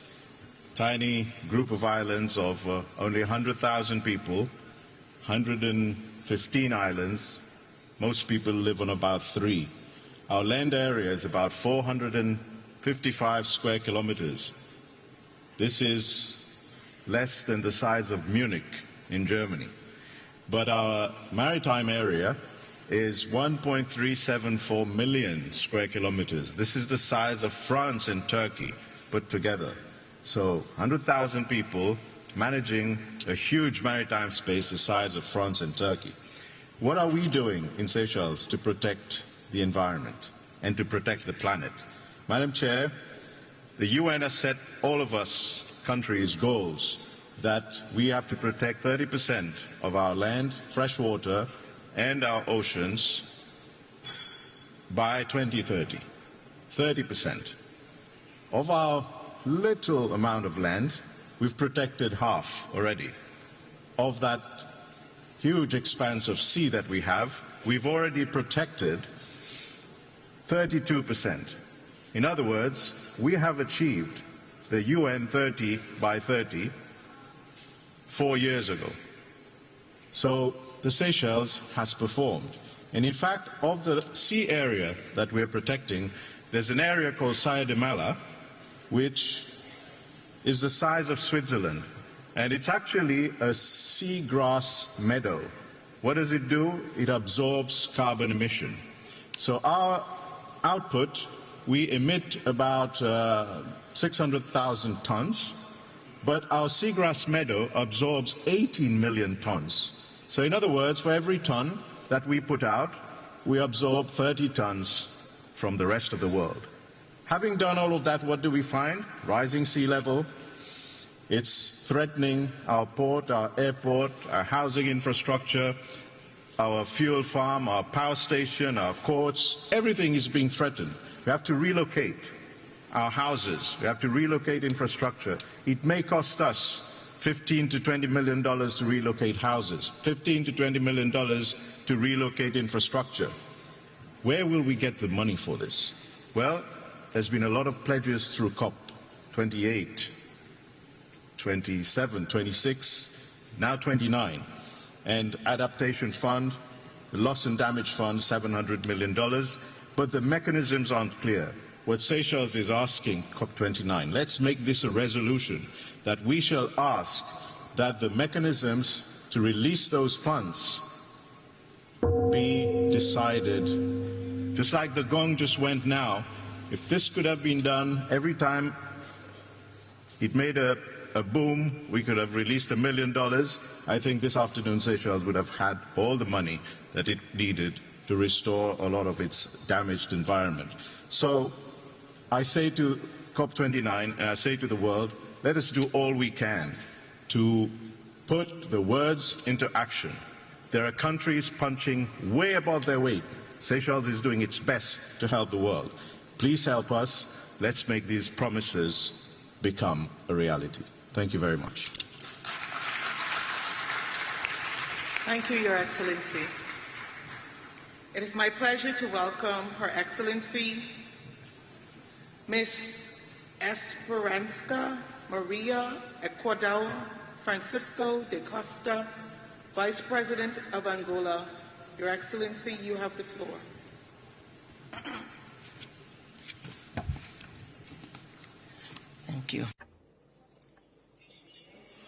Your Excellencies, heads of state and government, ladies and gentlemen, it is with the highest honor that I address the distinguished delegations present at this, the 29th Conference of the Parties to the United Nations Framework Convention on Climate Change.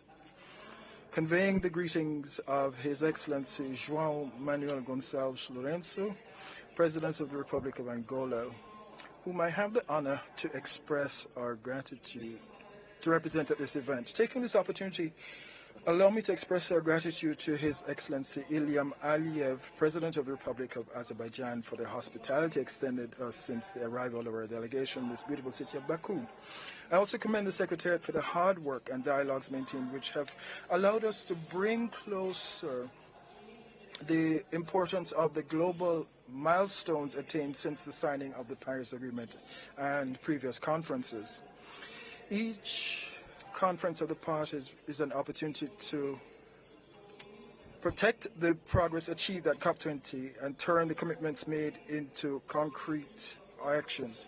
We will only be able to meet the goals of the Paris Agreement if all countries have the means to accelerate climate change, mitigation, and adaptation measures. We consider it essential to make greater efforts to rapidly increase adaptation financing and ensure that international carbon markets do work for everyone. Create mechanisms to monitor and ensure that pledged funds are dispersed, as well as fully operationalize the loss and damage fund, identifying simplified and efficient access mechanisms for financing to developing countries which are the most affected by climate impacts. Ladies and gentlemen, the Republic of Angola, like other countries in the African region, has been facing various challenges generated by significant impacts of climate change. The 2022 to 2035 National Strategy for Climate Change includes mitigation and adaptation measures by mainstreaming climate change issues into national policies, reflecting a comprehensive commitment of Angola to environmental sustainability. And we also share data to respond to different problems linked to climate change, including forced migrations. Drought and desertification in the southwest of Angola continue to be the main concern of the government, as they have negatively impacted communities and development programs. Angola continues to implement the program to combat the effects of drought in the southern region of Angola by building new dams, and we aim to promote agricultural development, strengthen food security, and provide greater resilience to communities. On the other hand, the National Plan for Adaptation to Climate Change is being developed, and our 2025 NDC is under review, focusing on the transport and energy sectors. We would like to highlight efforts aimed at strengthening the national energy matrix with renewable energy, currently accounting for 66% of energy from photovoltaic and hydropower projects, expected to scale to 72% by the end of 2027. This reflects our commitment to address pollution, emissions reduction, and to promote a transition to a low-carbon economy. We consider that the enhancement of forests in a new vision will benefit the creation of green jobs so that youths and communities can be included in the management of forest ecosystems. We continue to make efforts to increase terrestrial conservation areas, and we have started a vast program to identify ecologically significant marine zones that will allow the creation of a network of marine protected areas, which are key factors in the development of the blue economy. Thus, we have devised differentiated strategies, programs, and projects to intensify global commitments to climate goals, while simultaneously ensuring the improvement of living conditions for our populations, reducing poverty, and equally fostering an environment of harmony in the Southern African region through fruitful cooperation by shared management of transboundary water resources. Ladies and gentlemen, our goals cannot be achieved amidst tensions and conflicts arising in the international context. We therefore need to increase our commitments to stability and to the Pact for the Future We Want, adopted at the United Nations Summit to build a better future and reduce the climate crisis, hunger and poverty, and promote the improvement of food systems, a low-emission economy, gender equity, education, innovation, and peace as new decisions and indeed a legacy for future generations. Thank you very much for your attention. Thank you, Your Excellency. It is my pleasure to welcome His Excellency Mr. Abdallah Alamini Bazwa, Vice Chairman of the Presidential Leadership Council of Yemen. Your Excellency, you have the floor.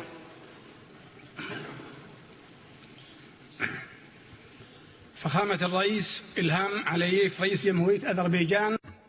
Your Excellency, President Aliyev, President of Azerbaijan, ladies and gentlemen, heads of government, Secretary General of the United Nations, ladies and gentlemen, may the peace of God be with you.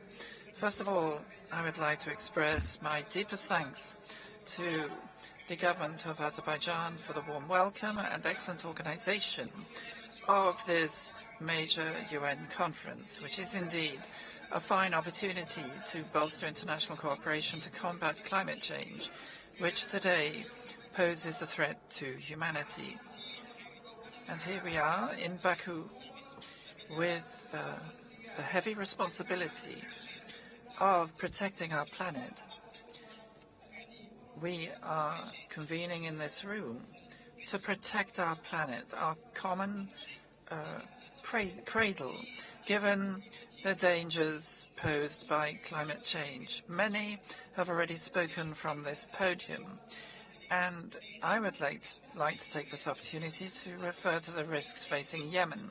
Yemen is experiencing major crises, humanitarian, security-related, and economic, among many others, which are compounded by climate change through things like drought, heat waves, and the increase in sea levels, not to mention many cyclones.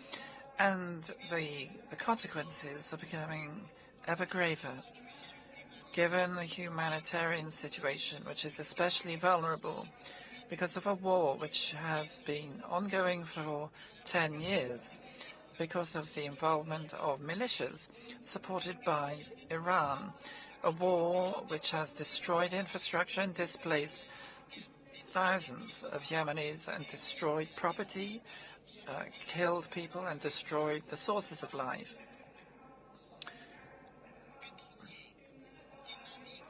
And there are constant threats to oil tankers sailing in the Red Sea. It's a war which undermines our efforts, which should, in principle, be geared to mitigating the consequences of climate change. A war which has driven many thousands into exile. Ladies and gentlemen, the Yemeni government today is standing up to these challenges with all its strength and all its resources to honor its commitments to protect the lives and dignity of Yemeni citizens in the face of terrorist groups and their followers. Our government is resolved to opt for a trailblazing strategic policy to combat climate change and to incorporate this in a comprehensive strategy, relying on capacity building and more sustainable policies, which will allow us better to deal with the need to mitigate climate change while bolstering the resilience of local communities vis-à-vis disasters, especially in the coastal areas.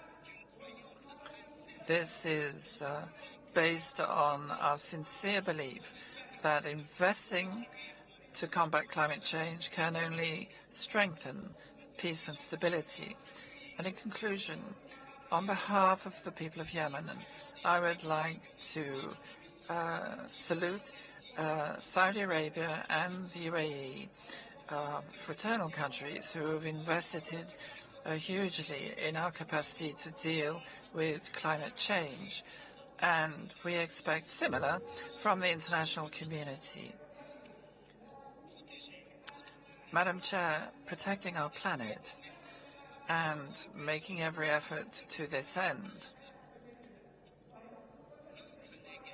must mean vanquishing war and putting an end to war.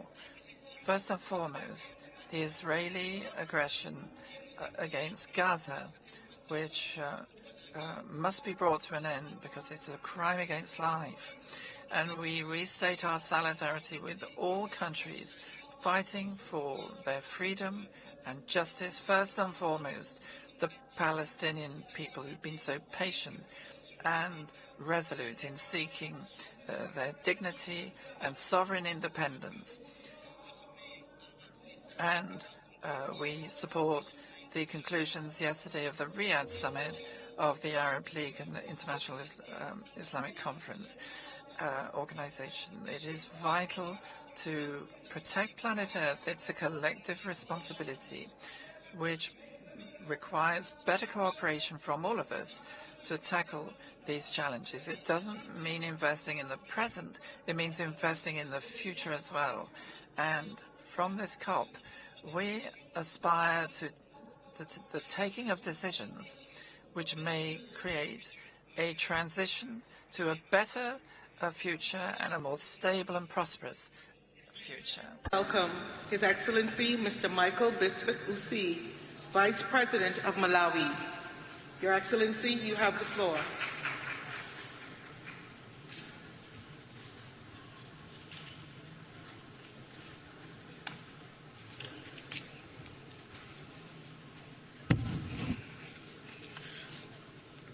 Madam Chair, Your Excellencies, I bring to you greetings from the President of the Republic of Malawi, Dr. Lazarus Makathi Chakwera, and the people of Malawi.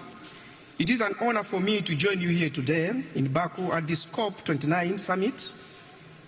This gathering is a powerful reminder of our collective duty. The duty is to secure a healthy, resilient, and sustainable planet for generations to come.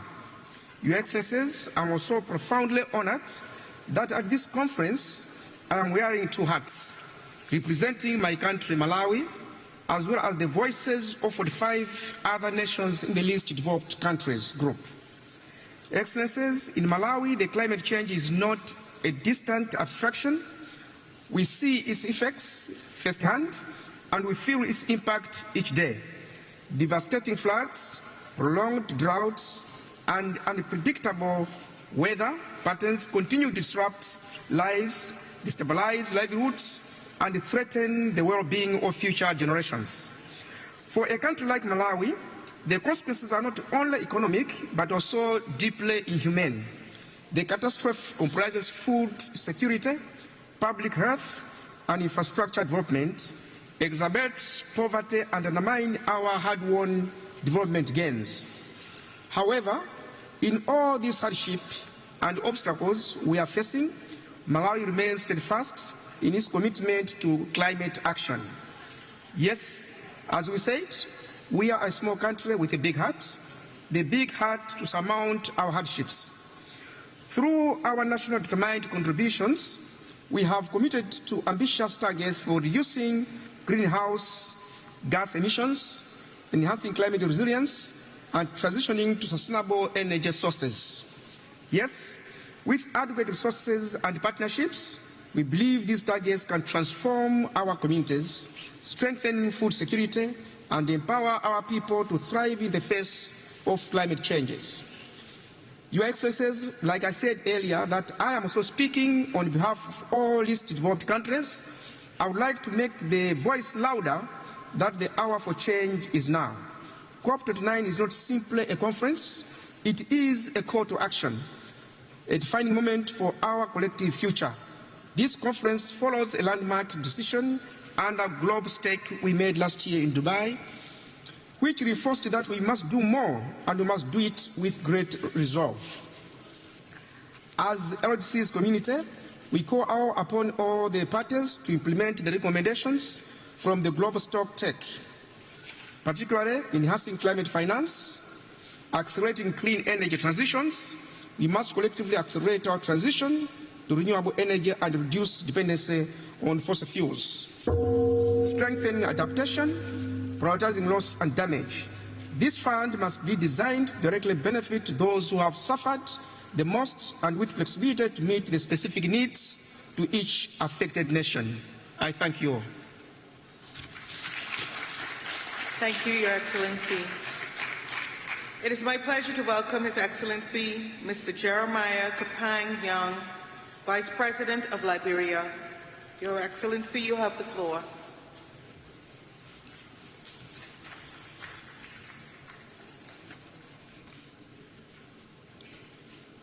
Madam President, Excellency, distinguished ladies and gentlemen, Liberia congratulates the government and people of Azerbaijan for assuming the presidency of COP29 and the warmest hospitality accorded us. I bring you greetings from Excellency Joseph Yuma Boakai, Senior President of the Republic of Liberia. Madam President, Excellency, we have gathered here in Bakú to deliberate on issues of climate change and global challenges that continue to undermine national development. This year, we witnessed most of our lowlands being flooded, giving rise to loss of lives, destruction of property, and displacement of people. This is why COP29 must set the basis for loss and damage fund. We need a simple but accountable process that avoids unnecessary bureaucracy. Liberia calls for a stronger cooperative action and decision on Article 6.2, 6.4, and 6.8 at COP29, consistent with the African Group position in operationalizing carbon market and non-carbon credit mechanism. In 2021, Liberia formulated an ambitious second-generation nationally determined contribution committed to reduce greenhouse gas by 64% based on adequate financing. Excellency, I am pleased to inform this summit that Liberia will further increase her climate ambition during the formulation of the country's third-generation NDC, taking into consideration biodiversity protection, including the conservation of mangroves, freshwater ecosystem service, child rights, human mobility, and others. This means the issue of climate finance will be an integral part of the country's third-generation NDC.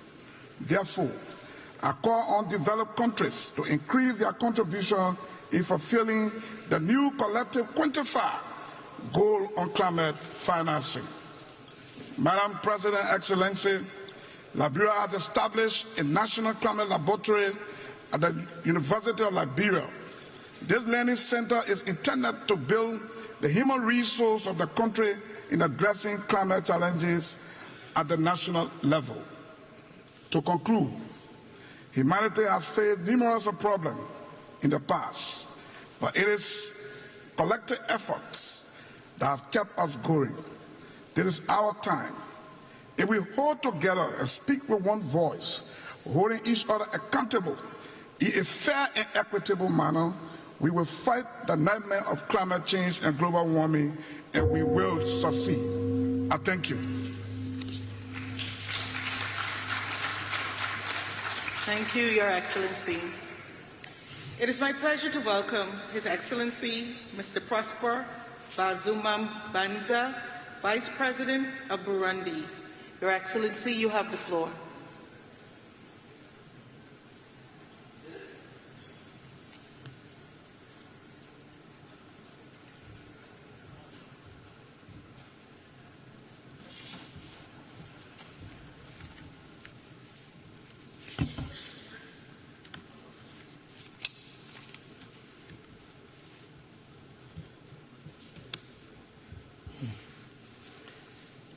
Excellences, Excellencies, President of COP29,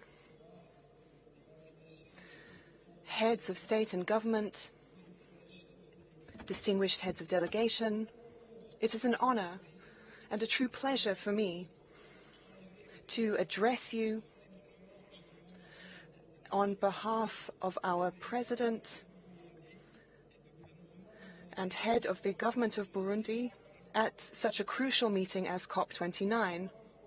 But at the very outset, allow me to rightly commend the warm welcome that we have received, I did myself, as did my delegation, from the government of Azerbaijan. Excellencies, ladies and gentlemen, Burundi is a country of 1,000 green hills, of savannas and forests, is, however, being confronted by the impacts of climate change, like other countries in the world.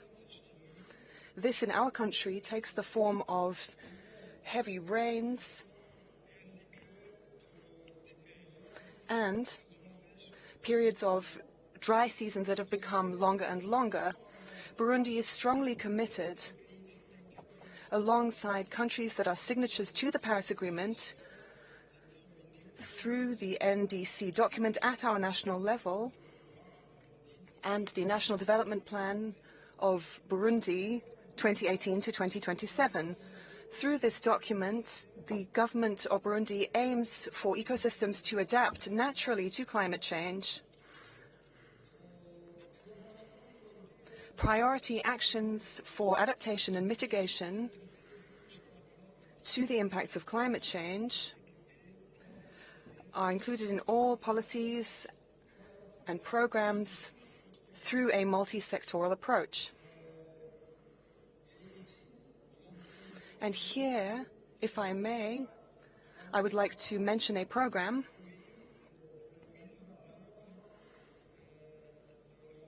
the implementation of reforestation throughout the country. This is a vast national program of tree planting, and in French this is called, in Burundi, a greener country. To ensure better operationalization and effectiveness of this program, planning and monitoring tools have been developed. In addition, far-reaching environmental programs have been integrated into teaching programs, into curricula, that is, in all levels of education, from primary to tertiary. Burundi aligns with the common position of the countries of the African continent and that of the LDCs. And in accordance with the 2030 agenda and the emerging Burundi agenda, emerging by 2040 and developed by 2060. Ladies and gentlemen, Burundi would like to take this opportunity to ask the stakeholders involved in the implementation of the Paris Agreement to meet their obligations to support the countries most exposed to the impacts of climate change, including Burundi. In conclusion, the financing mechanisms, we would ask you to set up simplified processes which allow for easy access to climate funding so that the most vulnerable countries can tackle the effects of climate change as swiftly as possible. Thank you very much for your kind attention. Thank you, Your Excellency. It is my pleasure to welcome His Excellency Mr. Pedro Sanchez Perez Castion, President of the Government of Spain. Your Excellency, you have the floor.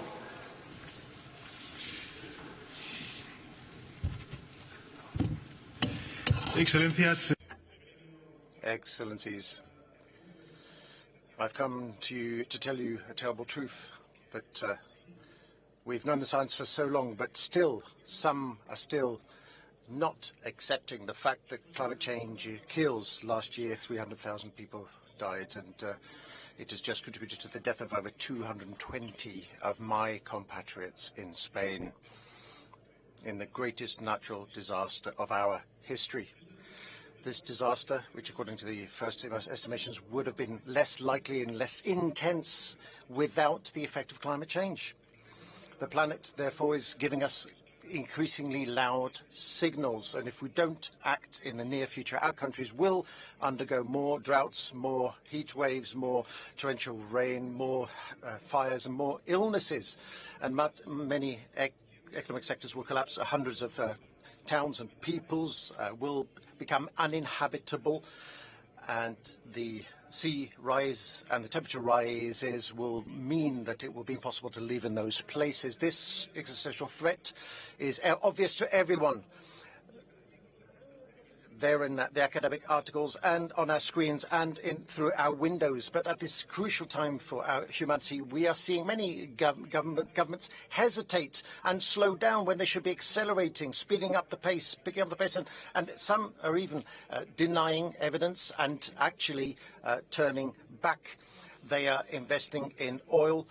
They are deregulating so that the rich can become richer, knowing full well that this formula will lead us all to disaster. We can therefore not allow this to happen. We know what the problem is. We also know what we have to do to resolve this problem. We don't need drastic measures. We need drastic measures. We need to transform. We need to change the way in which we create wealth and our relationship with the planet. We need to innovate. We need to undergo decarbonization. We need to develop more material and processes. And we need to adapt our towns and our infrastructure and adapt ourselves to new realities, climate realities. So it's not all about giving up growth, but growing more responsibly. It won't be easy, but it's possible, because evidence tells us that in my country, Spain, this is what we are doing over the last few years. We've undergone an ecological transition. We have brought about modernization. We've reduced by 40% our emissions and our consumption of natural resources. And at the same time, we have been the economy of the OECD, which has most grown in the last few years, and we can grow equitably and respect the planet. So don't listen to those who say that the transition is incompatible with the well-being of nations, or that it is bad for the middle classes and the lower classes, the working classes rather. Rather the opposite. If we do not conquer sustainability, unless we do all of this, and if we do not live in tune with sustainability over the next 10 years, we will all fall. The first to suffer will be the middle class and the working classes, because they are the ones who work in the most threatened areas. And that's what happened in Spain, specifically in Valencia, where still some people remain unaccounted for, and many towns covered with mud. This is why, ladies and gentlemen, we must help victims. We must ensure that this does not happen again. We must ensure that natural disasters do not multiply or replicate. I can assure you, we will do this. We will continue to ensure that before 2050 we are a carbon neutral economy, and that we will abide by international standards. But we will only succeed if we all do it, because we've only got one atmosphere, and all our climate patterns are interconnected. And we'll conclude with this.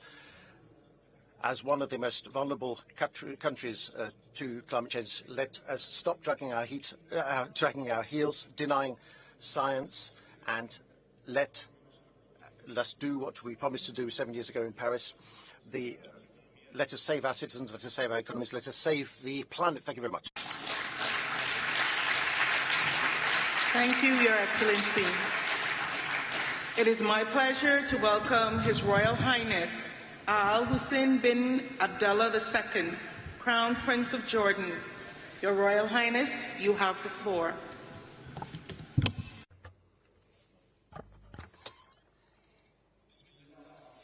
In the name of Allah, the most gracious, the most merciful, President Ilham Aliyev and the people and government of Azerbaijan for hosting this important summit. We have gathered here under the banner of solidarity, the family of nations joining as one to protect the planet we share. We all know that without common action, we are destined to fall short. Yet, we meet at a moment when faith in our ability to stand together is broken. When global norms, including the UN Charter and the Geneva Conventions, are being flouted with impunity. When trust in the international community to stand up for its own values has collapsed. When humanitarian violations are broadcast daily for the whole world to see, yet continue to be ignored and dismissed without consequence. Saving our planet must start from the premise that all lives are worth saving. The solidarity we need depends on embracing that truth. Yet, over the past 13 months, the world has stood by as thousands of Palestinians have been killed in Gaza, the majority women and children. How can we work together for our shared future when some are deemed unworthy of one? The ongoing violence in my region undermines peace and security beyond its borders. In the end, this will benefit no one. My part of the world is already exposed to the harsh realities of climate change, to heat, to drought, to loss of biodiversity. The war is compounding environmental challenges for Gaza and beyond. A recent United Nations Environment Programme study highlighted contamination of land, water and air. Sewage and waste management systems have been destroyed. Entire communities are now graveyards of debris. Another study found that rebuilding Gaza will result in total emissions higher than the annual emissions of more than 135 countries. An inclusive, just approach to the climate challenge requires that we address the links between climate, peace and security. Nowhere is this clearer than among global refugee communities and their hosts, who are some of the most vulnerable to climate change. During COP29, His Majesty King Abdullah II launched the Global Climate Refugee Nexus Initiative. 58 countries have signed on to date, and we invite others to join.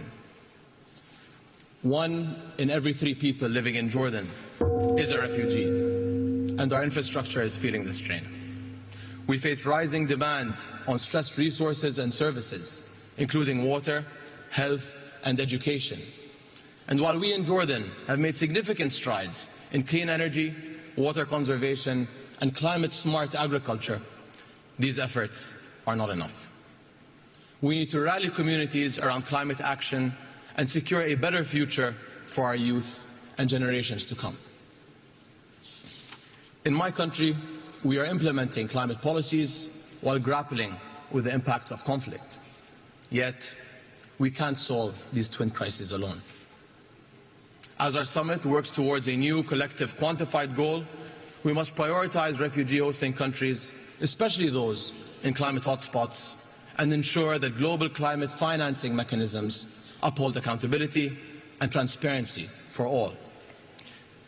Just as urgently, we must rebuild trust in the international community itself and acknowledge past failures. Our inability to collectively do what is right is turning us into passive observers, fully aware yet unwilling to act. As His Majesty King Abdullah has said, no one is a bystander in the fight for life on Earth. That means fighting against climate change, fighting for peace, and fighting to alleviate human suffering together, because every life is worth fighting for. Thank you. Thank you, Your Excellency. It is my pleasure to welcome Her Excellency Ms. Mia Amor Mortley, Prime Minister of Barbados. Your Excellency, you have the floor. Thank you very much, Your Excellencies. It is fitting that this 29th COP should take place here in this beautiful city of Bakú, standing as it does the sentinel between East and West doorway, between the global North and the global South, a bridge between the ancient, the modern, and indeed the future, with the majestic Caucasus Mountains behind us, reminding us of the heights that we must now scale in order to be successful in this process. We are in the midst of a climate crisis. We are in a season of superlatives. And the reality is that these extreme weather events that the world is facing daily suggest that humanity and the planet are hurtling towards catastrophe. The extreme weather requires from us a serious commitment at this COP with respect to new collective quantified goals that enable us to reverse the current trajectory and to fund mitigation, adaptation, and of course loss and damage. This commitment must encompass 7 critical elements. 1, the proper capitalization of the Loss and Damage Fund, and indeed the capitalization of the dedicated SIDS window in the Jefes Special Climate Change Fund. The latter remains unfunded, and the first underfunded. The reality is that the Loss and Damage Fund has only attracted $700 million, and this is despite the numerous crises besetting small island developing states, and indeed in our own region, Hurricane Beryl, which has caused serious damage to countries from housing to public infrastructure, and indeed from agriculture to fisheries in my own country. Secondly, proper capitalization of developing countries must also include and have access to cheaper, longer-term capital in circumstances where they can scale up investments for adaptation. Thirdly, the economic noose of tightening the fiscal space must be loosened by adopting the principles, in our view, of Bridgetown Initiative 3.0 through the delivery of urgently needed financial reforms. We must change the rules of the game, shock-proof vulnerable economies, and indeed review debt sustainability while at the same time augmenting resources. Fourthly, rich countries must deliver on their commitments. We must ensure time and again that the commitments made, whether for 0.7% of GNI or indeed the $100 billion or recently the $30 billion with respect to biodiversity, that these are met. We must have transparency and accountability on the part of everyone. Fifthly, we must agree in principle that developed countries and carbon producers can, in fact, along with others who are willing, help us find new money to augment the resources. We accept that the current commitments with public money may not be sufficient, and therefore we need to consider levies, as the Global Solidarity Levies Committee and Coalition is seeking to do. If we put a $5 per ton on CO2 for fossil fuel extraction, we can raise $210 billion a year. If we put $100 per ton on CO2 for shipping, we can raise in excess of $80 billion a year. And we've not addressed aviation or indeed the elephant in the room, a 0.1% levy on all bonds and stocks that can raise us in excess of $400 billion. Sixthly, we need to deal with methane. Methane is responsible for 45% of current global warming and is 80 times as devilish as CO2 with respect to warming the planet. This makes mitigation of methane the most effective way to slow the rate of warming in our world. And I trust and pray that we can have a global methane agreement, as Pope Francis led the call earlier this year for us to see a parallel track to decarbonization. Finally, we need high-integrity carbon markets to ensure that there is fairness, and that we need a universal carbon pricing mechanism to remove the disparity between countries in the north and south. My friends, every COP must make progress irrespective of the geopolitical dynamics. There is an urgent need to reform this COP process, and I hope that we can meet that as we go forward.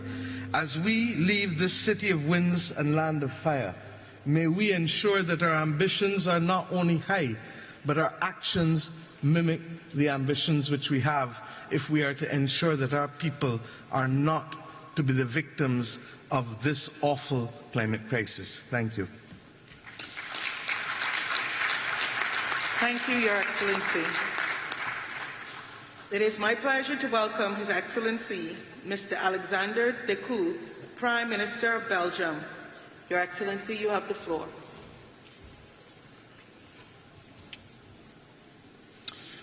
Madam President, dear colleagues, this is not a time to falter. Emissions continue to rise and we see more and more destructive climate disasters. There is one certainty. If we do not alter our policies, we will see an increase of 3 degrees Celsius by the end of the century. Our citizens expect us to show a way out. They want us to collaborate on a faster and more resolute decarbonization and moving away from fossil fuels. We have to be ambitious in our goals, but effective and flexible in how to achieve them. Dear colleagues, meetings like these are often perceived as talking shops. And yes, these strenuous negotiations are far from perfect. But if you compare climate policy now to a decade ago, we live in different worlds.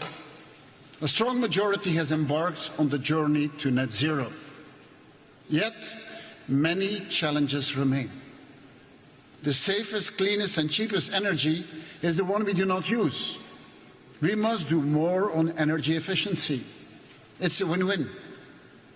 Investment in clean energy is increasing everywhere, but least developed countries are missing out. We are seeing massive amounts of renewable capacity being added to our grids, but interconnectivity and storage capacity have not followed the pace. In this climate challenge, there is no one silver bullet. There is not one solution that will fix all of our issues. We need to use everything we have. Not a policy of less, but a policy of more. More growth, more cooperation, more innovation, more investment, but affordable and achievable for everyone. This is our political objective in order to ensure a just transition. Citizens will buy electric cars and will insulate their homes, but only when it makes economic sense. Allow me as well to emphasize the importance of ensuring a just climate transition. Global competition needs to be fair. In this regard, Belgium and the EU will redouble efforts to strengthen the competitiveness and the sustainability of our economy. A just transition also matters domestically, as a transition for our economies should leave no one behind and should ensure the creation of high-quality jobs.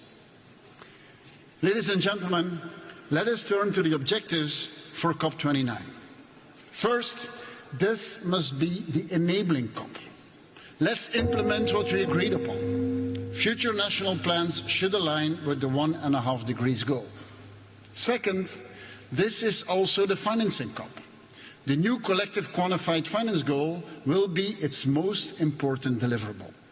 In reaching this goal, we should prioritize the needs of the least developed and the most vulnerable countries. And only when we mobilize private actors, we will reach the trillions of investments that are needed globally. Dear colleagues, Belgium has doubled its climate finance, given mostly in grants and focused on the least developed countries. On top of this, thanks to public guarantees, we mobilize an additional €500 million to developing countries. Belgium is also an adaptation champion. We have to redouble our efforts in adaptation to reduce the impact of climate change on planet and people. Adaptation is absolutely crucial to convince our citizens that we can make a difference in their lives and ensure their safety. Ladies and gentlemen, humanity could easily despair and lose hope. We could also lose ourselves in the complexity and the impossibility of the task at hand. However, we should find inspiration in what we have achieved so far. Let's create a context where these solutions become accessible to everyone. Only then COP29 will be a success. Let's make this happen. I thank you. Thank you, Your Excellency. It is my pleasure to welcome His Excellency Sir Keir Starmer, Prime Minister of the United Kingdom of Great Britain and Northern Ireland. Your Excellency, you have the floor. Thank you very much.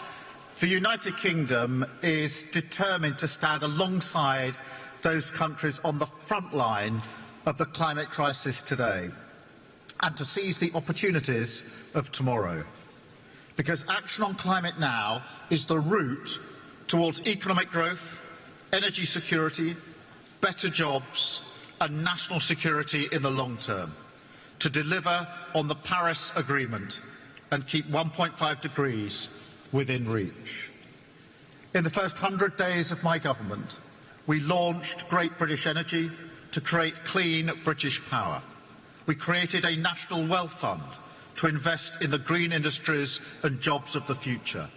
We scrapped the ban on onshore wind, committed to no new North Sea oil and gas licences, and closed the UK's final coal power plant at the end of September, becoming the first G7 economy to phase out coal power, in line with the international agreement at COP29 to transition from fossil fuels, and the UK's ambitious goal to be the first major economy to deliver clean power by 2030.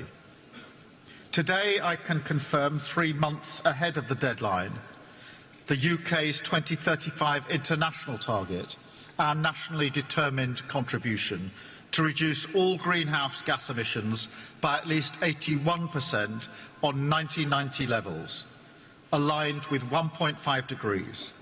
And we urge all parties to come forward with ambitious targets of their own, as we all agreed at the last COP.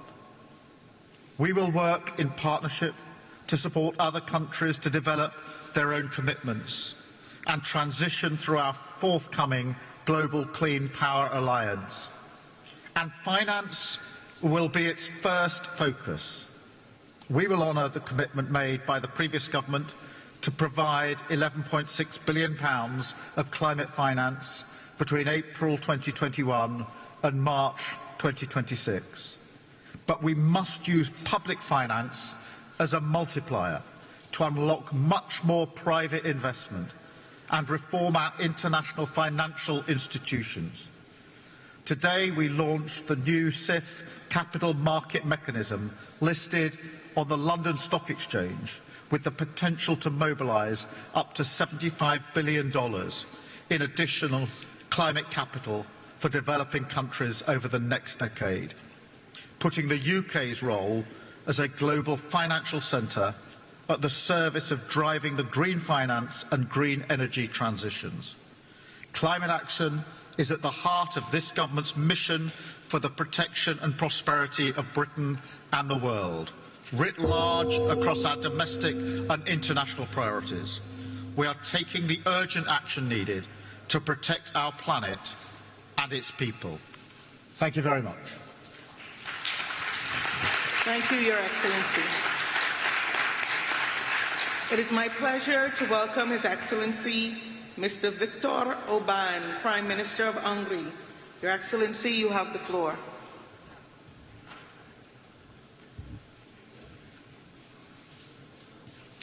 Excellencies, ladies and gentlemen, first of all, I would like to thank President Aliyev for hosting this important conference. Azerbaijan is a key partner for Europe in reaching our climate goals, making it the ideal place to host today's conference. Last week, Budapest hosted the European Political Community Summit and the European Council Summit as well. Almost 50 heads of state and government gathered in Budapest, where European leaders adopted a new declaration on competitiveness. The Budapest Declaration will shape the European Union's approach to climate issues as well. Our mission is to make Europe more competitive, and we approach climate protection with this vision in our mind. We are proud that Hungary is among the few countries of the world in the recent years which has been able to enhance its economic performance parallel to decreasing its emissions. We cannot sacrifice our industry or agriculture in this process. We must continue advancing the green transition while also maintaining our use of natural gas, oil and nuclear energy. The price of climate change should not be paid by our farmers. Farmers are the backbone of our economy and society. We must offer them stability and predictability to thrive. We cannot impose unrealistic quotas or burdensome rules on farmers and companies, but should offer practical support for them. The green transition and the fight against climate change should not be done against the business community, but together with it. We need clear financial guarantees and significant investment. Large corporations must contribute their fair share to climate protection. All climate policy should be guided by careful consideration and common sense, not by ideology, alarmism or panic. Each should align with the opinion and interest of European citizens. In Hungary, we are also positioning ourselves to be a significant player in electric vehicle development and electricity storage. We continue to invest into our already robust nuclear industry, increasing its share to 70% when it comes to supplying our all electric demand. And geographically, we play a key role in energy transit between East and West. Hungary stands out in Europe with the lowest utility cost for citizens, while also achieving one of the highest rates of green energy expansion over the past several years. We are a leader in economically sustainable climate protection, ranking fourth among EU countries for reducing carbon emissions per unit of energy produced. Looking ahead, we have set even more ambitious goals by 2030. We aim not just for a 40% reduction in greenhouse emission, but for 50%.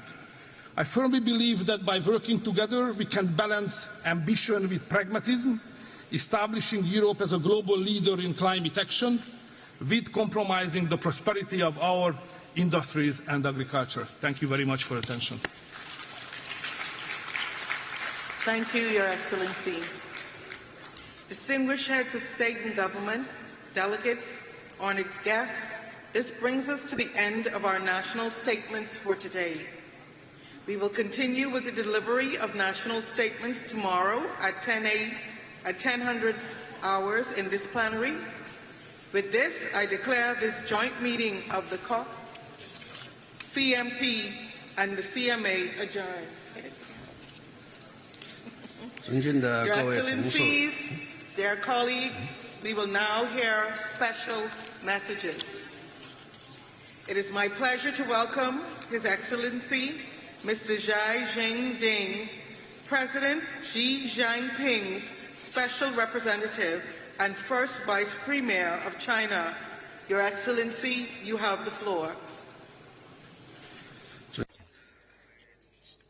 Distinguished colleagues, ladies and gentlemen, friends, it gives me great pleasure to attend the World Leaders Climate Action Summit as the special representative of Chinese President Xi Jinping. First of all, I am honored to convey President Xi Jinping's best wishes to Azerbaijan for hosting this summit.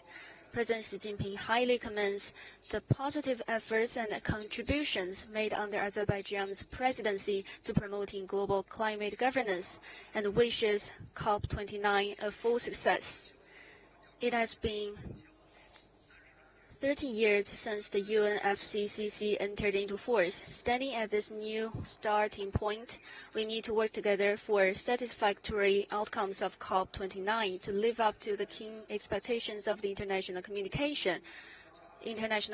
To this end, I would like to make 3 propositions. First, the principle of common but differentiated responsibilities is the cornerstone for strengthening global climate governance. Developed countries need to increase climate ambition and action, take the lead in fulfilling emission reduction obligations, and move up the timeline for carbon neutrality. Developing countries also need to do our best within our capabilities. The Chinese side will submit its 2035 nationally determined contributions that are economy-wide and cover all greenhouse gases, and strive to achieve carbon neutrality before 2060.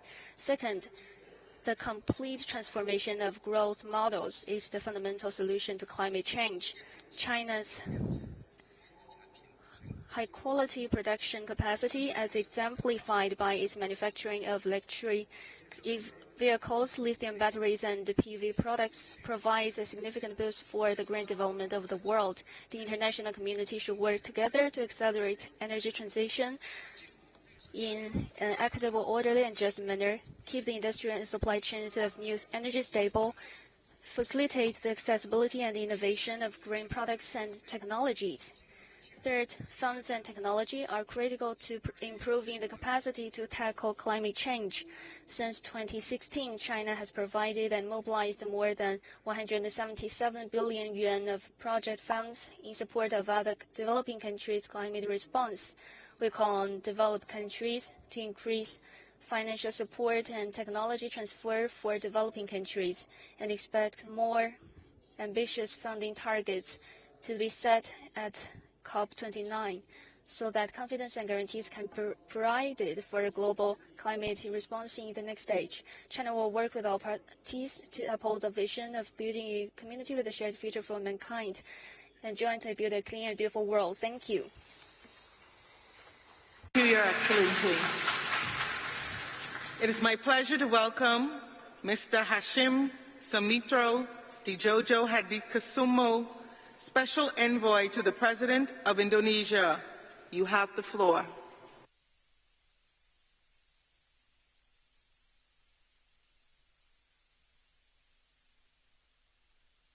I am representing my President, Prabowo Subianto, who unfortunately cannot attend this important event due to prior commitments. He promises to enhance Indonesia's climate action and continue the policies set out by his predecessors. President Prabowo envisions economic growth beyond 8% per year and ensures green, resilient, and inclusive development for all of our people. This vision determines our ambition to reduce greenhouse gas emissions towards net zero by 2060 or sooner, and avoiding 1 billion tons of carbon dioxide emissions. We are shifting from fossil fuel-based to renewable-based development with 75% of additional power generation capacity. 70,000 kilometers of smart transmission lines will be constructed to transmit energy across Indonesia's main and most populous islands. Indonesia will also develop a green smart grid, adding 42 gigawatts of wind and solar power, tripling energy capacity totaling 75 gigawatts. Affordable clean energy will be provided to accelerate growth, create more jobs, ensure food security, and alleviate poverty for the people's prosperity, while balancing growth with environmental sustainability. We will commence to reforest more than 12 million hectares of severely degraded forests over time, revitalize degraded land to increase food production, protect our oceans for a prosperous blue economy, and empower our local communities for climate resilience and quality green jobs. Our efforts require three enablers: a comprehensive green growth policy framework, which we are finalizing, massive investments of $235 billion, and international collaboration. We need to mobilize global resources in terms of technology, finance, and investment, forming a united front to combat global warming and reclaim humankind's right to survive. Indonesia is indeed blessed with extensive saline aquifers, which offer nearly 500 gigatons of carbon capture and storage capacity. Several multinational companies have expressed high interest in such multi-billion-dollar projects. We further commit to developing a robust carbon market, starting with optimizing Indonesia's 557 million tons of verified carbon credits. We must work together to provide a better future for next generations. Thank you very much. Thank you. Your Excellencies, dear colleagues, I wish you a good evening The high-level segment will resume tomorrow.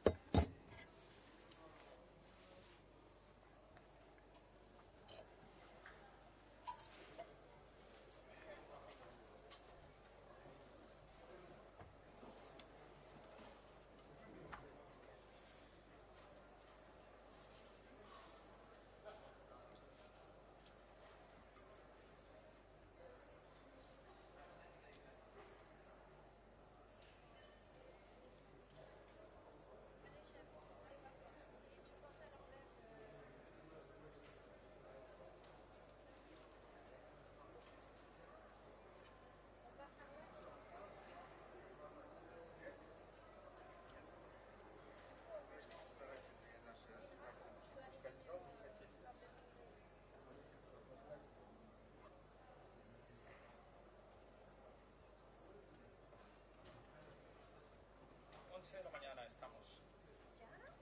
¿Ha salido el programa? Nos han dejado un micrófono encendido.